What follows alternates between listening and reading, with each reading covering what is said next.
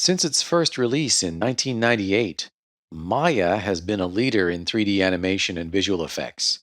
A big reason for that is Maya's comprehensive feature set for virtual cameras. To get you familiar with these tools, I've authored a video training course, Maya Camera Techniques. I've drawn upon my many years of teaching experience on this very topic, condensing a whole semester of learning into less than 5 hours of solid demonstrations on Maya's excellent camera tools. We'll start with the nuts and bolts of creating, displaying, and manipulating cameras.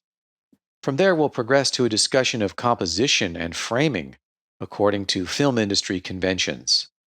The course surveys all major forms of camera movement, and I'll show you how to accomplish smooth camera animation with keyframes, motion trails, expressions, and constraints. We'll look at special effects such as isometric views, texture projection, depth of field, and lens effects.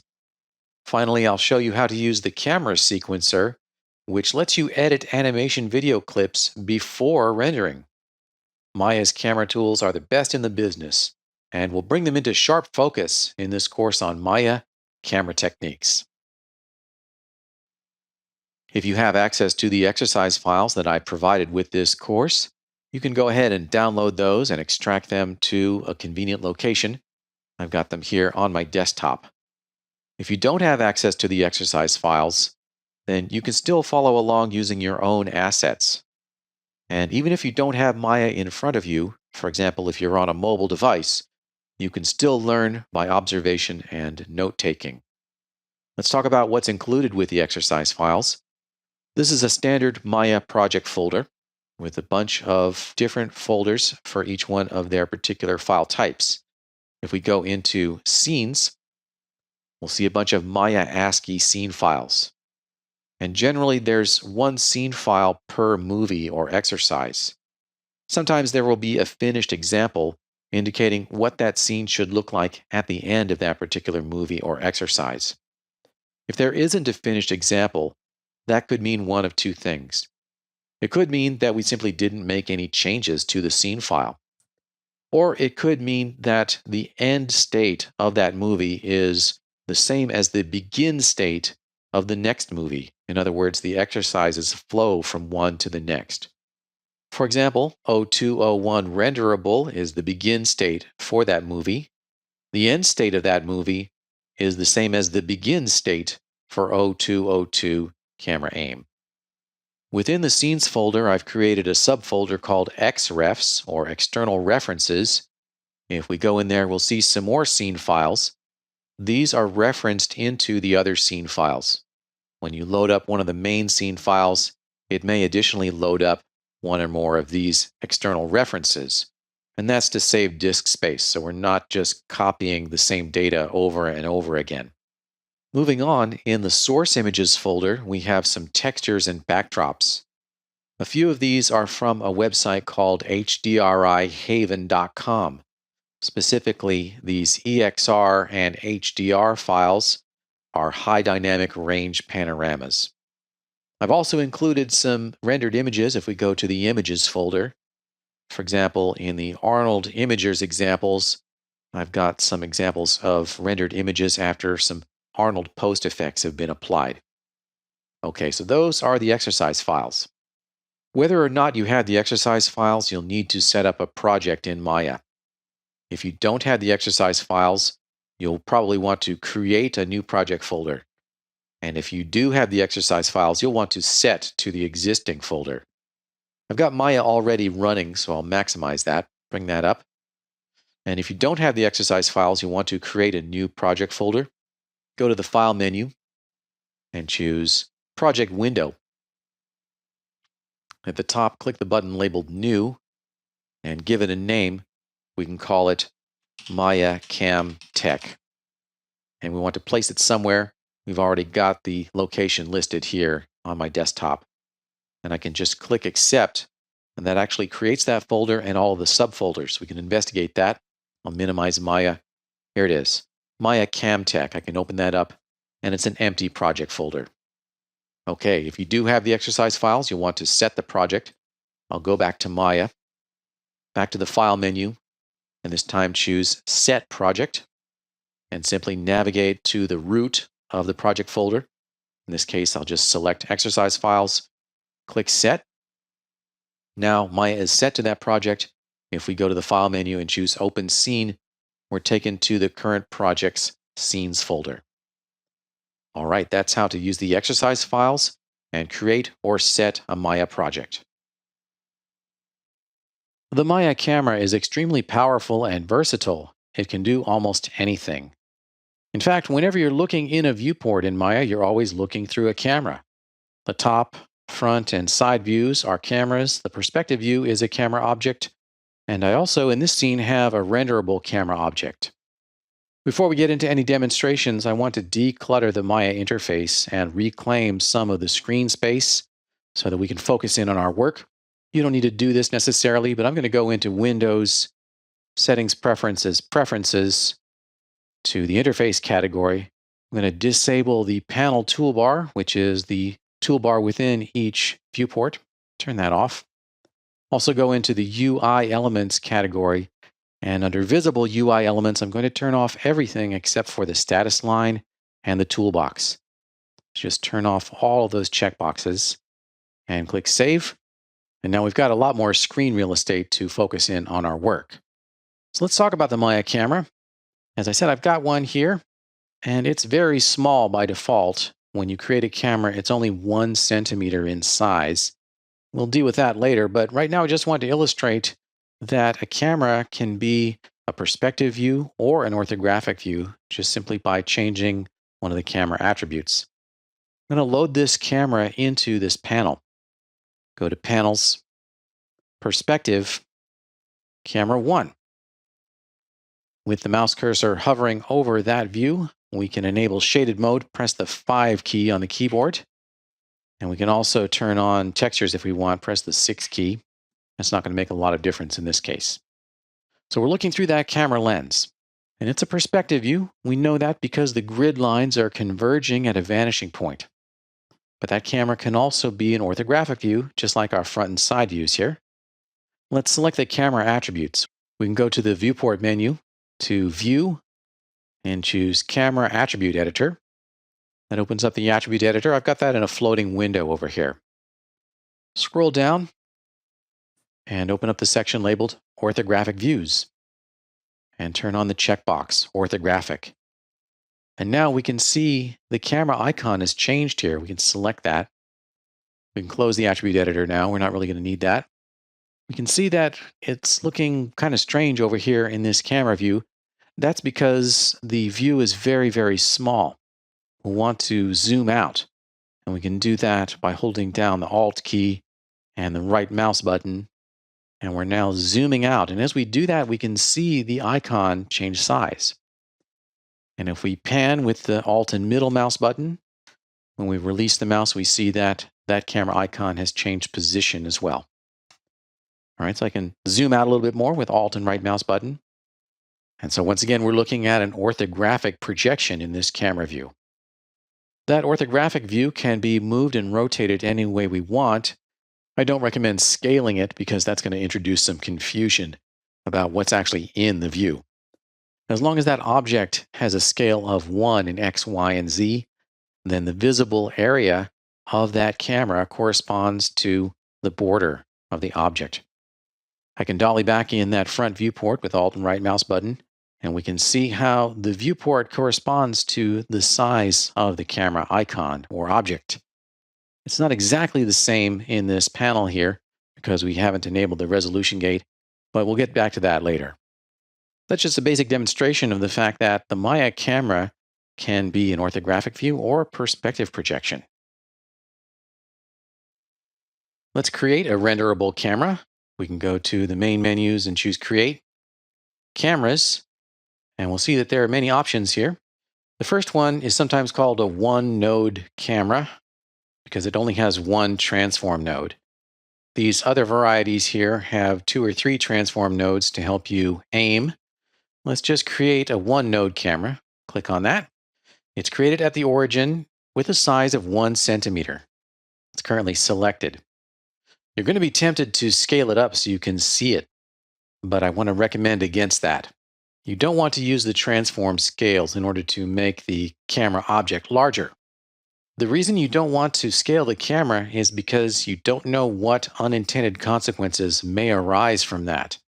It may be that, for example, you use depth of field or environment fog, and the scale of the camera actually affects that result. To avoid confusion, don't use the camera's transform node scale. Instead, go into its shape node and adjust the locator scale attribute. That can be found in the attribute editor or in the channel box, and we can see it right here in the shape node list, camera shape 1, and at the bottom, locator scale. We can increase that up to a value of, let's say, 50, and now it's quite large, but we can see it very well even if we've zoomed out really far in the viewports. Now let's load it into a panel. We can go over to this top view and choose Panels, Perspective, Camera 1. We're now looking through that camera's lens. We can grab the Move tool and position the camera, pull it back a little bit. Or, of course, we can use the first-person method directly in that camera viewport.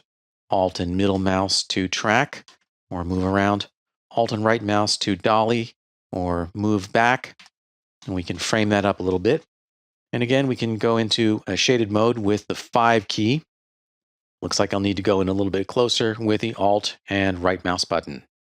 We've got one camera created, and we've set a basic attribute, which is the locator scale. Let's make a duplicate. I can tumble around with Alt and left mouse in this perspective view. And make a duplicate. An easy way to do that is hold down Shift and then move the object, and that'll make a clone. And now we've got camera 2. And when we deselect that, we can see that they're both in this dark green color. And it's kind of hard to see and kind of hard to distinguish between those cameras.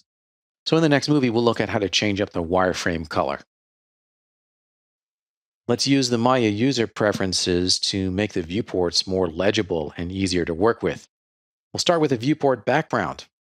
We can set a color for the viewport background, and we'll look at that in a moment. But I also want to show you kind of the secret lore of the viewport background color. And this is something that's kind of transmitted over the ages in the oral tradition of Maya. And that is a keyboard shortcut to cycle through different background colors. And it is Alt-B.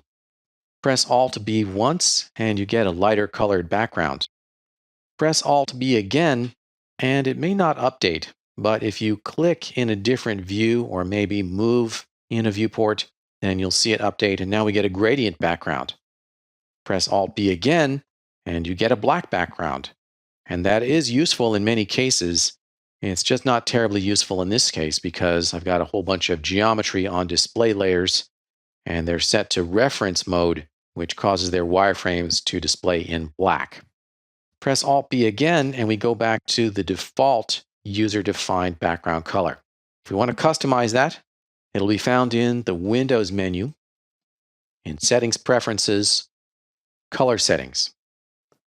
In the General tab, open up the 3D Views rollout, and we'll see color swatches for the background and the gradients. Click on that background color swatch, and we can change the value to something else, maybe bring that down. And it does take effect immediately in the viewport. However, that's not actually been saved. And if we want to revert to the default, we can click on this button, Reset to Saved. And that'll take a moment to reload all of our preferences from disk. But once it does, we see we're back to our lighter colored viewport background. Now let's talk about wireframe colors. That's pretty important too. All cameras by default are displayed in this dark forest green color.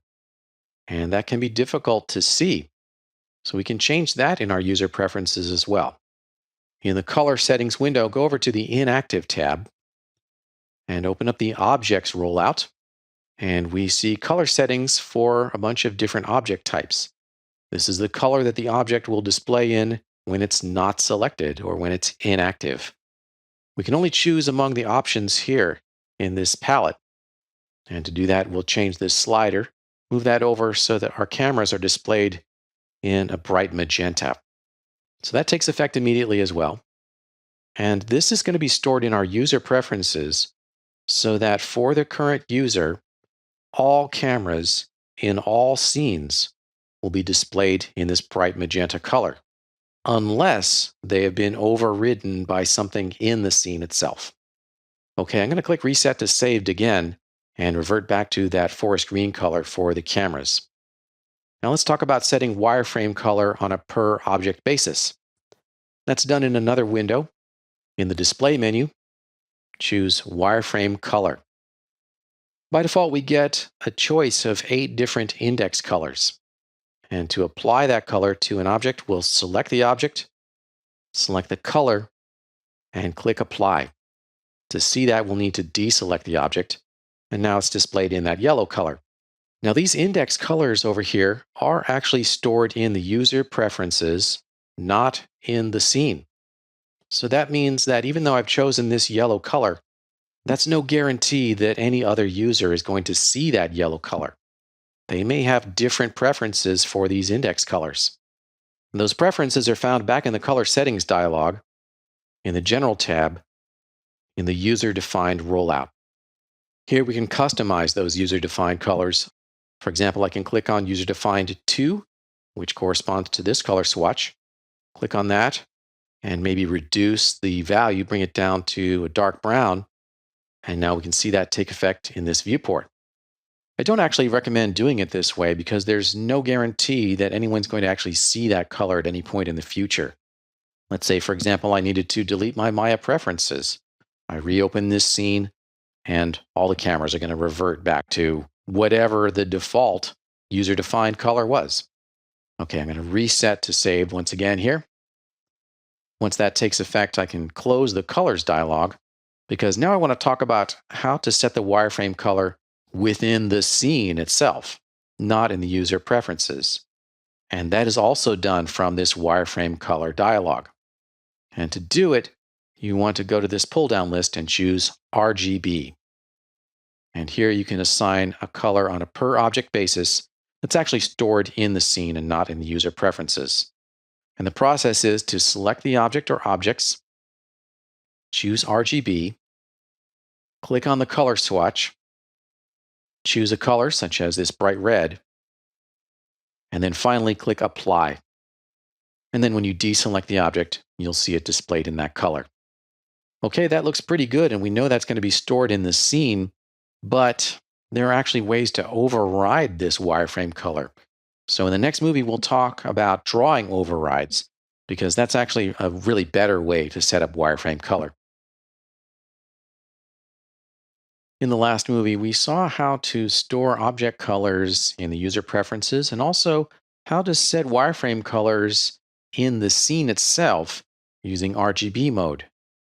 Well, we're still not really finished with this topic because it's very possible that you will set up a wireframe color in RGB mode and it actually has no effect because it's been overridden by something else in the scene.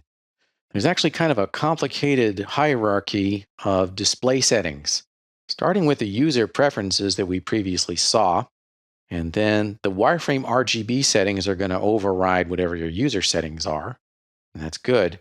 But then there are a whole bunch of other settings that can override that, and these are found in the drawing overrides for each object's transform node, display layer, and shape node. So let's take a look. These are all going to be found in the attribute editor. I've got an object here which has its wireframe color set to a bright red. I'll select that camera, open up the attribute editor, Control A. We've got the camera's shape node and its transform node. Let's talk about the transform node first. Open up the display rollout, and if necessary, scroll down and also open up drawing overrides. And the settings in here, if enabled, will take priority over the wireframe color. I'll turn on Enable Overrides. And we can do lots of cool things in here, such as force geometry to display as wireframe regardless of the shading mode. But what we're interested in here is the wireframe color, and that's controlled down here from this color picker. Either index or RGB mode will take priority over the wireframe color. I'll just use index mode. And I'll change that object's drawing override index color to, let's say, this medium yellow. And then deselect the object, and we see that that has now taken priority over the wireframe color. Okay, so that's how to set up the drawing overrides in the transform node. That can then in turn be overridden by the settings of any enclosing display layer. So to illustrate, I'll select these two cameras, drag a selection rectangle, and create a new display layer. Down here at the bottom of my channel box, I've got the display layers. On the far right, I've got a button, create a new layer and assign selected objects. And it's created here, layer 1. Double click on that. And in the edit layer dialog, let's rename it. We'll call it cameras layer. And additionally, we can choose a color down here. By default, we're choosing no color. We've got a box with a slash in it, meaning we're not choosing any color and we're not going to override the wireframe colors in the transform nodes. But we could choose some color here if we want. So let's try bright magenta and click Save. Deselect the objects, and we see once again that the display layer has taken priority over the transform nodes. We can drill a little bit more deeply into that if we select either one of these objects. We can see in the attribute editor, there's now a tab for the layer, and we've got the drawing overrides for that layer. And we could change up that color here if we wanted, set that to something else, such as maybe this green color. Deselect the objects, and now that's taken priority over the transform node. But the best way of all to set the color of a wireframe is within the object's shape node. If you set it there, that's going to take priority over the display layer. So I can select this camera once again and go to its shape node. And once again, scroll down. We want to open up Object Display. And again, open up Drawing Overrides. And here we have the overrides for this particular object's shape. And here we can enable overrides. And again, choose an index color or an RGB color. In either case, this is going to take priority over the display layer.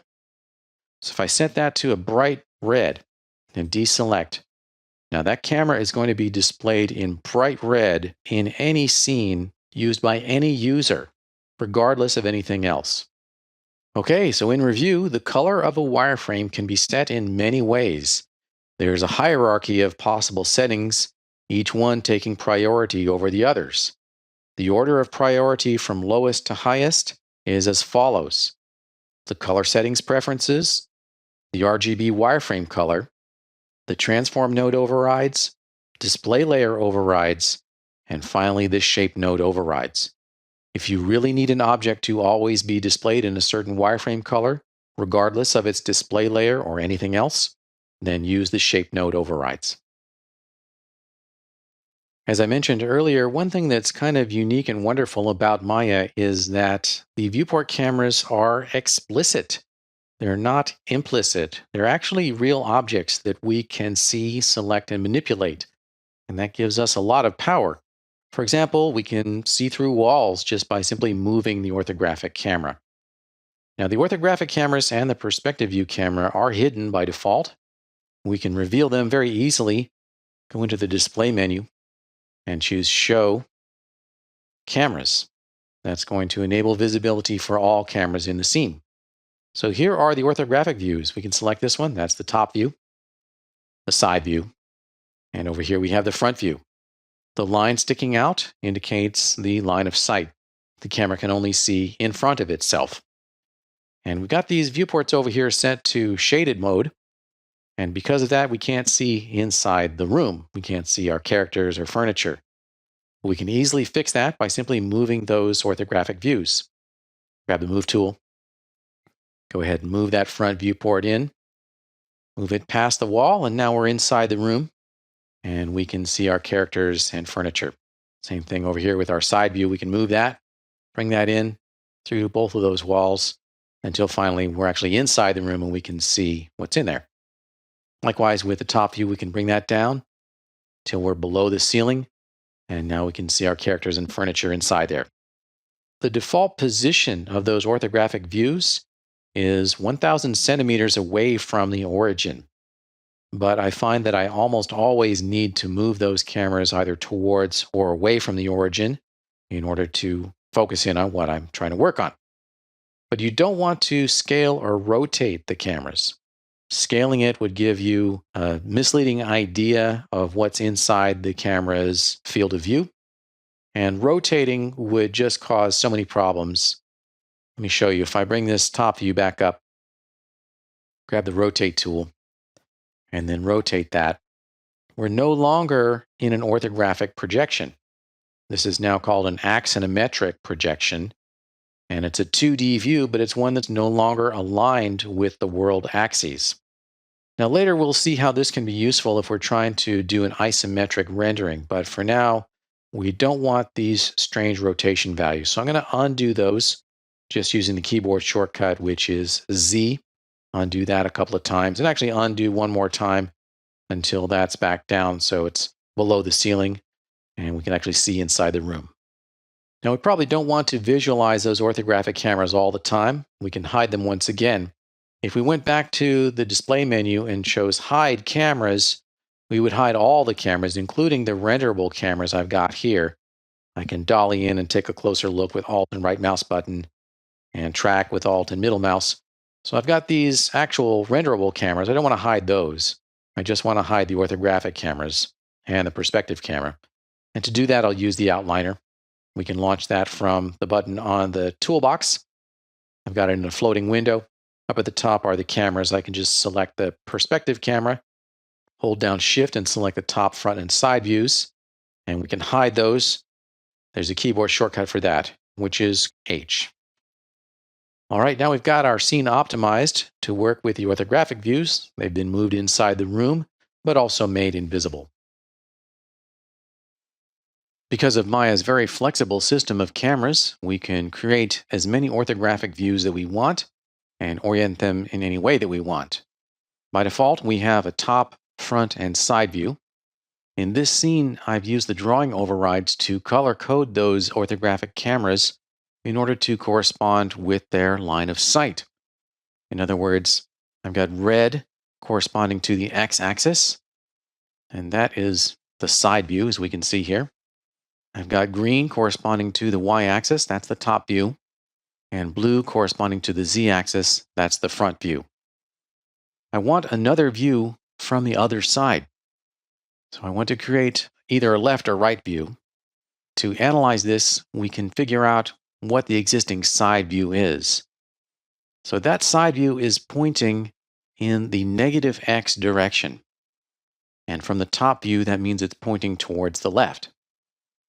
That means it's going to see the right sides of objects. So this is actually a right view. And that convention can be verified by taking a look at the front view. Here's the front view. It's pointing in the negative z direction towards the back of the scene, and it can see the fronts of objects. So the name of the camera corresponds to which side of an object it's able to see, not the direction in which its line of sight is pointing. Okay, so this side view is actually a right view. We want to create a left view, and an easy way to do that is just to simply duplicate. So we can select that side view and use the keyboard shortcut Control D. And now we've got an object selected called Side 1. We can grab the Move tool, move that over, and also rotate it. Hold down the J key and rotate it 180 degrees. Release the mouse, and we'll see that it's now rotated a value of negative 90 degrees around Y. Let's rename it. This is going to be the left view. And deselect, tumble around. And just to make it easier to differentiate between these two side views, I'm going to select the newly created left view, go into its drawing overrides, open up the attribute editor with Control A, and I've got the drawing overrides here. I'll change my color over to RGB, click on that color swatch, set it to bright red, and then just reduce the value. I'll bring that down to 0.5. And now when I deselect, I've got two different shades of red. All right, so now I've got a left view. Go back to the Select tool. I've also got the default side view, and I would like to rename it, just call it right, but I actually can't rename the default cameras, and we cannot delete them either. But we can create a new view from scratch. So we can go into a panel, such as this one, and choose Panels, Orthographic, New, Right. And now I've got a new right view, but it is positioned very, very, very far away from the origin. Take a look at this. Its translate X value is in the millions. Let's select that and bring that down to a value of 100. And then in that right view, we can dolly back with Alt and right mouse button. We can pan around with Alt and middle mouse button, get that framed up. It's called right 1, so we probably want to rename that. We'll just call it right. So I've got the right view here. I can go over to this other panel and load up the left view, and we can see the difference here. So that's how to set up orthographic cameras any way you like. Maya, like some other programs, has a separate undo buffer for viewport navigation.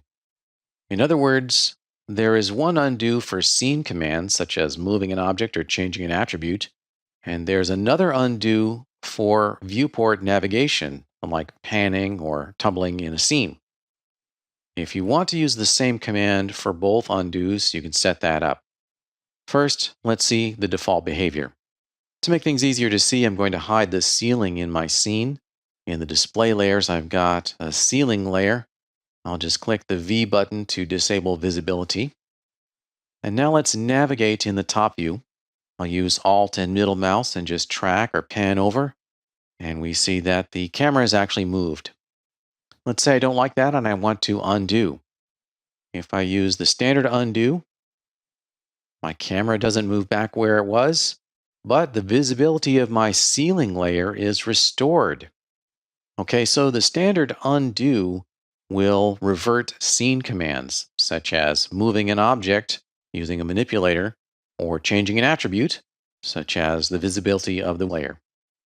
If you want to undo viewport navigations, that can be done from the View menu. So we can go into the View menu and choose Undo View Change. And that reverts the last first-person viewport navigation command. I can try that again, but this time use the keyboard shortcut. I'll use Alt and middle mouse to track, and then revert that viewport navigation with the keyboard shortcut Alt-Z. Okay, so remember the ordinary undo command is Z. Undo a view change is Alt-Z. Now, if you don't like that behavior, you can cause all viewport navigation commands to respect the standard undo buffer, and that's called undoable movement. It's an attribute of the camera, and we could set that in the attribute editor, but there's also an easy menu to activate undoable movement. We can go into the View menu for that camera panel, go into Camera Settings, and enable undoable movement. And now the standard keyboard shortcut for undo, which is Z, will apply to both scene changes and viewport navigation. So to verify that, I'll once again navigate in this top view with Alt and middle mouse, track over there, and I'll revert that movement with the keyboard shortcut, which is Z. And then, of course, if you do prefer to use the separate undo for viewport navigation, you can simply go into the View menu to Camera Settings and disable undoable movement. View bookmarks are a convenient way to store and recall particular camera angles. There are also some predefined bookmarks, but I want to recommend against using those, and I'll show you why.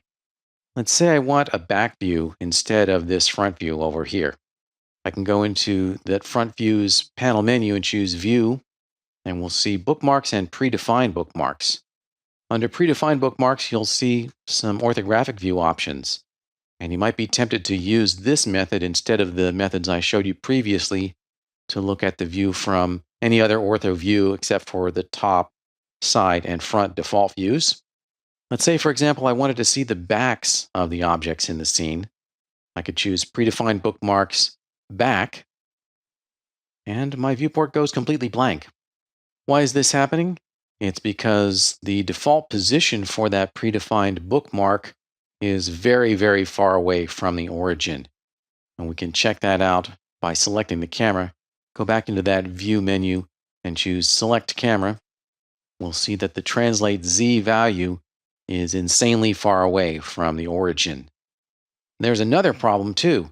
We are actually looking at the backs of objects, but the camera is still labeled front. That's very misleading. It's not actually a front view anymore. It's actually a back view, but it's still labeled front. Now, if we had created our own camera, we could rename it, but this default front view cannot be deleted or renamed. This is very problematic, and for these reasons, I don't recommend using those predefined bookmarks. And I'll just undo that last view command using the keyboard shortcut we learned in the previous movie, which is Alt-Z. And now we have a front view that's actually looking at the fronts of objects. Now, user-defined bookmarks are actually very useful. Let's create them in the perspective view. Let's say over here in this perspective view, I want an extreme long shot like this one, and I also want to store a medium shot and be able to move between those immediately. So we'll create a new bookmark for this extreme long shot. We'll go into the View menu, hover your mouse over the Bookmarks item, and there are no bookmarks created yet, so the only option we have is Edit Bookmarks. The bookmark editor opens up, and we can create a new bookmark simply by putting in a name. We'll call this Persp Extreme Long. Press Enter, and that new bookmark is created. Let's create a second one. We'll get into a medium shot here in our panel. Alt and right mouse button to dolly forward. Alt and left mouse button to tumble. Dolly forward some more.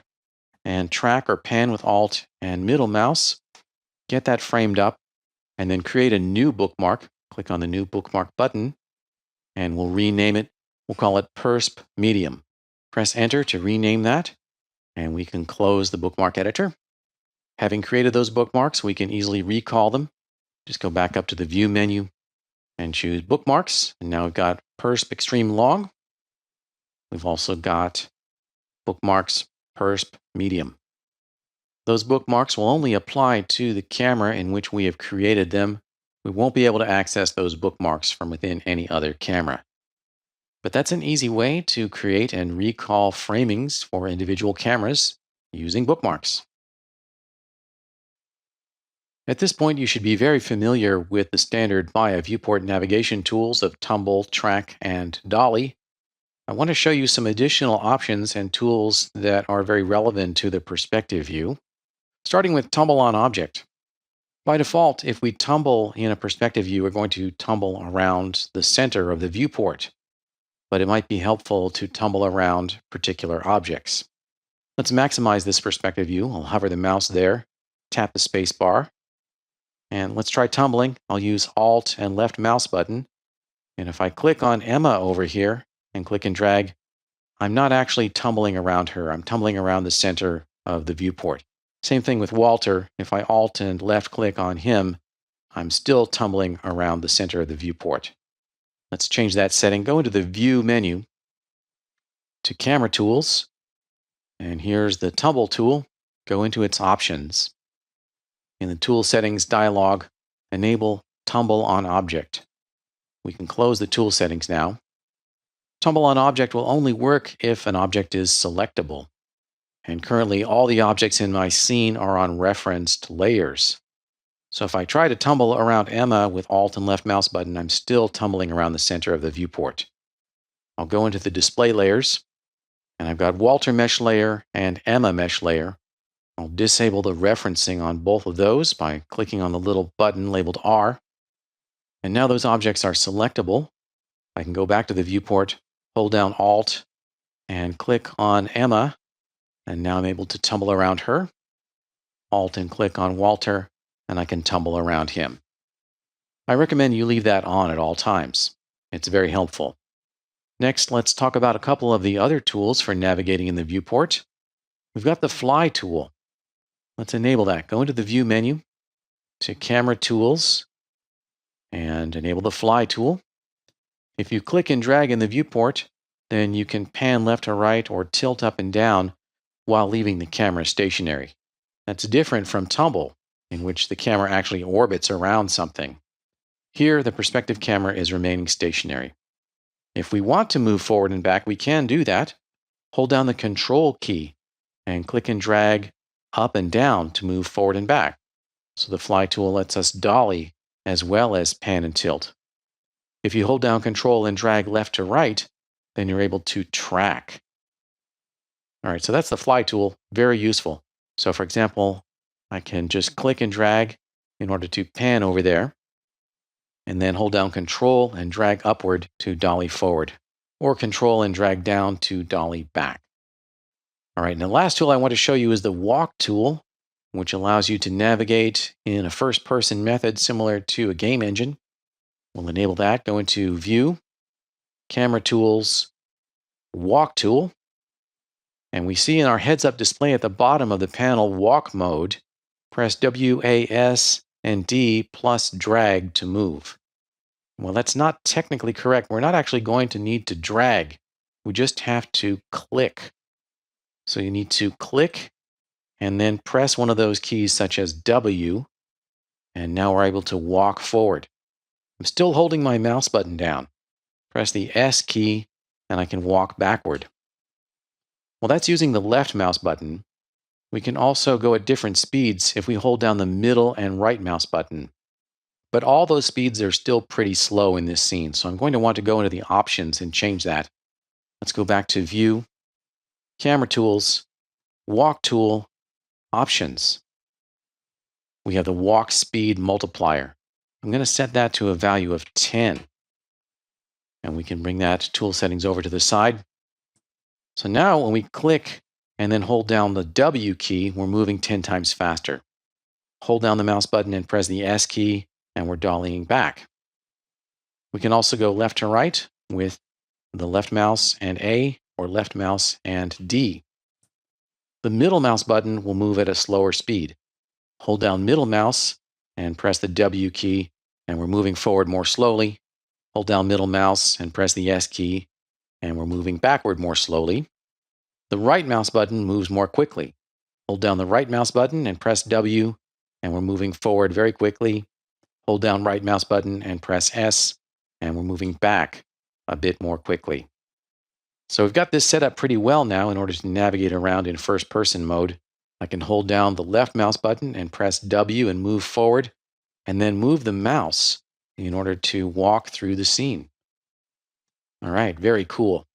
Back in the Tools settings here, if we want to change the sensitivity of the mouse, we can adjust that here. And there's also a height parameter. And by default, that's not going to do anything. We're going to remain at whatever height we were at when we initiated this tool. But if we wanted to be at a specific height, we could type it in. So for example, I could type in a value of 100 centimeters, and now the camera is at 100 centimeters. Or I could set it at 150, and now the camera's at 150 centimeters, and it will stay at that height. So for example, I can click and drag to tilt up or down, and then I can hold down the mouse button and press the S key, and I'm dollying backwards, but the camera is not moving up. So in other words, I can tilt down, I can move back with the left mouse button and S, but my elevation is staying constant, or I can move back forward with left mouse button and W, and again, elevation is remaining constant, regardless of whether the camera is tilted. So we're not actually changing elevation, we're always staying at the same height as set here. And that's how to use some of the more exciting tools, such as the walk tool and the fly tool, in order to navigate more effectively. As indicated in the heads-up display at the bottom of the screen, to exit out of the walk tool, all you need to do is press the escape key. Previously, we saw how to manipulate orthographic cameras in order to control the visibility of objects, because the camera can only see things that are in front of it. So we could move the camera inside the room to see through walls. Well, that works as far as it goes, but there are many situations in which you would want to, for example, isolate objects based upon distance. Maybe I want to see only the characters in this front viewport. We can do that by using the clip plane values for each camera. And those will be accessed in the attribute editor. In this front viewport, we'll go to the View menu and choose Camera Attribute Editor.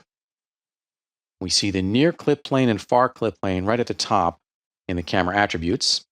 These determine distances for visibility. Anything closer than the near clip plane will be clipped off and won't be visible. Likewise, anything farther away than the far clip plane will be invisible. And these are the default values. The near clip plane is set to zero point 0.1 centimeters away from the film's focal plane, or where the virtual sensor is. And the far clip plane is set to 10,000 centimeters away. To look through this wall, we can simply increase the near clip plane. Let's bring that up to a value of 100. And now we can see through the wall, but not through the TV. Let's increase the near clip plane to a value of 200 centimeters. And now we can see through the TV as well. We can visualize where that clip plane is in the scene. To do that, we'll go into the Frustum Display Controls rollout. Open that up and enable Display Near Clip. Now we've got a plane here indicating where the near clip plane is. The frustum is the area visible to the camera. And if we enable Display Frustum here, we'll see a box. It's most easily seen here in this perspective view. Anything inside that box is visible. All right, I'll turn that back off again. We also want to crop off all the geometry farther away than these characters, and that can be done by changing the far clip plane value. Let's say we set that to a value of 500 centimeters, and now we've cropped off everything that's farther away than 500 centimeters. We want to display that as well. Turn on Display Far Clip. So there's our far clip plane. We can adjust these interactively in the viewport. We don't have to use these numeric values here, but it is a little bit challenging. We'll need to use a tool called the Show Manipulator tool. Select the camera, go into the main menus and choose Modify, Transformation Tools, Show Manipulator tool. And you'll get several different manipulator options, and you can toggle between those options by clicking on this blue circle here. But you'll need to get in extremely close to it in order to click on it. So in this perspective view, I'm going to dolly forward with Alt and right mouse button and track with Alt and middle mouse. Get in as close as I can so that I can actually click on that blue circle and not on anything else. So click on it once and then a second time, and now the clip planes are displayed in blue, and you can middle mouse click on one of those and move it. Super useful. So it was really hard to get to that with that Show Manipulator tool, but once you do, you have very intuitive control over where those clip planes are. All right, I'll go back to just a standard select tool. Let's also talk about the clip planes for a renderable camera, because that's super important for aesthetic reasons. Let's say in this camera view, I want a bit of a wider shot. Well, I could change the focal length or the field of view, and that would alter the optics of the lens, but that might not give me the aesthetic that I want. So instead, I want to dolly back, and I can do that with Alt and right mouse button. But if I dolly back, suddenly I'm going to be looking through a wall. Once again, I can use the clip planes. So we can go to that camera's attribute editor, choose View, Camera Attribute Editor, and increase the near clip plane. Let's set that to a value of 200 centimeters. And now we're effectively looking through the wall. This will actually render just as we see it here. Don't be distracted by this option that says Auto Render Clip Plane. That's not going to affect the rendering. All it does is just optimize the renderer so it's not going to try to calculate anything outside of the clipping planes. All right, that's how to use the clip planes for orthographic and renderable cameras. Maya's attribute editor allows you to store presets for any node type, such as a camera. That makes it very easy to store and recall all the settings for a particular node type and transfer all those settings to a different object of the same node type. For example, I can set up a camera the way I want it, and then create a preset, and then apply all of those settings to another camera. Here in my scene, I have two renderable cameras, and camera 1 is set up the way I want it with a clip plane as we set up in the previous movie. So let's bring up its attributes. We can go to this camera panel and choose View, Camera Attribute Editor. And you see here I've got some customized clip plane attributes. And I'll just store a preset for the current node type. Click on the Presets button, hold down the mouse, and choose Save Camera Preset. And then give it a name. We'll call it camera clip 200, indicating that it's clipping at a distance of 200. And save the attribute editor preset. Now let's go to store all of the settings, not just this setting, but literally everything here in this dialog. And store it on disk. Let's take a look at that. I've got that in a file browser window. I'll bring that up. And the presets will be stored in the current user's documents, Maya, version number, presets, attribute presets, and then the node name, and finally the name of the preset that we created. All right, back in Maya, we can apply that to a different object. I'll select this other camera over here and then load that into a panel. And go to Panels, Perspective, Camera 2. Now we're seeing the output of that camera with the default near clip plane. Back in the attribute editor, we'll see presets has got a little asterisk next to it, indicating that presets exist for the currently selected node type. Click and hold that button, and then we'll see a list of all the available attribute editor presets. The only one I have here is camera clip 200. From the pop-up menu, we'll choose Replace. And now all the settings from that preset are applied to the current camera. We'll see that the near clip plane is now 200 centimeters. Attribute editor presets are extremely useful, especially for cameras. It'll save you a lot of time if you're commonly changing the same settings in each scene. In this chapter, we will use renderable cameras to explore basic techniques of composition. A renderable camera is one through which the audience can see, such as this one here, camera 1. The orthographic and perspective views are for the users, the artists, the people creating the digital content. Those perspective and ortho cameras are analogous to the points of view of the crew members on a film set. The crew can see the entire set, including the camera that's recording the action. We need those perspective and orthographic views in order to navigate in the scene and examine the virtual world from various points of view. As you know, we can tumble with Alt and left mouse, dolly with Alt and right mouse, and track or pedestal with Alt and middle mouse. We also need a renderable camera, which will be the final output of a rendered shot. And that's what the audience will see. It helps to think of that renderable camera as a character in itself, sometimes called the invisible observer. This concept can help you to create more compelling renderings. If you consider the renderable camera, or the audience camera, to be a curious entity who wants to investigate various aspects of the scene, then you will naturally create more interesting shots. This also applies in animation and editing, because the invisible observer is slightly impatient and doesn't want to linger on anything. It's constantly inquisitive, wanting to look at the next interesting thing. This is a concept in film grammar known as camera motivation. The camera needs to have a reason to look at something, and it also needs to keep looking at different things before the audience gets bored. Those are some basic concepts around why we need a separate camera for rendering. We need the perspective and orthographic views in order to navigate the scene.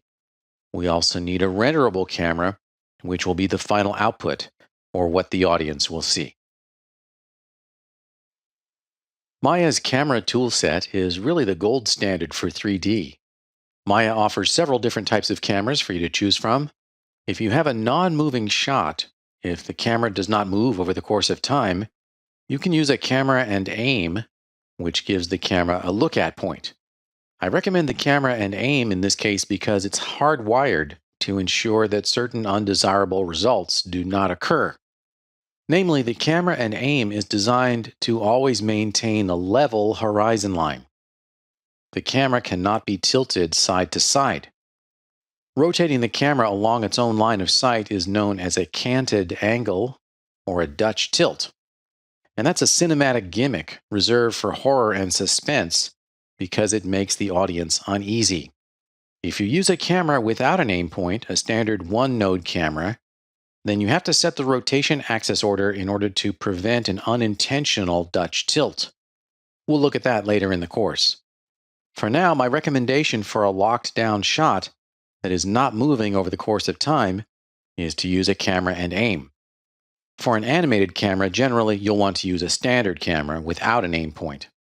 If you forget about this, it's not a problem because you can always convert the camera type in its shape node attributes. Okay, let's go to the Create menu, to Cameras, and you'll see we have quite a few options here. The first one is a standard camera, sometimes called a one-node camera. And then we have Camera and Aim, sometimes known as a two-node camera because it has two transform nodes. There's also one called Camera, Aim, and Up, also known as a three-node camera. We won't be using that in this course, and I don't actually recommend using it at all because it just makes your life more complicated. It gives a look at point and also an up node, so you can make sure your camera doesn't flip upside down. But really, there's no situation in which I would ever use a camera, aim, and up. By the way, there's also a stereo camera, which is for stereoscopic 3D, with a separate left and right eye view. We'll look at that later in the course as well. Right now, we're going to create a camera and aim. Just click on that. And it's created at the origin very, very small. Let's get in really close. I'll hover the mouse over this perspective viewport and frame the selection with the keyboard shortcut F. The first thing we'll want to do is to make the camera larger, as we did before with its locator scale. Right now, the camera and its aim point are both selected. So deselect everything and just select the camera. And in the channel box, increase the locator scale. Let's set that to a value of 25. And we can dolly back in that perspective view with Alt and right mouse button.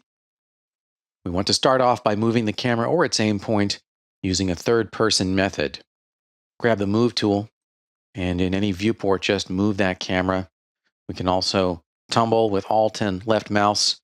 If it's a little hard to see the camera or its look at point, you can switch to a standard shaded view with the keyboard shortcut 5. We can select that aim point or look at point and move that.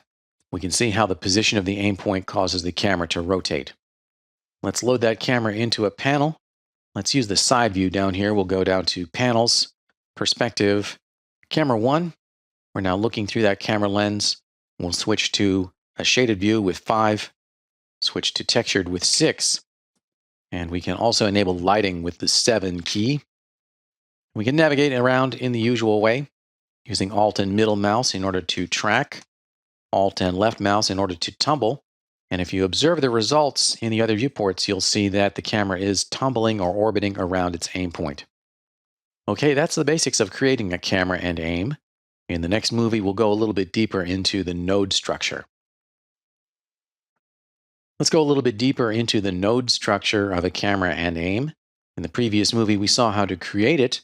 We can manipulate the camera viewpoint using the keyboard shortcuts in a camera view, such as Alt and left mouse button. We can also move the camera or its aim point in a third-person viewport in order to change its position and rotation.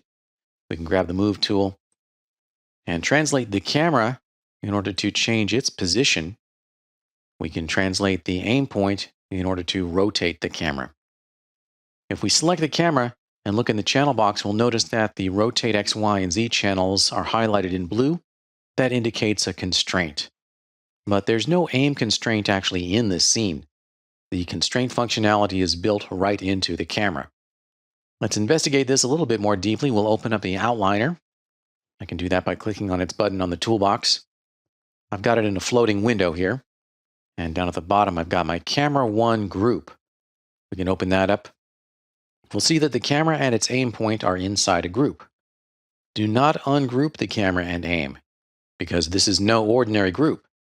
It's a special group with extra attributes and connections, such as the aim constraint, and also things like the distance between the camera and aim.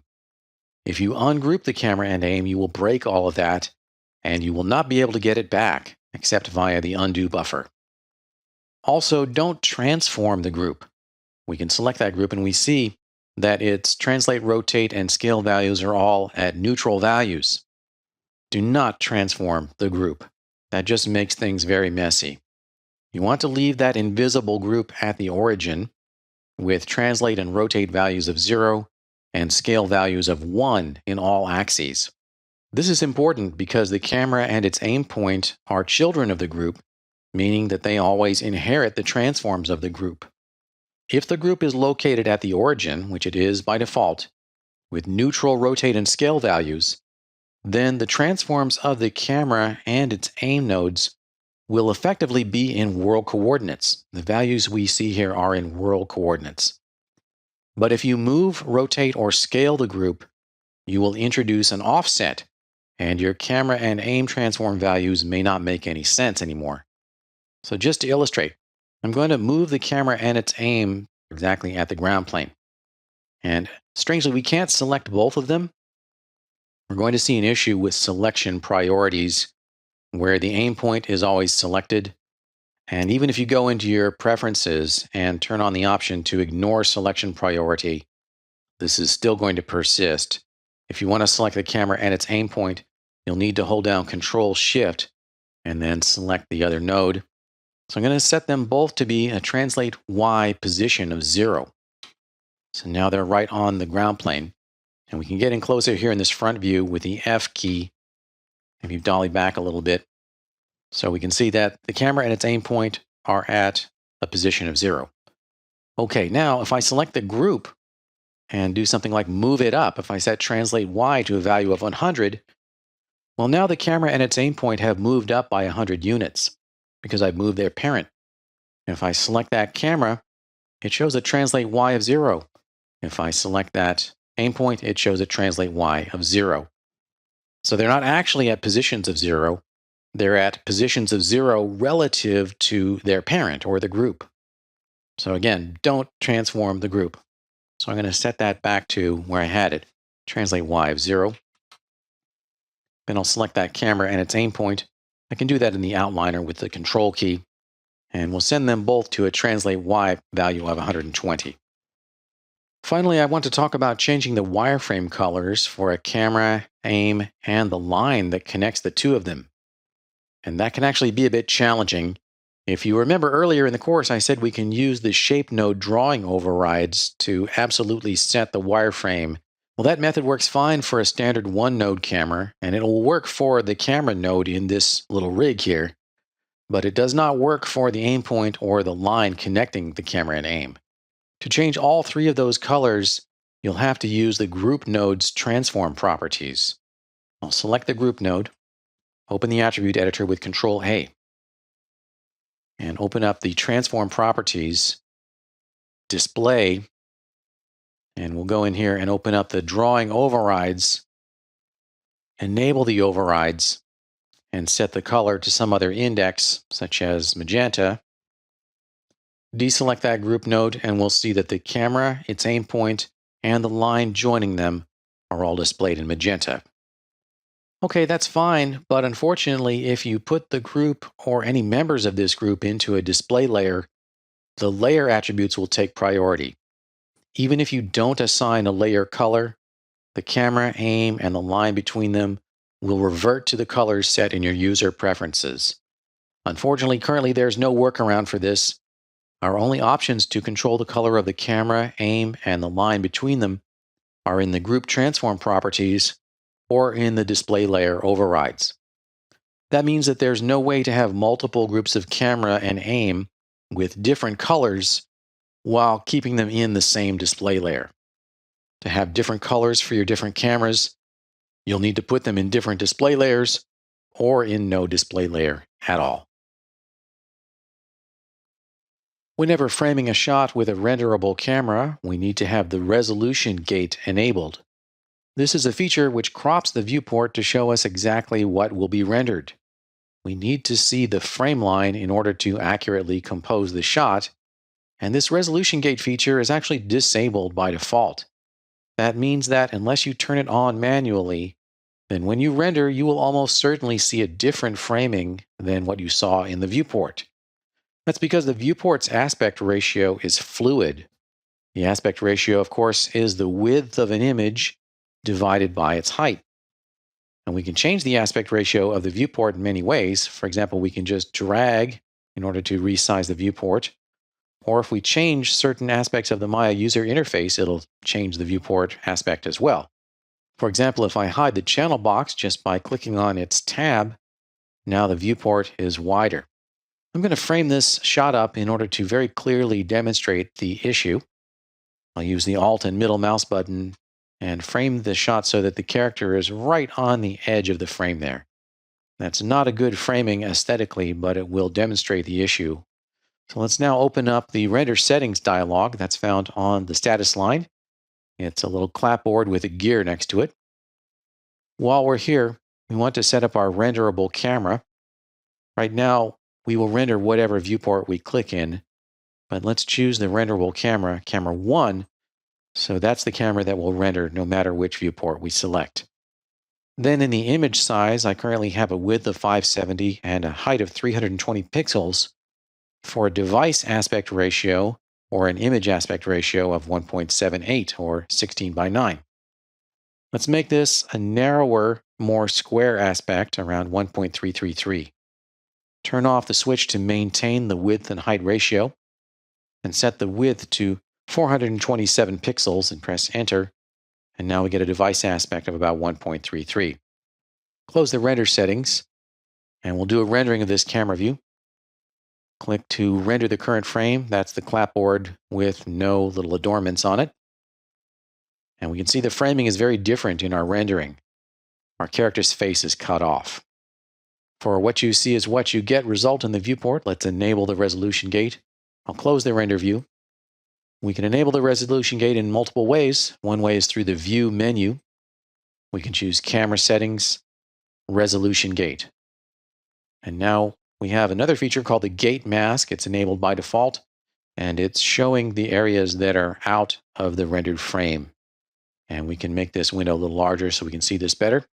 And with that resolution gate and gate mask enabled, we can accurately compose our shot. Use Alt and middle mouse to reframe that so that the character is about 1/3 from the edge. We can also enable resolution gate from the panel toolbar, which I hid at the beginning of the course. We can bring that back if necessary with Control-Shift-M. Here's the panel toolbar, and here's the button for the resolution gate. We can turn that on and off. Right next to it is the button for the gate mask. We can turn that off, and we see now a solid line for the frame line. We usually do want to have that enabled. Also, very importantly, you may note that there is another button next to the resolution gate, and this button over here is called the film gate. I want to warn you that the film gate sounds similar, but it's not the same as the resolution gate. We can enable the film gate, and we can see that it's different. It's wider. You can switch back and forth between the two of those and see the difference. The film gate corresponds to the camera back. We'll see that later in the course. The camera back is a way of simulating the way a real camera works. And it's a very cool feature, but the film gate is not helpful to us in this case because it doesn't show us the cropping of the actual rendering. Again, the output aspect ratio is set in the render settings, but the film gate is actually a property of the camera. It's the inner guts of the camera. The film gate is actually defaulted to a 1.5 aspect ratio. It's preset to simulate a single lens reflex 35mm still camera. And that's why it's a little bit wider than the resolution gate, which we have currently set to 1.33 or 4:3. The film gate is not helpful to us in this situation. The resolution gate is what we need when we're framing shots using a renderable camera. To streamline our workflow, let's change up a few of the display options for the renderable camera and the viewport panel itself. I'll select that renderable camera and open up its attributes with Control-A. And we want to scroll down a bit, and we see display options. Open that up. And here's where we can control things like the visibility of the resolution gate, or the film gate, or the gate mask. So I do recommend leaving the resolution gate and the gate mask on, but I also recommend changing up the gate mask opacity or color. Specifically, I think it's a good idea to bring this color down to black, and that really makes it a lot clearer what's in the frame and what's out of the frame. And maybe adjust this gate mask opacity. I tend to bring that up a bit, maybe set that to a value of 0.9. Now there's really no ambiguity of what's in the frame and what's not. Also importantly, down here we have the overscan value, and that can be very important depending upon the aspect ratio of your viewport. For example, if I drag to make that viewport shorter, then the top of our resolution gate is actually lost. We can reclaim that by increasing the overscan value. I can set that to a value of 1.5, and now we can barely see the top of that gate mask. All right, I'll restore this, make that a little bit taller once again. Another thing that you might want to do is disable the visibility of cameras in the camera viewport, and that may include the camera aim point. That's going to be there all the time. That's kind of distracting. We do want the aim point to be visible in other views, just not in this particular panel. To hide that, we can go into the Show menu for that panel, and we'll disable pivots. And now that won't be visible. And while we're here, we might want to turn off the visibility of other cameras. So we can go into the Show menu and disable visibility of cameras in this camera viewport as well. Now, there's one other really tricky thing I want to mention, and that is the visibility of the connecting wire that connects the camera and its aim point. If we go up here into this top view and select the aim point, if I grab the Move tool and move it, I'm actually experiencing a bug in Maya where the connecting wire does not actually properly work. Now, that's probably going to get fixed, but it's a bit distracting, so I'm going to hide the visibility of that connection wire. That'll be found in the camera's group node. Choose the group node tab in the attribute editor. And we want to go up near the top. In the constraint properties, we can disable display connector. And now that's not going to show up. And now we won't be distracted by that problematic situation with that connecting wire. Okay, that's how to streamline display options and visibility for a camera. It's very common that you'll need multiple renderable cameras in a single scene. And an easy way to do that is to simply duplicate an existing camera. And that works fine for a standard one-node camera. You can select the camera and use the Edit menu and duplicate, or use the Control-D keyboard shortcut. But as we saw previously, a camera and aim is a special rig that's got a whole bunch of internal connections. And if you try to use the ordinary duplicate command on a camera and aim, you'll actually break all those connections. So I'm going to show you how to duplicate a camera and aim and preserve all of its functionality. First, let's open up the outliner. And near the bottom of the outliner, I've got my camera 1 group. Select the camera and aim's group node. Then go into the Edit menu and choose Duplicate Special Options. In this dialog, very importantly, you want to reset everything, just in case you've got any settings in there already, and then enable Duplicate Input Graph. Go ahead and click Duplicate Special, and in the outliner, we'll see we now have a new camera and aim group and all of the enclosed nodes. So let's test it. We'll select this new camera 1, grab the Move tool, and position it. That looks like it's working. Select the aim point and position that, and it looks like our new group is working just fine. If we want to change the color, as we saw previously, we can select that group node, go into the attributes with Control-A, open up the Transform Properties, Display, Drawing Overrides, and we can change up the index color and set that to something else. We also want to rename this new camera rig that we've just created. And to do that, we'll use the tool called Search and Replace. Select the new group node, go into the Modify menu, and choose Search and Replace Names. We want to put a character string in the Search For field, and that'll simply be Camera 1. We want to replace that string with another string, and we'll call that Camera 2.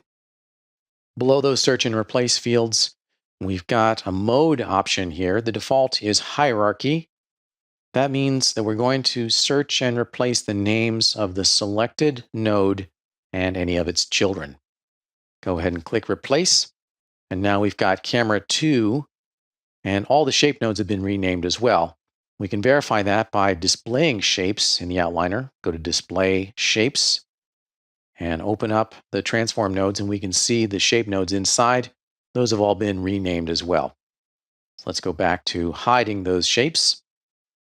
We do want to rename this group node. We'll just take the 1 off of the end of that.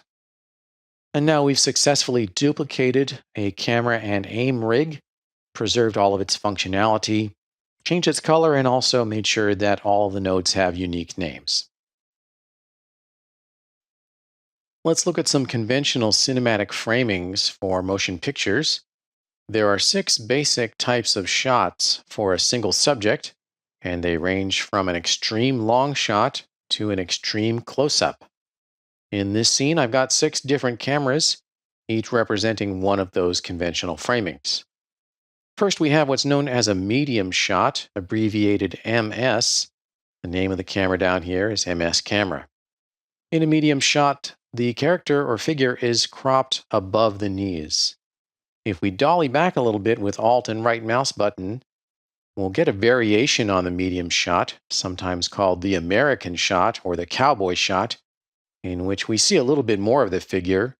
We're cropping below the knees now, and that's intended to make the figure look a little bit more heroic. But the classic medium shot is cropped above the knees, so I'll dolly back in a little bit. All right, that's our medium shot. In all of these framings, we want to observe the rule of thirds in composition. We want to place the character's eyes about a third down from the top of the frame and give them some headroom so that they're not hitting the edge of the frame. And usually in film and photography, we also observe the rule of thirds in the horizontal axis. We position the character so that their eyes are about a third away from the side of the frame too. The reason we want to place the subject off-center, a little bit asymmetrical relative to the frame edge, is to make the composition more dynamic. If we track with Alt and middle mouse, we can position the character right in the center of the frame. That's less interesting because this is a static composition. The viewer's eye tends to move directly towards the center of the frame, and there's no real opportunity for the eye to wander around. Let's restore our off-center composition, track back over with Alt and middle mouse button. That's our medium shot. Let's move on to a long shot.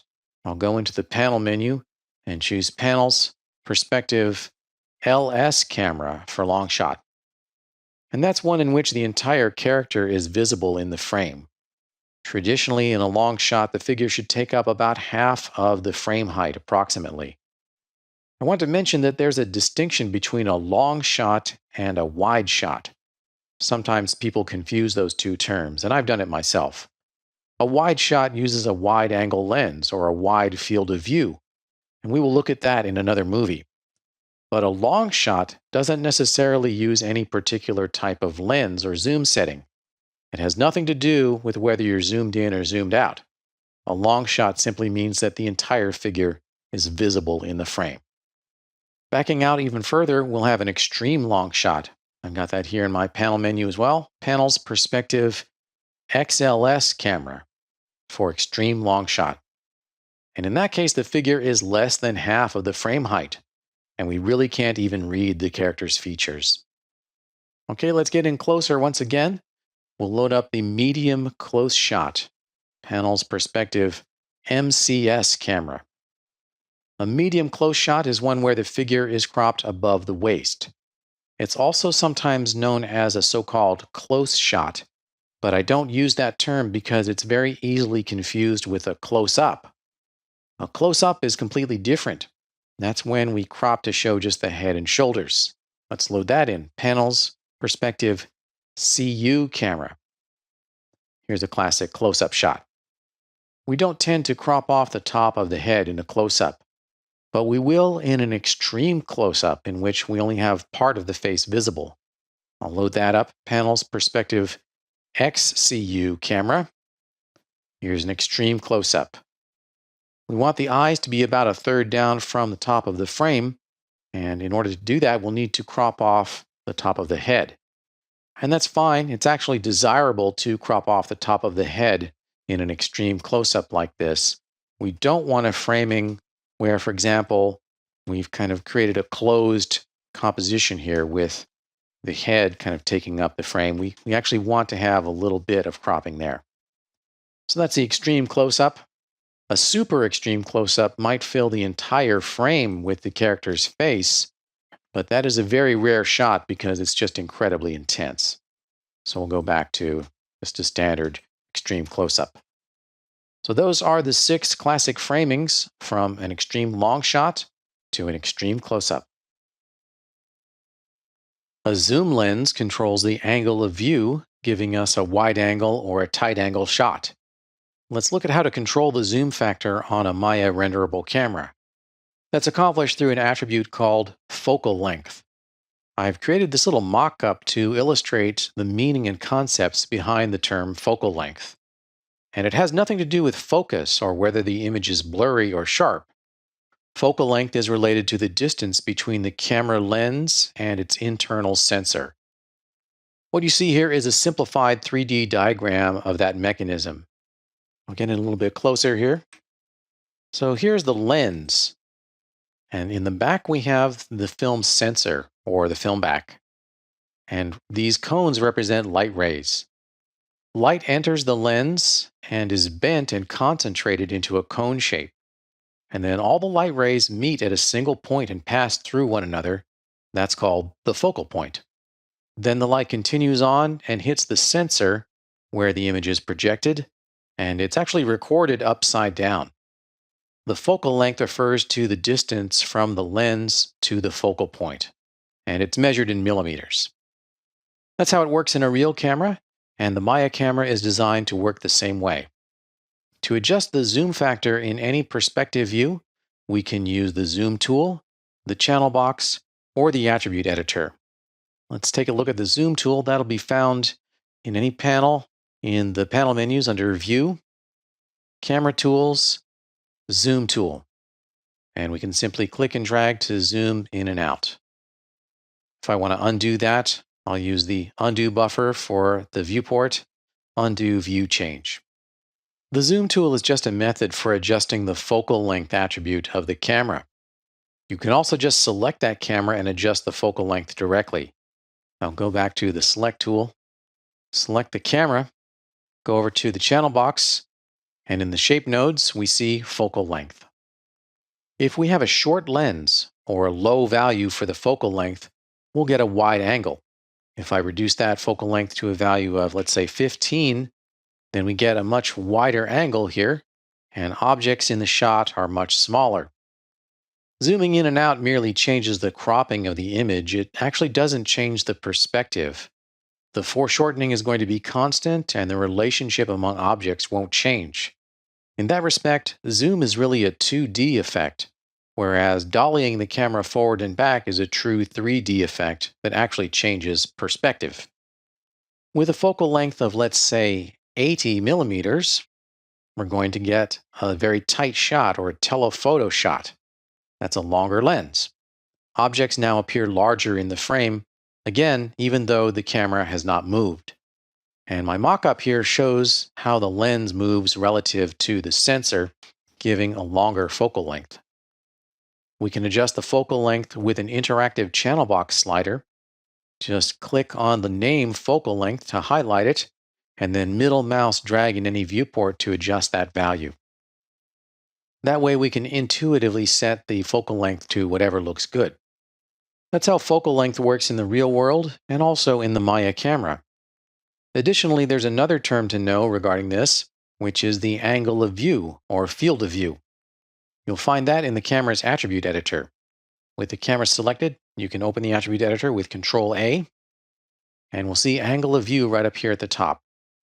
And that's the angle of the cone across the horizontal dimension of the sensor. If we increase that angle, we'll get a wider angle shot. We can adjust either the angle of view or the focal length. The relationship between the two is reciprocal. As I reduce the angle of view, I'll increase the focal length and vice versa. It's also relevant to remember that the Maya camera is defaulted to emulate a 35 millimeter single lens reflex still camera, and that's set up here in the film back. By default, the focal length values will correspond to a full frame 35 still camera. For example, a focal length of 50 will give you the same crop factor as a 50 millimeter lens put on a full frame 35 millimeter SLR camera. If you need the focal length value to correspond to any other type of camera, you can achieve that by adjusting the aperture settings in here. We'll take a look at that later in the course. Okay, I'll go back to the channel box and middle mouse drag to adjust that. Let's get in close on the camera here. Alt and right mouse button, get in real close there. And go back to adjusting this focal length with the middle mouse button. You'll see that I adjust that. The Maya camera actually changes shape in order to give an impression of what's going on with the focal length.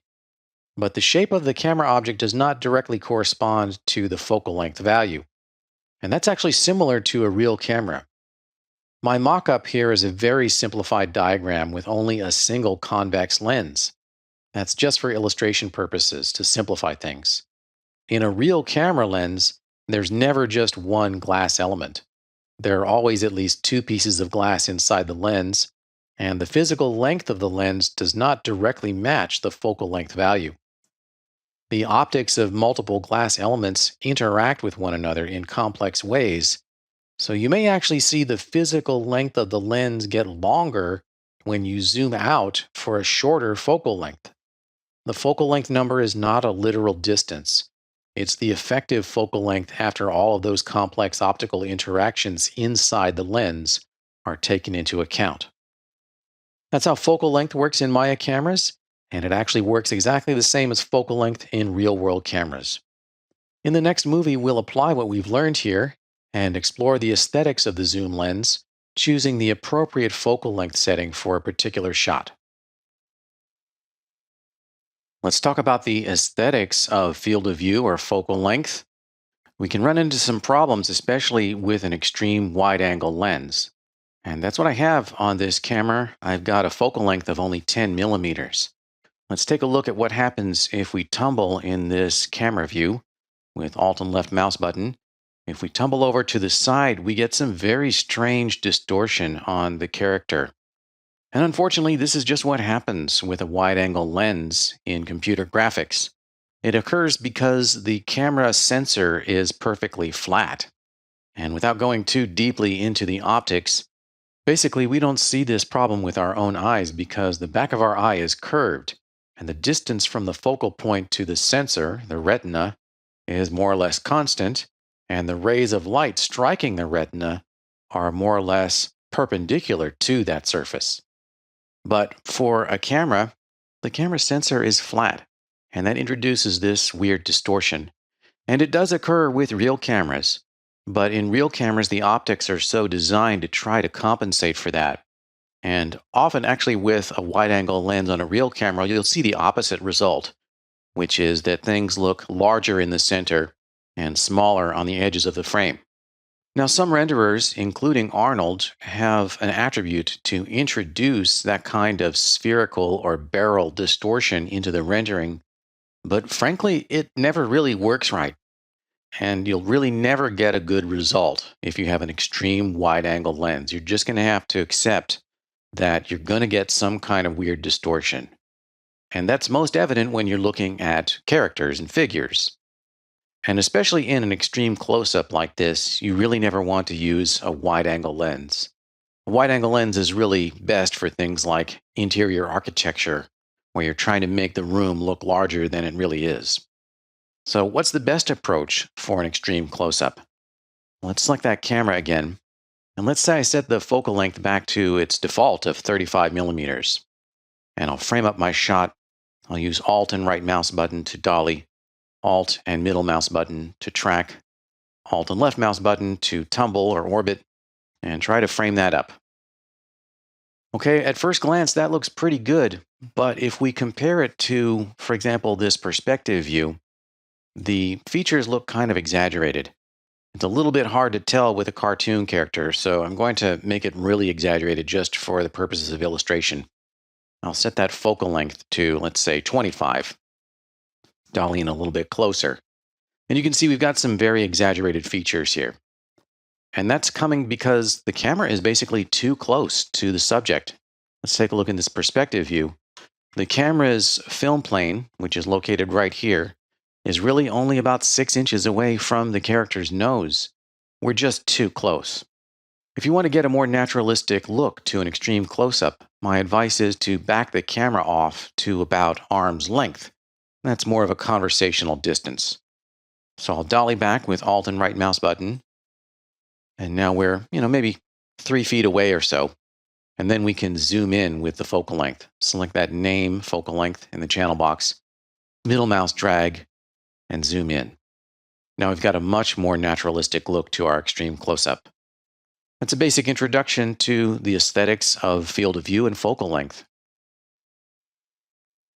Once you have the desired camera framing, you may wish to lock down the camera to prevent moving it and accidentally losing your framing. One way to lock the camera is from the viewport panel menu. We can go to the View menu and choose Lock Camera. When that's enabled, if we go back in there, we'll see there's a little checkbox next to that menu item. When the camera is locked, we can't manipulate it in a first-person or a third-person mode. We can try our keyboard shortcuts here directly in the viewport, Alt and middle mouse. We get the track cursor icon, but we're not able to actually track. The same goes for any of the other keyboard shortcuts. We also can't manipulate the camera using the Move tool or Rotate tool. We can grab the Move tool, select that camera. We'll see that the Move manipulator is grayed out. We can't move the camera. And if we click on one of these axes, we'll actually just lose our selection. The same goes for the camera aim point, if any. If we select that, we'll see that once again, the Move manipulator is grayed out. With that aim point selected, if we go over to the channel box, we'll see that the translate channels are all locked. And that's indicated by the gray highlighting on the left side of each one of those channel numeric input fields. If we select the camera, we'll see that its translate channels are also locked. And it appears that the rotate channels are locked, but that's a bit redundant because those rotate channels are actually constrained to the position of the aim point.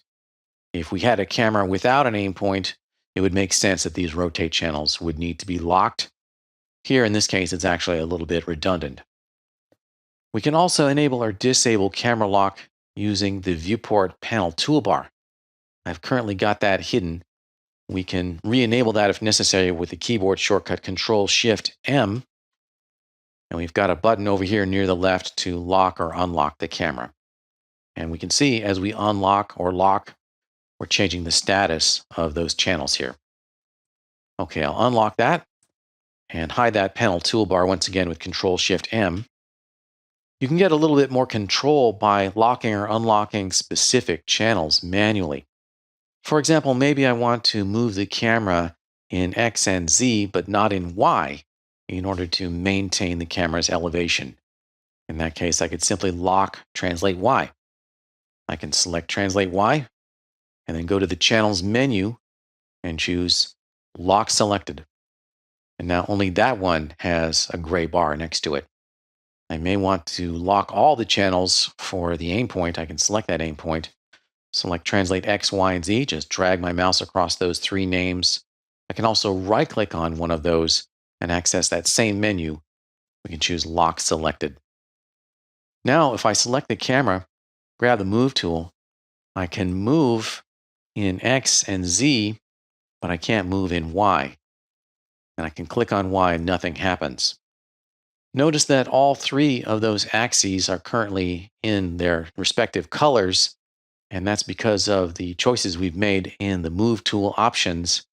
Double-click on the Move tool. Change the axis orientation to Parent. That's the actual real transform space of this object. Remember that the camera is parented to a group. And when we choose Parent, the manipulator now respects the axis orientation. The Y-axis is grayed out. The X and Z axes are not. All right, that's how to lock down the transform channels for a camera, either globally or only on specific channels. In this chapter, we're going to start talking about animation. And I've got a scene here set up for that. I want to warn you that I've got a lot of lights in this scene, and Viewport 2.0 can have some performance issues there. When you open the scene, you may find that it takes an incredibly long time to load. maybe a minute or more, and that's simply because Maya is compiling all of the lights against all of the shaders in Viewport 2.0. And no matter what you do, there's really nothing that you can do to speed that process up. So that may be a problem. That'll only happen once per session, per light, per shader. So in other words, if you load this scene up, then subsequent scenes should load up more quickly. If you have persistent performance issues, you can simply turn off the lighting in the viewports by setting the lighting back to use default. But I'm going to be making it beautiful, so I'm going to have all lights enabled. Let's talk about the interface as well. I've hidden some of the animation tools, so let's bring that up again.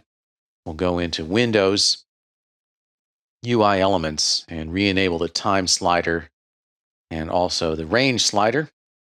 Additionally, we want to make sure that our playback is at the correct speed.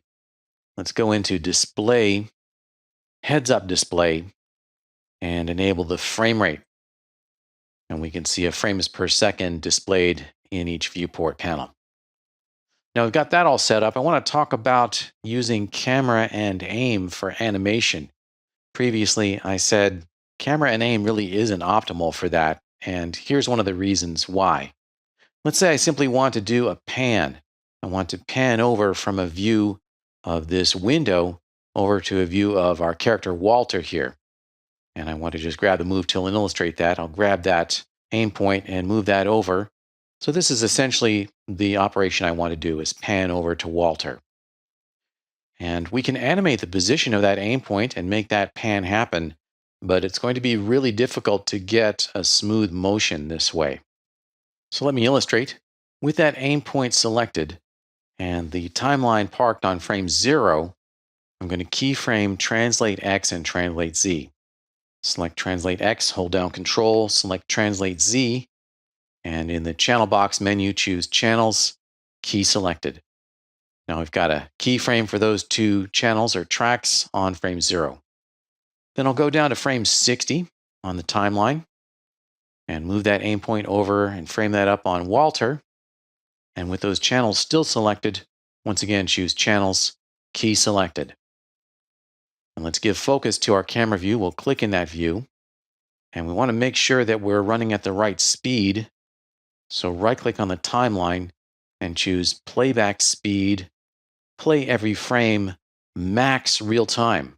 This means we're not going to skip any frames, but we're also not going to exceed our current time base, which is 30 frames per second.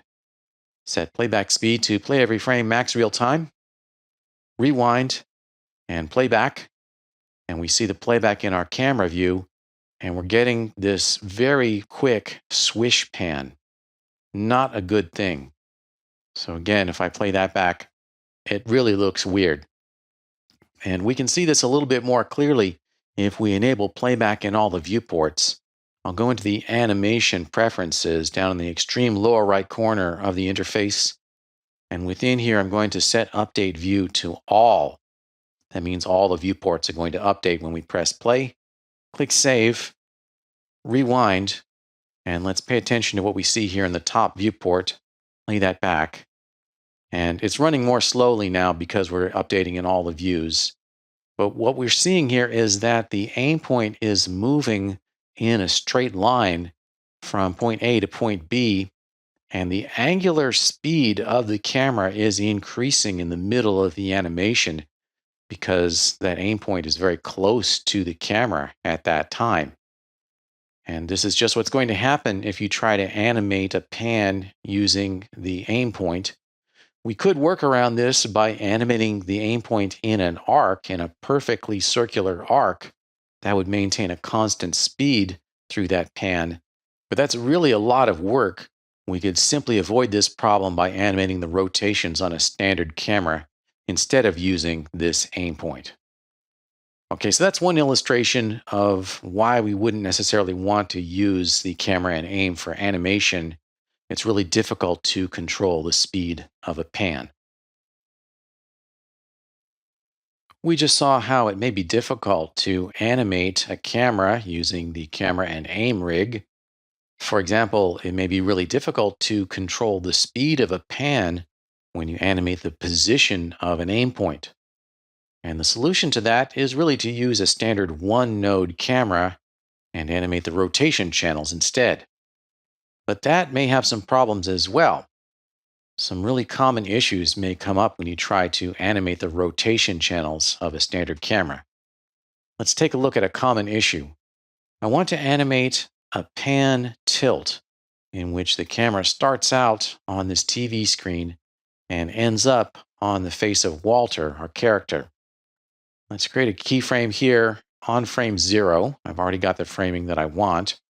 I'll select the camera, go over to the channel box, select the rotate X, Y, and Z channel names, and in the channel menu, choose Channels, Key Selected. Now we've got keyframes on all 3 of those channels indicated by a saturated red highlighting. That means we've got a keyframe at the current frame. All right, now let's try rotating the camera. We'll go down to frame 60, select the rotate tool. Over in the top view, let's try rotating the camera. And as soon as we do, we'll start to see some problems. This is what I was talking about earlier in the course. We get what's called a Dutch tilt or a canted angle. And we can try to correct for that by just manually rotating and trying to sort of intuitively get a level horizon line. And once we get what we think is good, we can keyframe the rotation channels on frame 60. This time we'll use the keyboard shortcut for that, which is Shift-E. Now we've got rotation keys on frame 60 as well. All right, we'll deselect the camera, rewind, and I'm updating in all the views, so it'll probably update it kind of slow, but let's see what happens when we press play. We're getting a very strange result. Camera is spinning around in this very weird direction. We can see that in our ortho views as well. As that plays back, the camera is panning and tilting in really weird ways. If you want to see this playback in real time, we can maximize the camera view. I'll tap the space bar, maximize that, and play this back again. And now it's playing back at real time. Well, this is a problem that kind of happens by default in Maya when animating the camera's rotations. We can work around the problem in a couple of ways. One is using gimbal mode for rotations. And another, even more important method is setting the axis order for rotations. We'll take a look at those techniques in the following movies.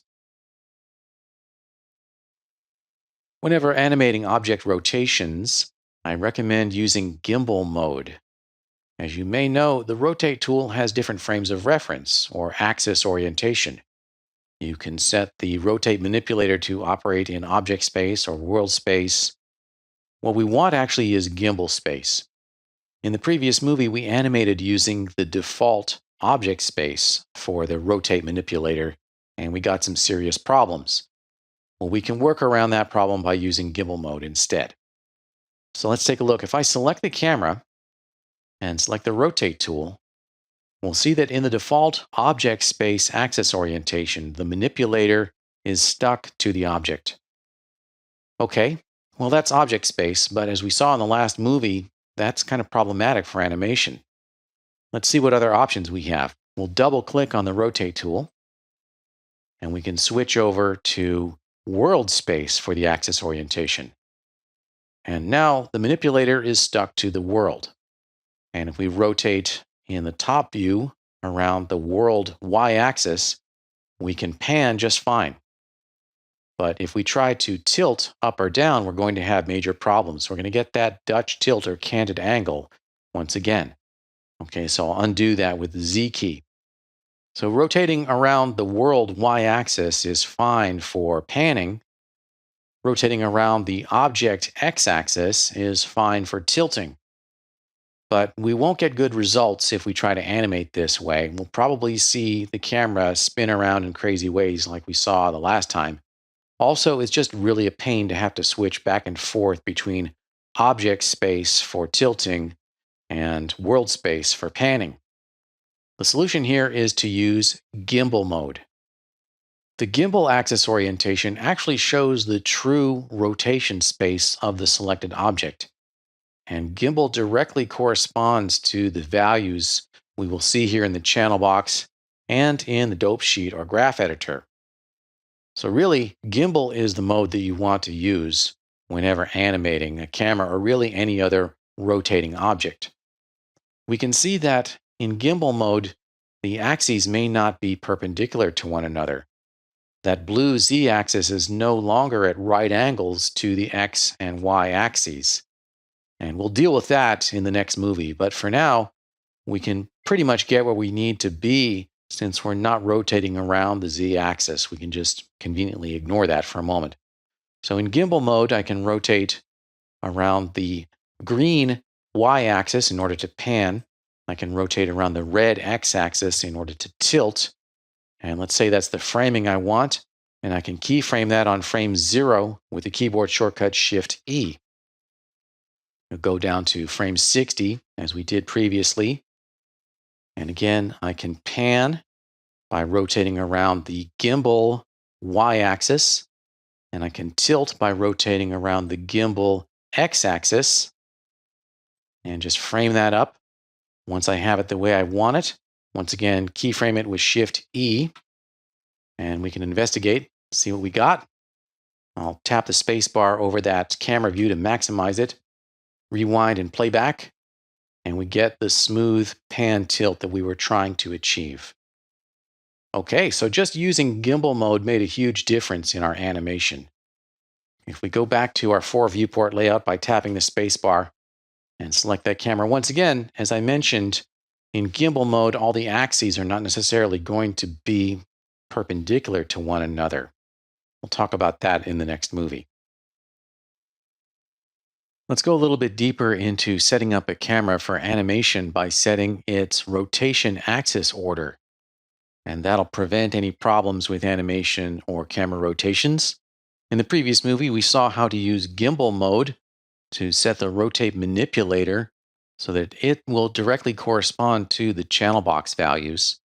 Let's look at that once again. If I select the camera, double click on the rotate tool. If I'm in gimbal mode, and for example, I rotate around Y, then we're going to change the Y axis. If I rotate around X, we're going to change the rotate X axis. All right, I'll set all those back to 0, select those and type in a 0 and press enter. If we set axis orientation to any other mode, we're going to be using a temporary frame of reference that's not actually the real rotation space of the object. For example, if I choose object axis orientation and then tilt down and then rotate around the y-axis, watch what happens over here in the channel box. All 3 of those rotation values change.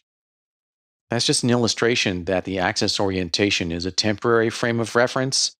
If we rotate around object Y, in this case, we're actually rotating around all 3 axes in the true space of the object, which is the parent, which in this case is the world, since the object has no parent. Okay, so if we use gimbal mode, then what you see is what you get. When you rotate around one axis, you know for sure you're only going to rotate around that axis. I'm going to set all these back to 0, select all those and type in a 0, and mention that even if you're in some other axis orientation, such as object, you can use the channel box virtual sliders and avoid any problems. You can just completely not use the manipulator at all.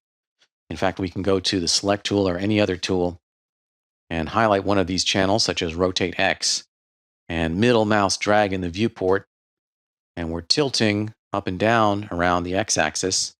Likewise, we can choose Y. We can pan around left to right only in Y. Okay, I'll set those all back to 0. So that's if you don't want to use the manipulator, but you probably do want to use that manipulator and use it a lot. The channel box sliders do work, but it's not really the most intuitive method.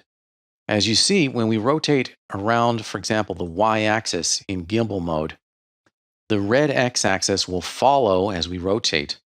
The blue z-axis does not follow. And that's kind of an indicator that there is an order of operations. Rotations in 3D follow a hierarchy of axis rotations. It has to do with the order in which each one of these rotations is performed.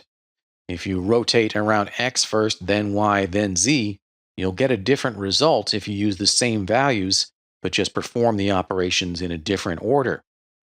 The operations are not all performed at the same time. There's actually an internal hierarchy. You can think of it just like a parent-child relationship. And as I rotate around y, we see that x follows. We could say that x is a child of y, but z does not follow. It appears that z is not a child of y. If we rotate around z, we see that both x and y are following.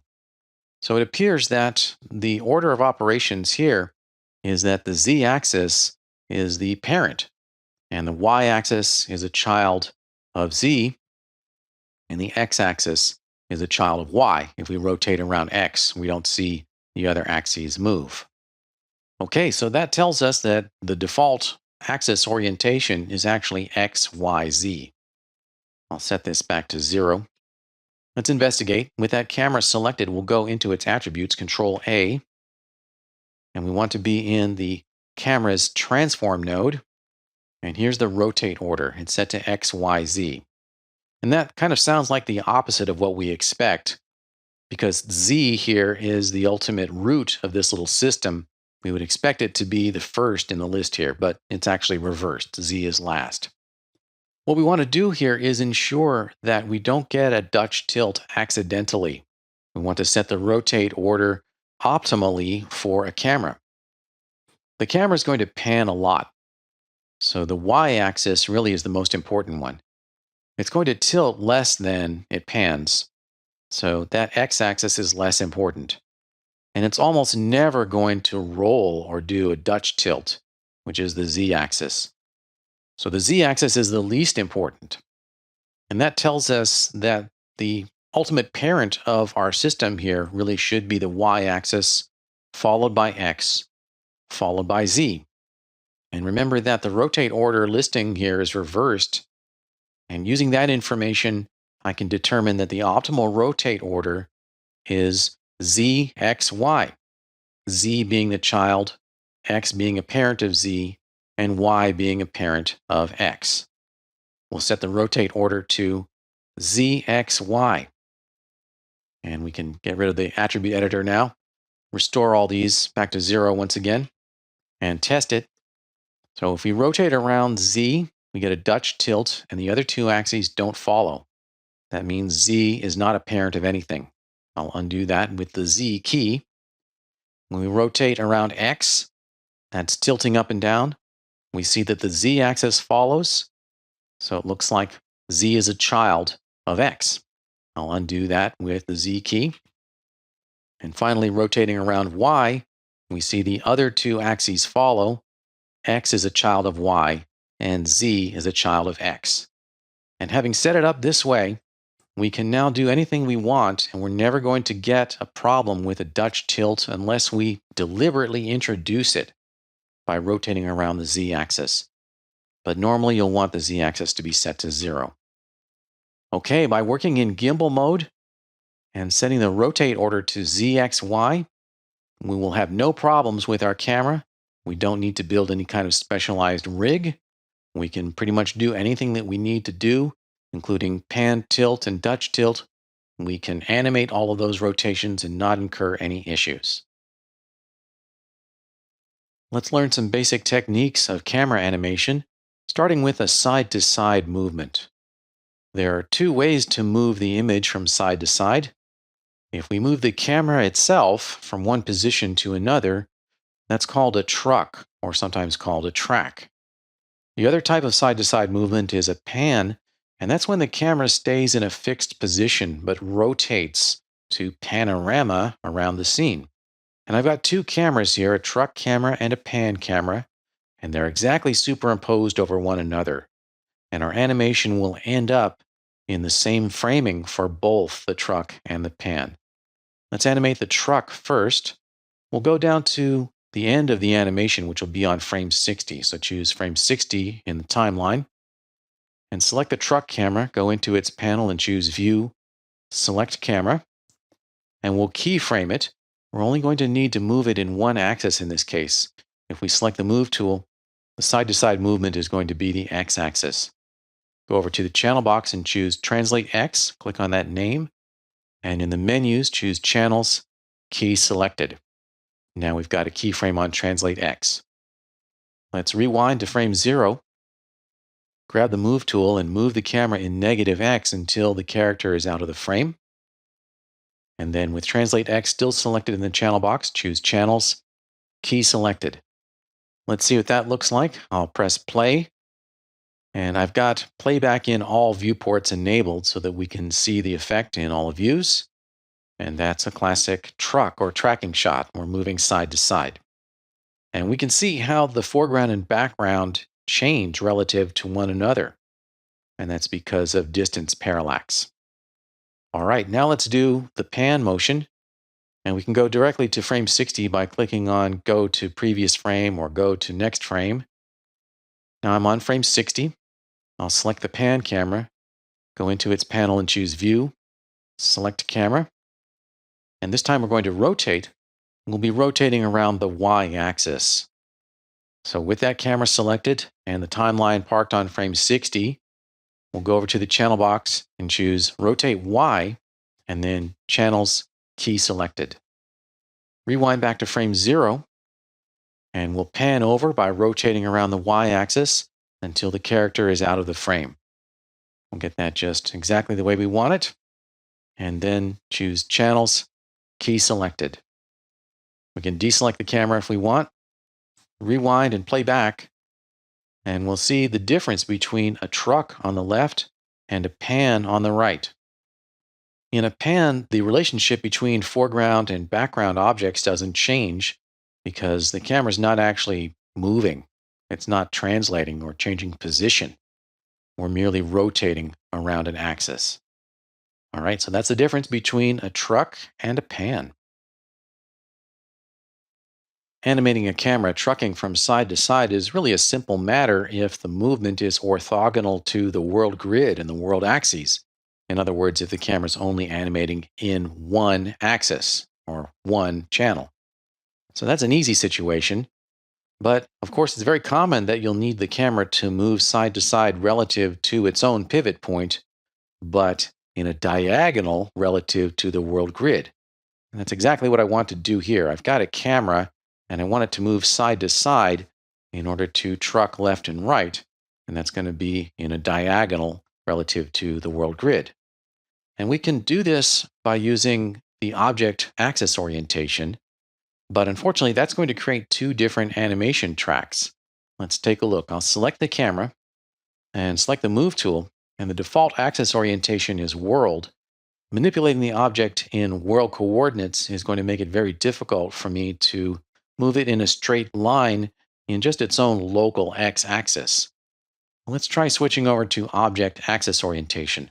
Double-click on the Move tool, switch the axis orientation over to Object, and now the manipulator is aligned with the object's pivot point, and we can move in just one axis.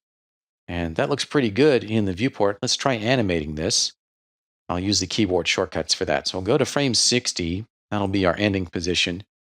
And keyframe all the translate channels with the keyboard shortcut, which is Shift-W. Now I've got keyframes on the current time for translate X, Y, and Z. Then I'll go down to frame 0 and move in the object's x-axis. Move that over so the character is out of the frame. And once again, use the keyboard shortcut Shift-W. And we can play the animation back. And we're getting the result that we want. And that's fine. But if we look closely here, as we drag our mouse across here, look up in the channel box, we'll see that both X and Z are animating. And that's because objects are animated in parent space. And there is no parent here. The parent is the world.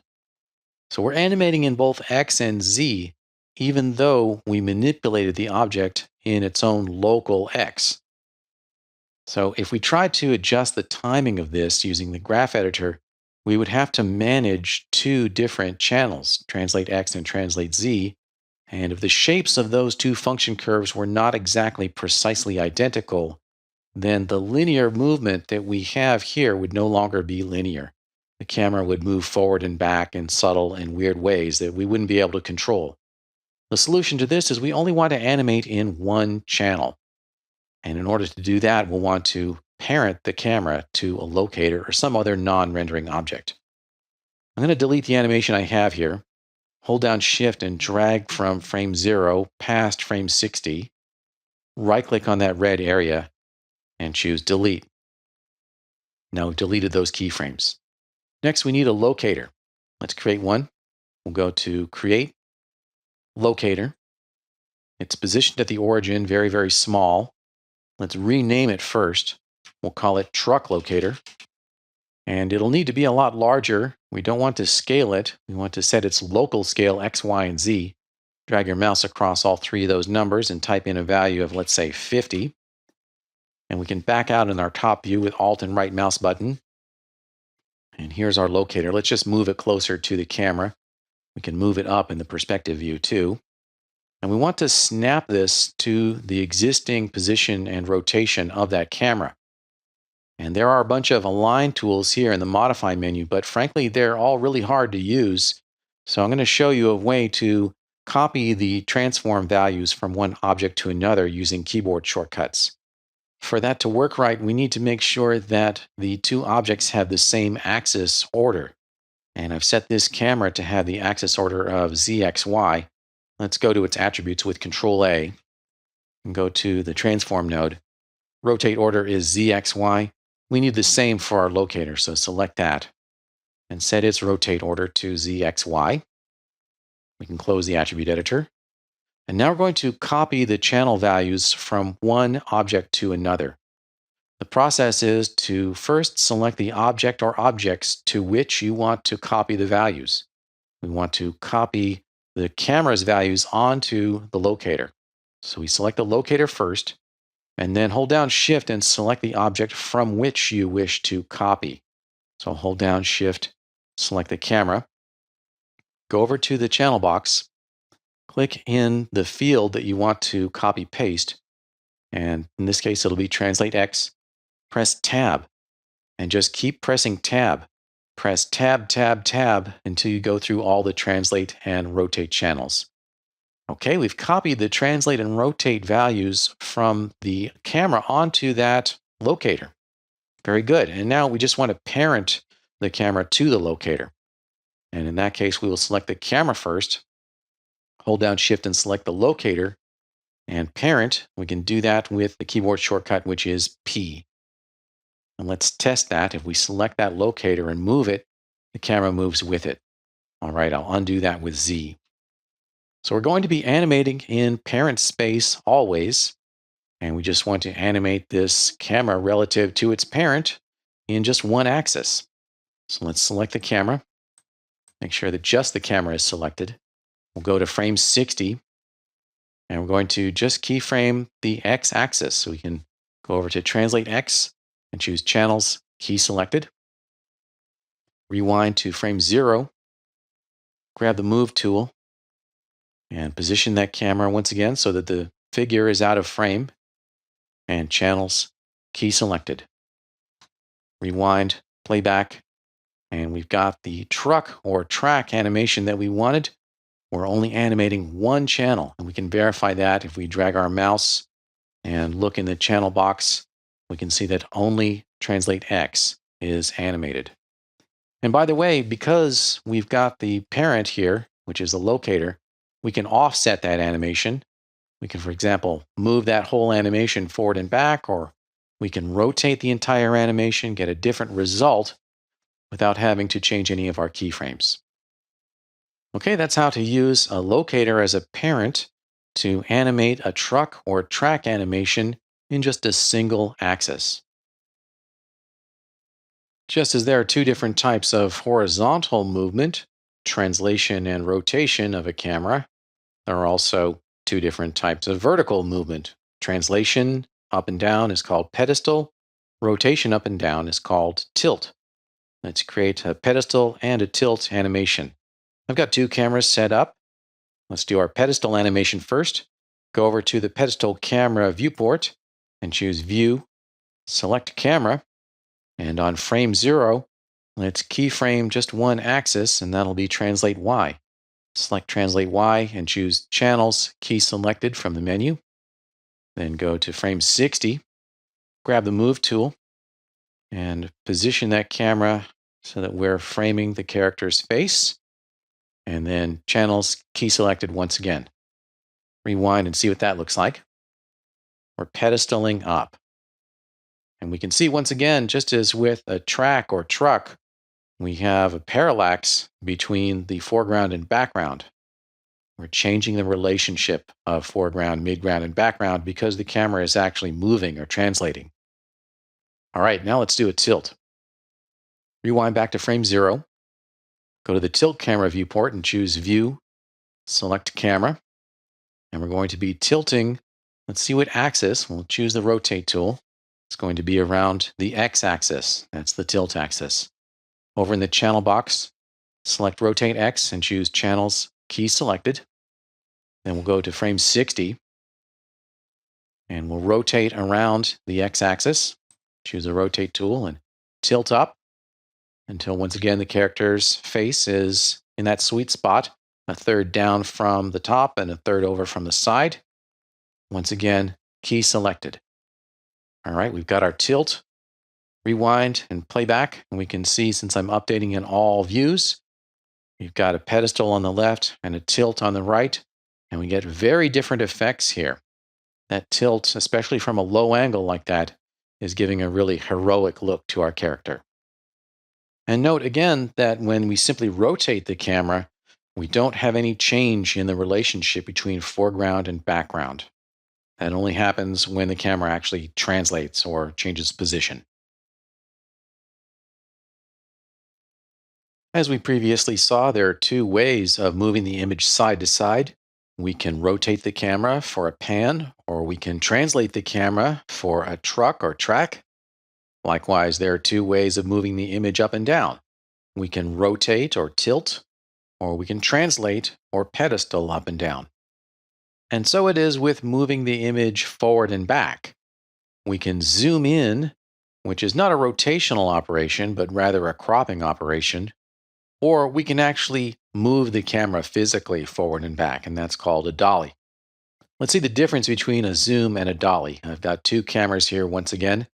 And as we saw with diagonal trucking or tracking, it's really a lot easier if we parent the camera to a locator. And I've done that here so that we can dolly forward and back along just one axis. First, let's do the zoom. So we'll select this camera here, go to the Zoom camera viewport and choose View, Select Camera. And at frame 0, let's keyframe the focal length. Select the focal length name in the channel box, go to the channel box menus and choose Channels, Key Selected. Then let's go down to frame 60. We can use the channel box virtual sliders to get a sense of what we want our focal length to be. With that focal length name still highlighted, we can middle mouse drag in any viewport and zoom in and out. Looks like I want a focal length of, let's say, about 60. So I'll set the focal length to 60.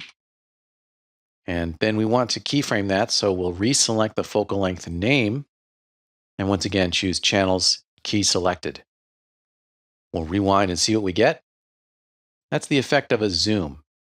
The foreground and background don't change relationship. We're just cropping the image to a tighter shot. Also notice that we're getting kind of a very slow in to our final resting position here on frame 60. We'll need to go into the graph editor and edit that later. But for now, we'll leave that alone. Now let's do a dolly. We'll rewind back to frame 0. Go to the dolly camera viewport and choose View, Select Camera. And again, it's parented to a locator, and that locator is rotated. And that means we only need to animate Translate Z to move forward and back in the space of the camera's parent, which is the locator. On frame 0, we'll keyframe Translate Z for the dolly camera's transform node. Choose Translate Z and go to the menus once again and choose Channels, Key Selected. And then we'll advance to frame 60. And we want to dolly forward. We can do that using the manipulator or the channel box slider. With Translate Z selected, we can middle mouse drag and See what that looks like if we want to translate forward. Or we can grab the Move tool, and I previously set the Move tool axis orientation to Object. We can translate in the local space of that camera. And we'll just frame that up so that the character is about the same size and position as it is on the zoom camera on frame 60. And then once again, we'll keyframe Translate Z, Channels, Key Selected. All right, we'll deselect everything, rewind, and play back. Again, because I'm updating the animation in all viewports, we can see the difference in the zoom camera and the dolly camera simultaneously. So that is a really big difference. Actually, we can see in the dolly camera, we're getting a very different perspective on the character. We're actually at a different point of view, and the relationship between the character and the background objects has changed. Now let's fine-tune that zoom animation. I'll stop and rewind. Let's go back to our zoom camera and choose View, select Camera, go into the Graph Editor, Windows, Animation Editors, Graph Editor, and we get the focal length curve automatically. This is just the default slow out, slow in that we get from Auto Bezier tangents. We want to fine-tune this a little bit in order to make this look like more of a linear change. When we play this back, it does seem like it's kind of slowing down at the end. We want a slower slow out at the beginning and a faster slow in at the end. All right, so I'll stop that and rewind it. We do want weighted tangents. So if you select a keyframe and you don't see a little box at the end of the tangent handle, that means it's not weighted tangents. I'll go into Curves and choose Weighted Tangents. And now we get that little box. We can select that and hold down the Shift key and click and drag so we don't move up and down. We're just changing the length. Drag that so we get a pretty slow out. And here's our slow in. We'll select that other keyframe, select the other tangent handle. Once again, hold down Shift and shorten that tangent handle so we'll get a faster slow in. Let's see what that looks like. Play it back. And now the speed of motion in screen space is similar to what we see when we dolly forward. And that's a bit more of a natural zoom. All right, that's the difference between a dolly and a zoom. A zoom is an optical 2D effect, and a dolly is actually translating the camera forward and back in the scene. In this chapter, we'll explore compound camera movement. That's when the camera animates in two or more positional or rotational axes at the same time. We'll start with a truck pan. That's when the camera trucks from side to side, but pans in the opposite direction in order to maintain some subject in the frame, such as Walter here. As we saw previously, if you want to truck the camera in a diagonal line relative to the world grid, it's best to link or parent the camera to some non-rendering object, such as a locator, and then rotate that locator. That way you'll only need to animate the camera moving in one axis. So let's create our first keyframes on frame 0. Grab the Move tool, select that camera, and we'll move it in object space in object -X. We'll bring that over until it's, let's say, about 110 units away from the locator. And then we'll grab the Rotate tool, and we're rotating around gimbal Y. So rotate that camera until Walter is framed up so that he's on the left side of the frame and observing the rule of thirds. Let's keyframe those. Over in the channel box, select Translate X, hold down Control, select Rotate Y, and in the menus, choose Channels, Key Selected. Go down to the end of our animation, which is going to be on frame 60.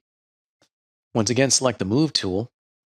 And now we'll notice that the Move manipulator is aligned with the camera's pivot point. That's because we're in object space. But we actually want to animate only in the X-axis of that locator.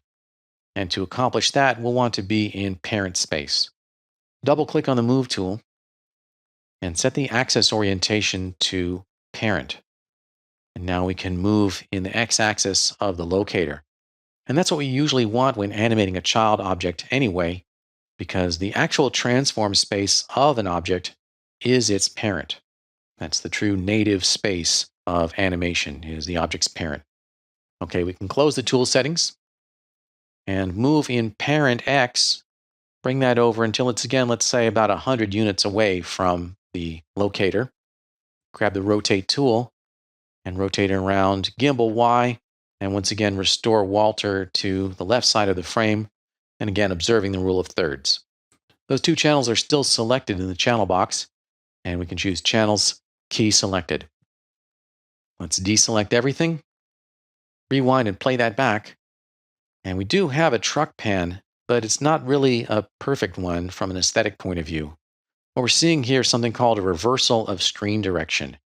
That's when an object moves in one direction relative to the frame, and then during the course of the shot, the object reverses direction relative to the frame. In the first half of this animation, Walter's face moves from right to left.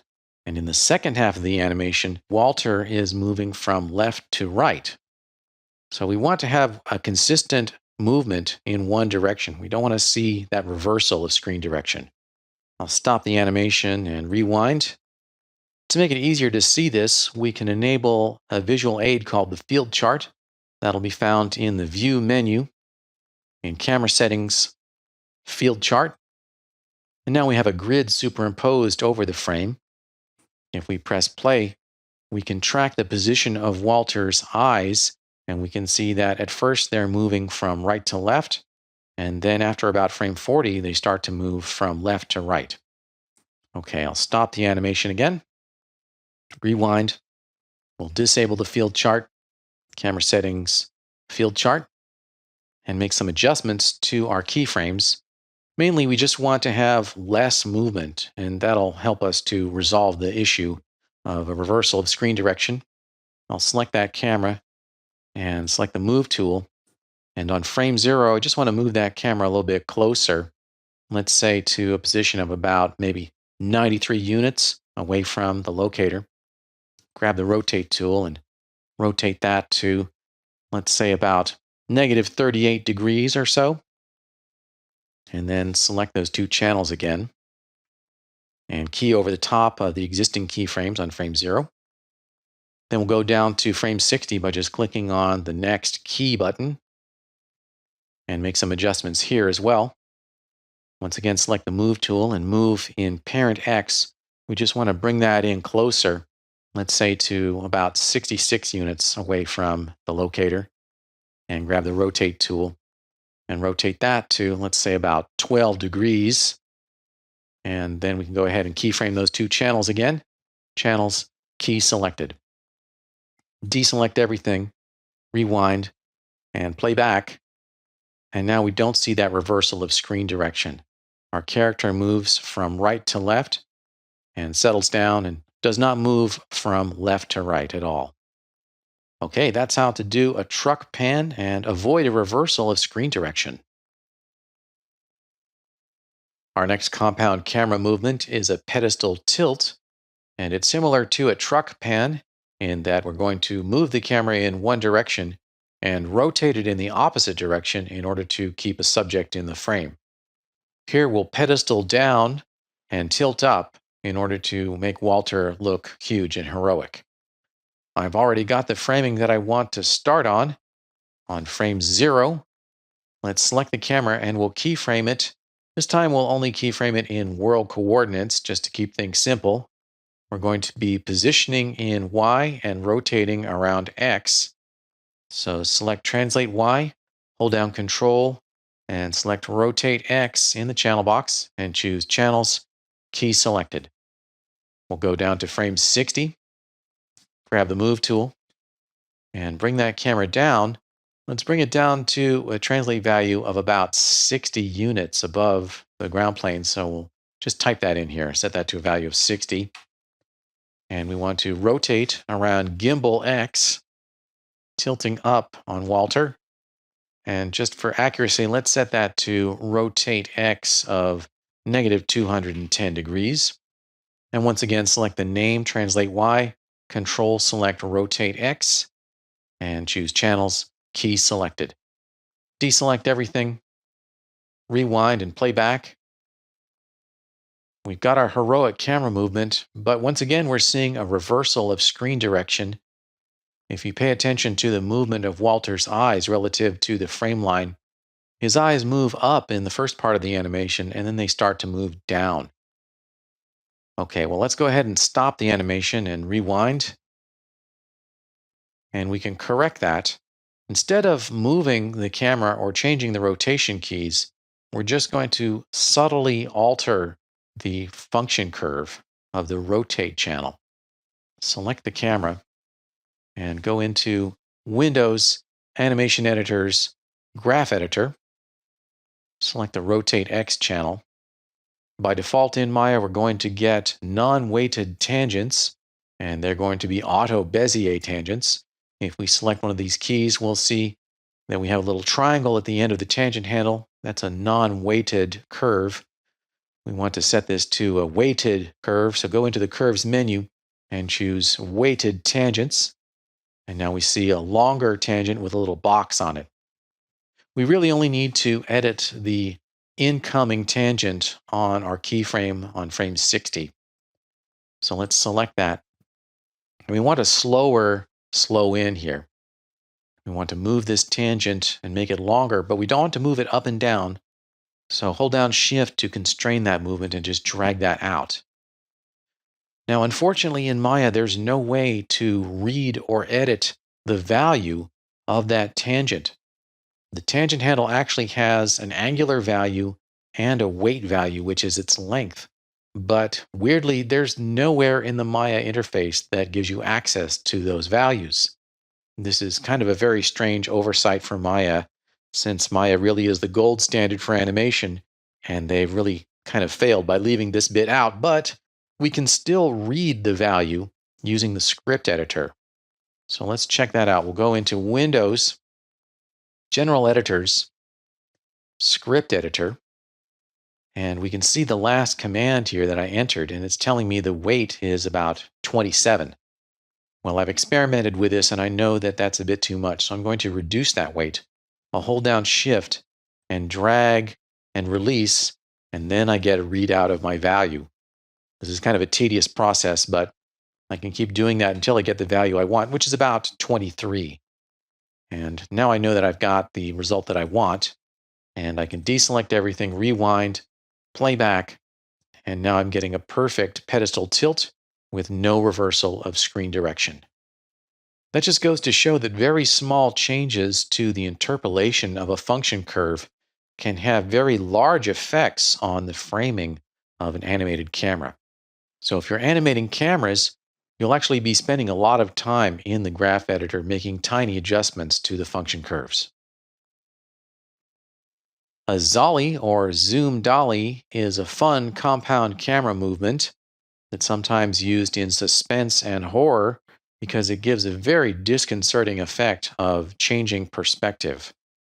You animate the camera dollying forward while zooming out for a wider angle to distort the features of a character or the space of an environment. So I'm going to animate my camera moving forward in the world z-axis while simultaneously zooming out. I'm on frame 0 of the timeline. Select the camera, and on frame 0 we've got a translate z of 450 centimeters and a focal length of 80 millimeters. We're zoomed in pretty tight. Let's keyframe those values. Select the focal length name, hold down Control, and select Translate Z, and choose Channels, key selected.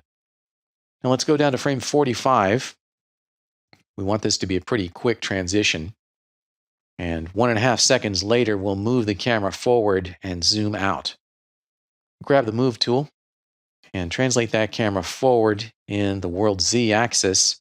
And we'll bring that forward to a distance of about maybe 630 centimeters. And then we'll want to zoom out to maintain the overall framing. Let's click on the focal length name and use the channel box virtual slider once again. Middle mouse drag to the left to zoom out. And again, we want to have approximately the same framing. So let's set that focal length to 30 millimeters. And then let's keyframe both of those values. Select focal length, select Translate Z, and channels, key selected on frame 45.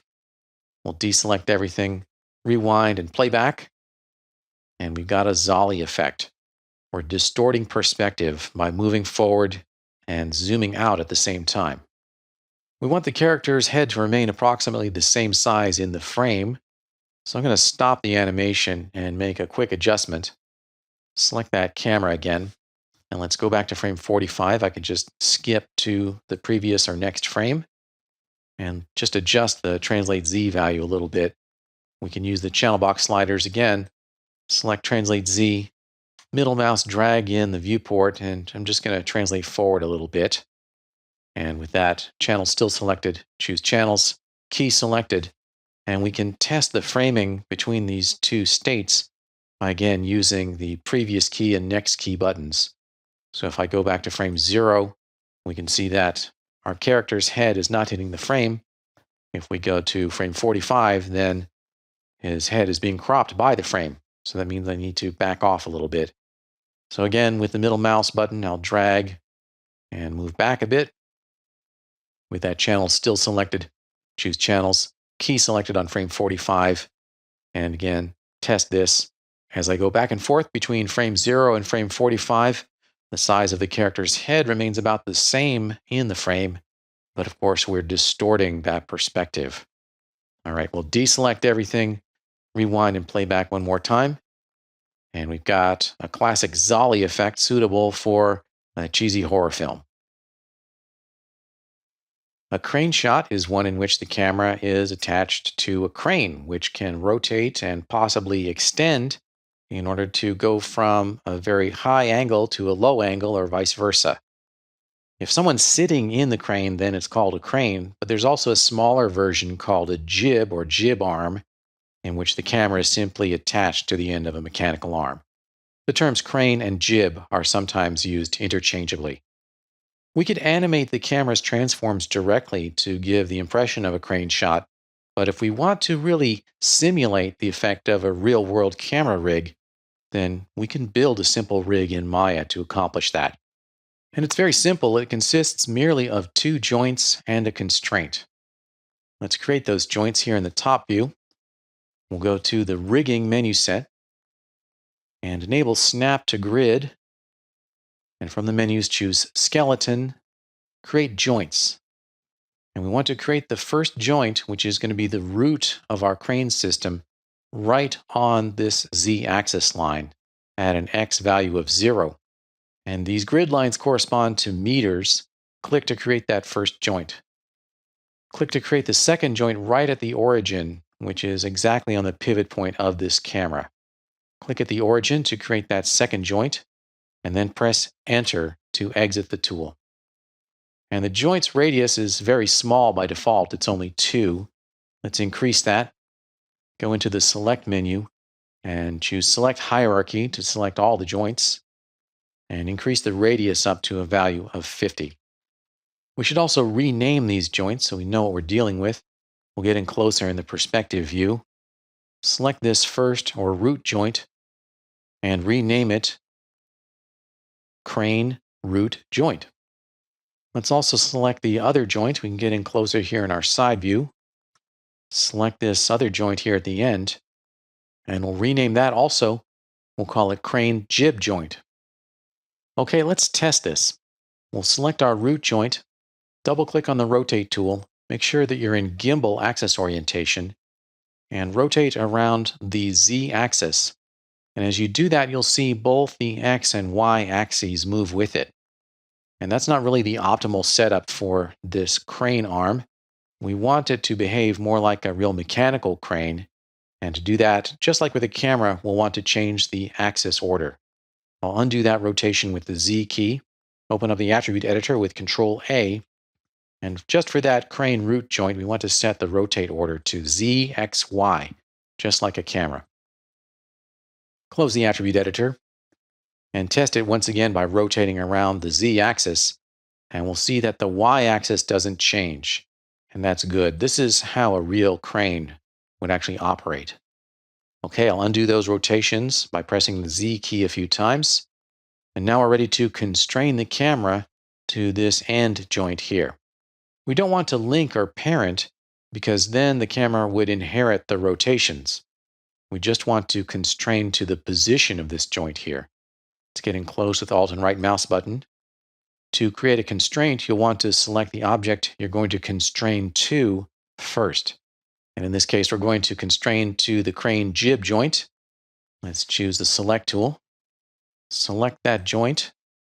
Then we want to select the object that we're going to constrain, the one that's going to receive the constraint.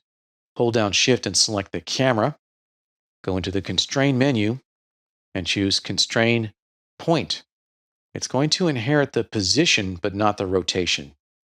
And because those two objects were right on top of each other, we don't need to worry about enabling or disabling any kind of offset. Now let's test this. We'll select our crane root joint, go back to our Rotate tool, and rotate. And as we do, we'll see that the camera remains level. It's not inheriting rotations. So that's just like a real crane arm. Cool. So we'll undo that rotation with the Z key. Press that a few times if necessary. Now we're ready to animate. We can load our camera into this panel here. Choose Panels, Perspective, Camera Shape 1, and we can rotate a little bit and see what that looks like. We should probably turn off display of the joints, so go into the Show menu and disable joints. We can also make sure that we've got the grid turned off, so that's not distracting us. And let's set up a crane shot. We'll rotate the crane over to the side and rotate the Z-axis down so it's at a low angle. And with that crane root joint selected, we can go ahead and keyframe it on frame 0 of our timeline. We can use the keyboard shortcut to keyframe, which is Shift-E. Now we've got rotation keys on frame 0. Let's go down to frame 60. And we can rotate around the Z-axis, and that'll bring our crane arm up. And when we have what we want, we can create another keyframe. Again, Shift-E. All right, deselect everything, rewind and play back. And now we've got a simple crane shot. And since we used a point constraint, we can also rotate or animate the camera any way we want.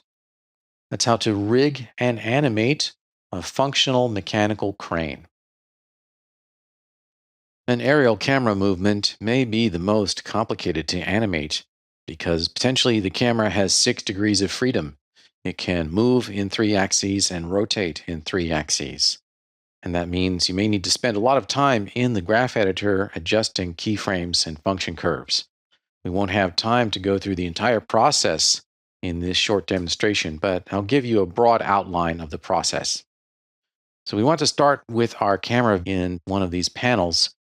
And just to make things a little bit easier to see, I want to hide all the components of this character rig.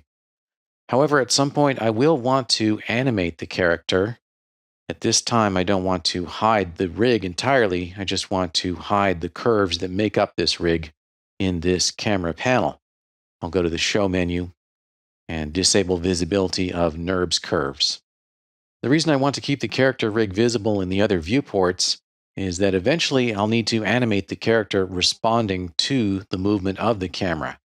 In my animation, I want a bug to pester the character Emma here, and I want her to respond to that. And I'll need to animate the camera first, and then go back and animate the character. And that's a concept in animation, and indeed in acting, which is called playing to the camera. We need to know where the camera is and what it's doing if the character is actually going to respond to that camera, or indeed, even if the character is not responding to the camera directly, we will need to make sure that we have our camera and layout set up before we do any character animation. Character animation will be the last step, and we won't be covering that in this course. We're focused on camera animation. Let's go ahead and create some keyframes for position and rotation. I'll select the Move tool. I can do that by using the keyboard shortcut, which is W, and maybe position that camera. Switch over to the Rotate tool, which is E, and I'm rotating in gimbal space as always, and frame up our first camera angle on frame 0, and keyframe position and rotation. Once again, we'll use keyboard shortcuts. Shift-W will create position keys. Shift-E creates rotation keys. And that's our first pose for the camera. We'll go down to a later point in time, maybe 30 frames later, 1 second later. Once again, go to the Move tool with W, and we can position that camera in another viewport maybe, and maybe go into one of these ortho views and change its elevation as well.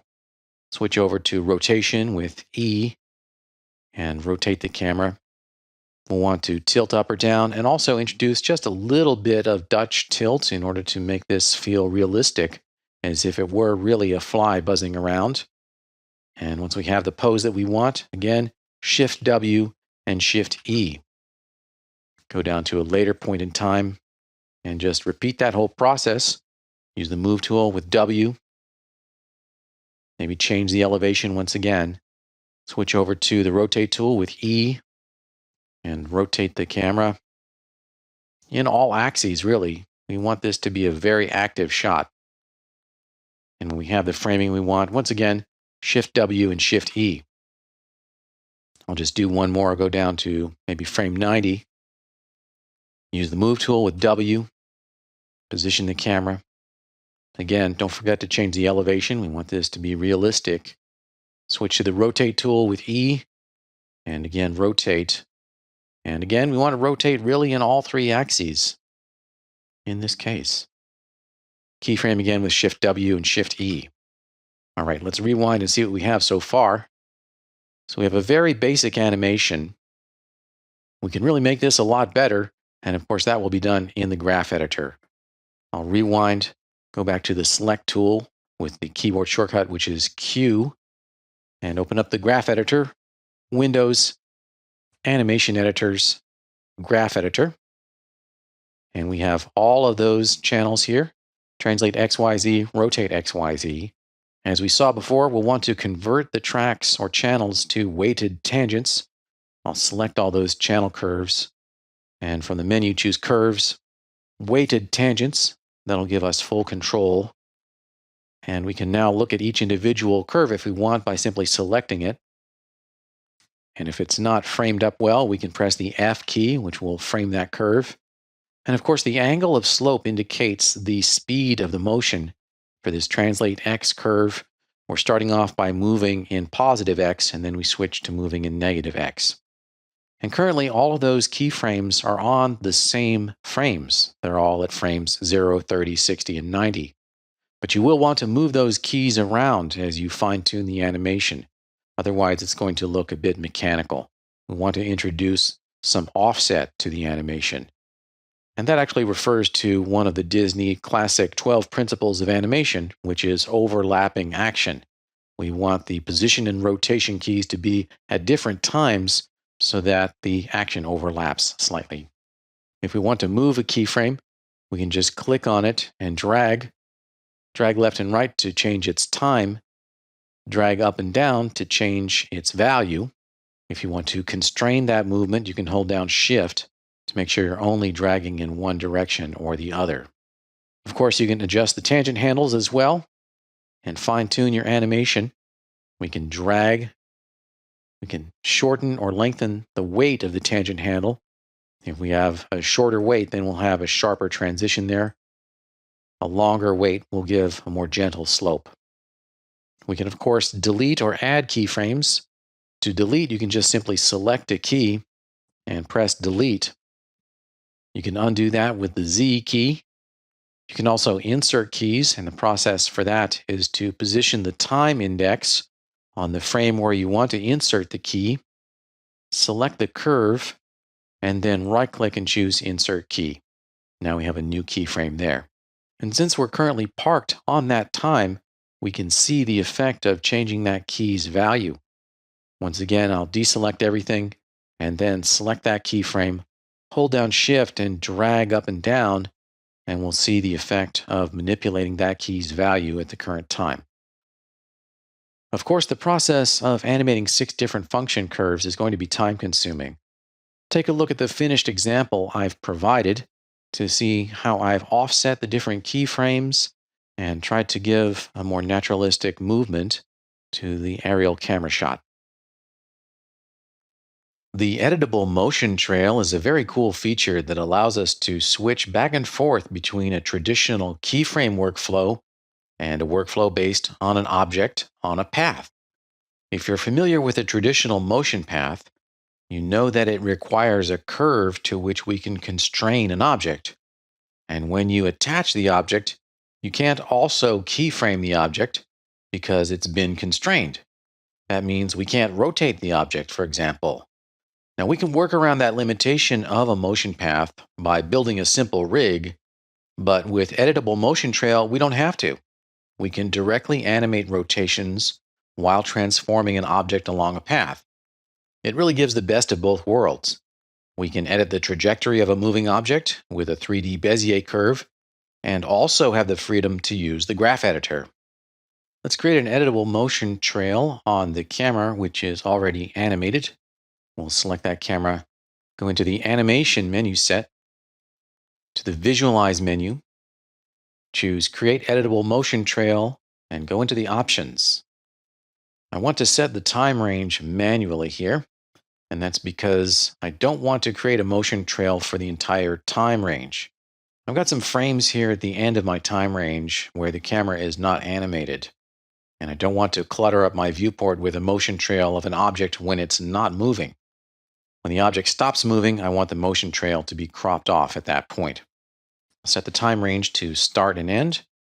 I'll set the start time to frame 0 and the end time to frame 150. And also down here, I want to enable show frame numbers. More precisely, that's going to show keyframe numbers. There will be points along the motion trail, which are keyframes, and we can enable the display of frame numbers for those keyframes. Turn that on and click Create Motion Trail. And we see that motion trail displayed in all of the viewports. We probably want to disable them in the camera view here. Let's choose Show and disable the display of motion trails. Zoom in there and let's take a look at the keyframe on frame 52. We can select that and use the Move tool and position that keyframe in order to change the shape of the path or motion trail. We can adjust the interpolation using tangent handles. That's accessible from the channel box. We can go over there and enable the display of tangent handles by dragging the mouse across these two channels, show in tangent and show out tangent. Type in a value of 1 to turn those on. And now we see we have these magenta tangent handles. And by the way, if that doesn't show up right away, you might want to select the keyframe and then just move it, and that may enable the display. We can see here on frame 105 that in that particular case, the tangent handles are so small that we can't actually even see them well, but they are there. So we can select tangent handles and manipulate those and change the shape of our curve. And that, of course, works in all 3 dimensions. We can go over to, for example, a perspective view and change the shape of that curve over there, too. Motion trails also let us visualize the speed of motion. We'll need to open up the attribute editor to enable that feature. Open up the attribute editor with Control A, and we have the motion trail handle shape node. And down here we have an option, Show Frame Crosses. Turn that on. And now we see a cross or a tick for each frame. And that indicates the speed of motion. Each cross indicates the position of the object at a certain frame. And the distance between 2 adjacent crosses indicates the speed of motion. If they're close together, then the object is moving more slowly. If they're far apart, the object is moving more quickly. We can extend the tangent handles. And now we've got a more linear speed moving through there. But be aware that you do want to make sure that you check your work in all the viewports. Just looking in one viewport might give you a false idea of the distance between those frame markers. And we can see that here in the back view. Some of these look like they're really close together, but that's an artifact of our display. We're looking from a particular angle. Another really important thing to realize is that the motion trail works best if the X, Y, and Z keyframes are all on a single frame. In other words, that on a particular frame in time, you've got keyframes for X, Y, and Z in a triad or a triplet.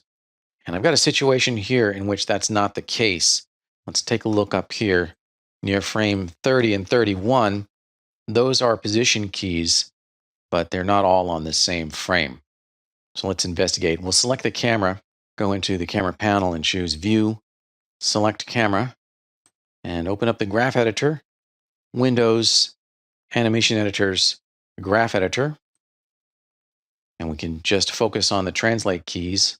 We'll select Translate X, hold down Control and select Translate Y, Translate Z, and zoom in with Alt and right mouse button, and translate with Alt and middle mouse button, getting closer there.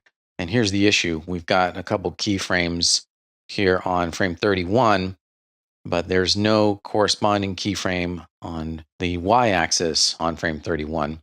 In this case, I can simply clean this up by selecting these two keys and deleting them with the delete key. All right, back to our motion trail. We can go ahead and select that keyframe. Additionally, select the tangent handle and manipulate that. Maybe back out with Alt and right mouse button and just kind of clean up that so it's not quite so jerky moving through there. And we probably do want to go back into the graph editor and tidy that up, but we're running out of time for the demo. So I just want to mention one more thing, and that is if you make adjustments to the graph editor and you don't see it update here in the viewport, that may be a bug, and it can be resolved by switching the evaluation mode to DG in your animation preferences. There is one area of this motion that I really do want to clean up, and that's down here. We've got a very sharp movement here. So I'm going to just select that keyframe, get in really close, select one of those tangent handles, and manipulate that. And extend that out, make that a much softer movement through that keyframe. And we can investigate the results here in our perspective view. All right, let's take a look. We'll maximize that aerial camera with a space bar, rewind and play back. And now we got a little bit smoother movement there in that area. Looks like there's still some work to be done here, but that's an introduction to editable motion trails.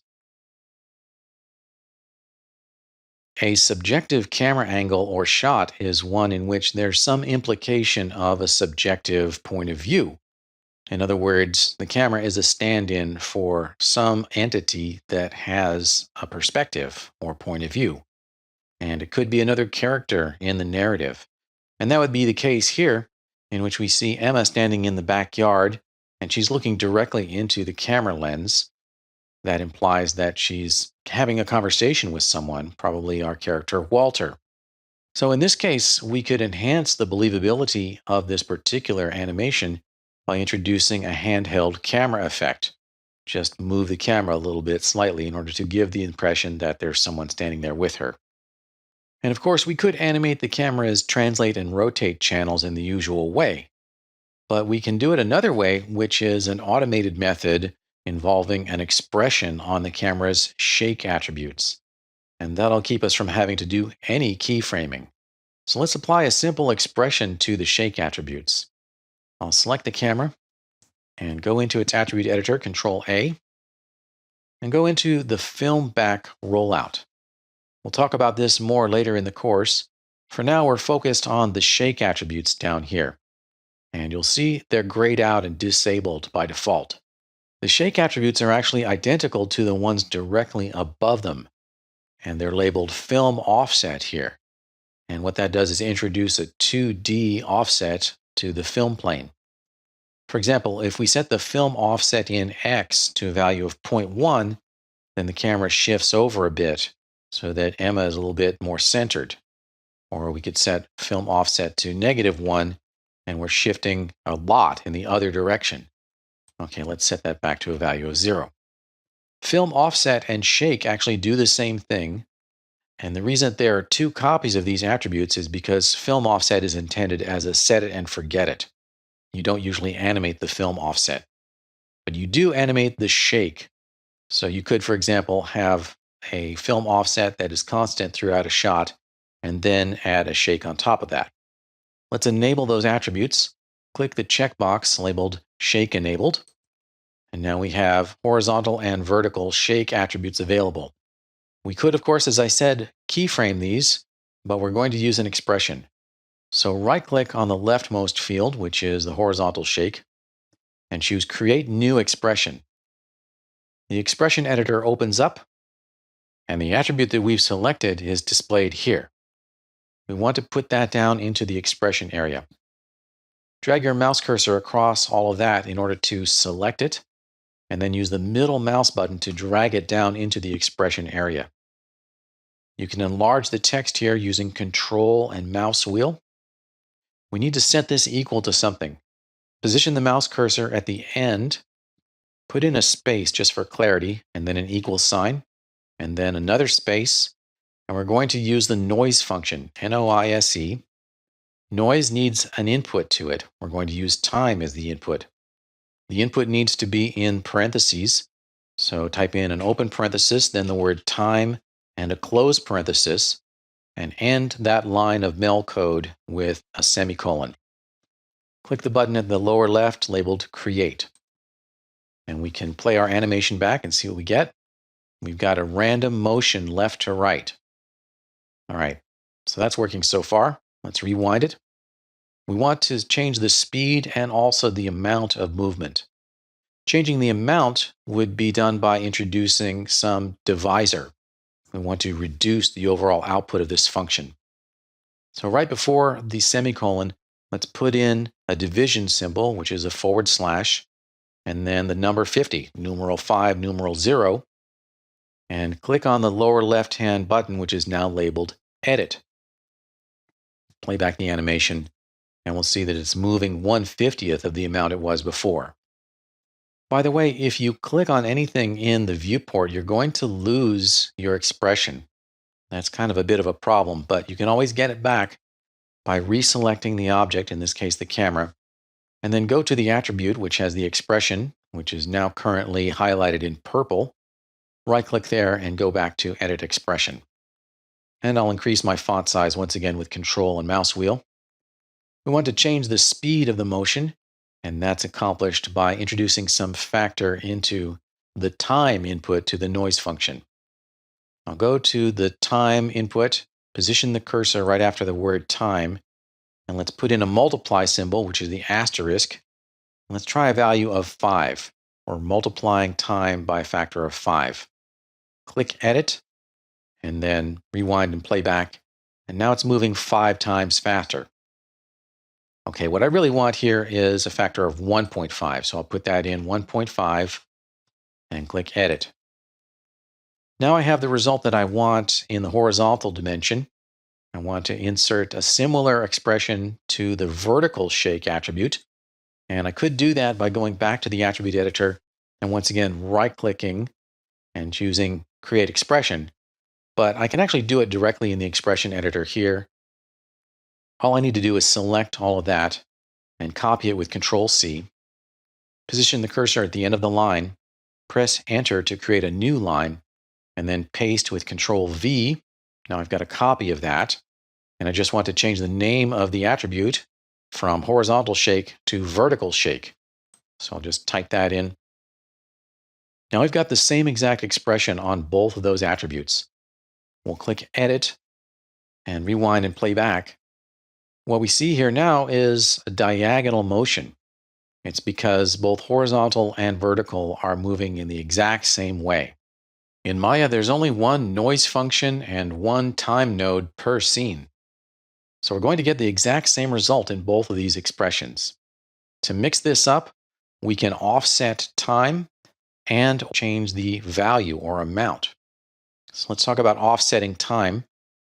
So there's only one time node, and there's only one noise function. So in order to get two different results here, we'll need to create a time offset, and that can be done by simply adding or subtracting some number to time, and that's in seconds. We'll need to have another set of parentheses here.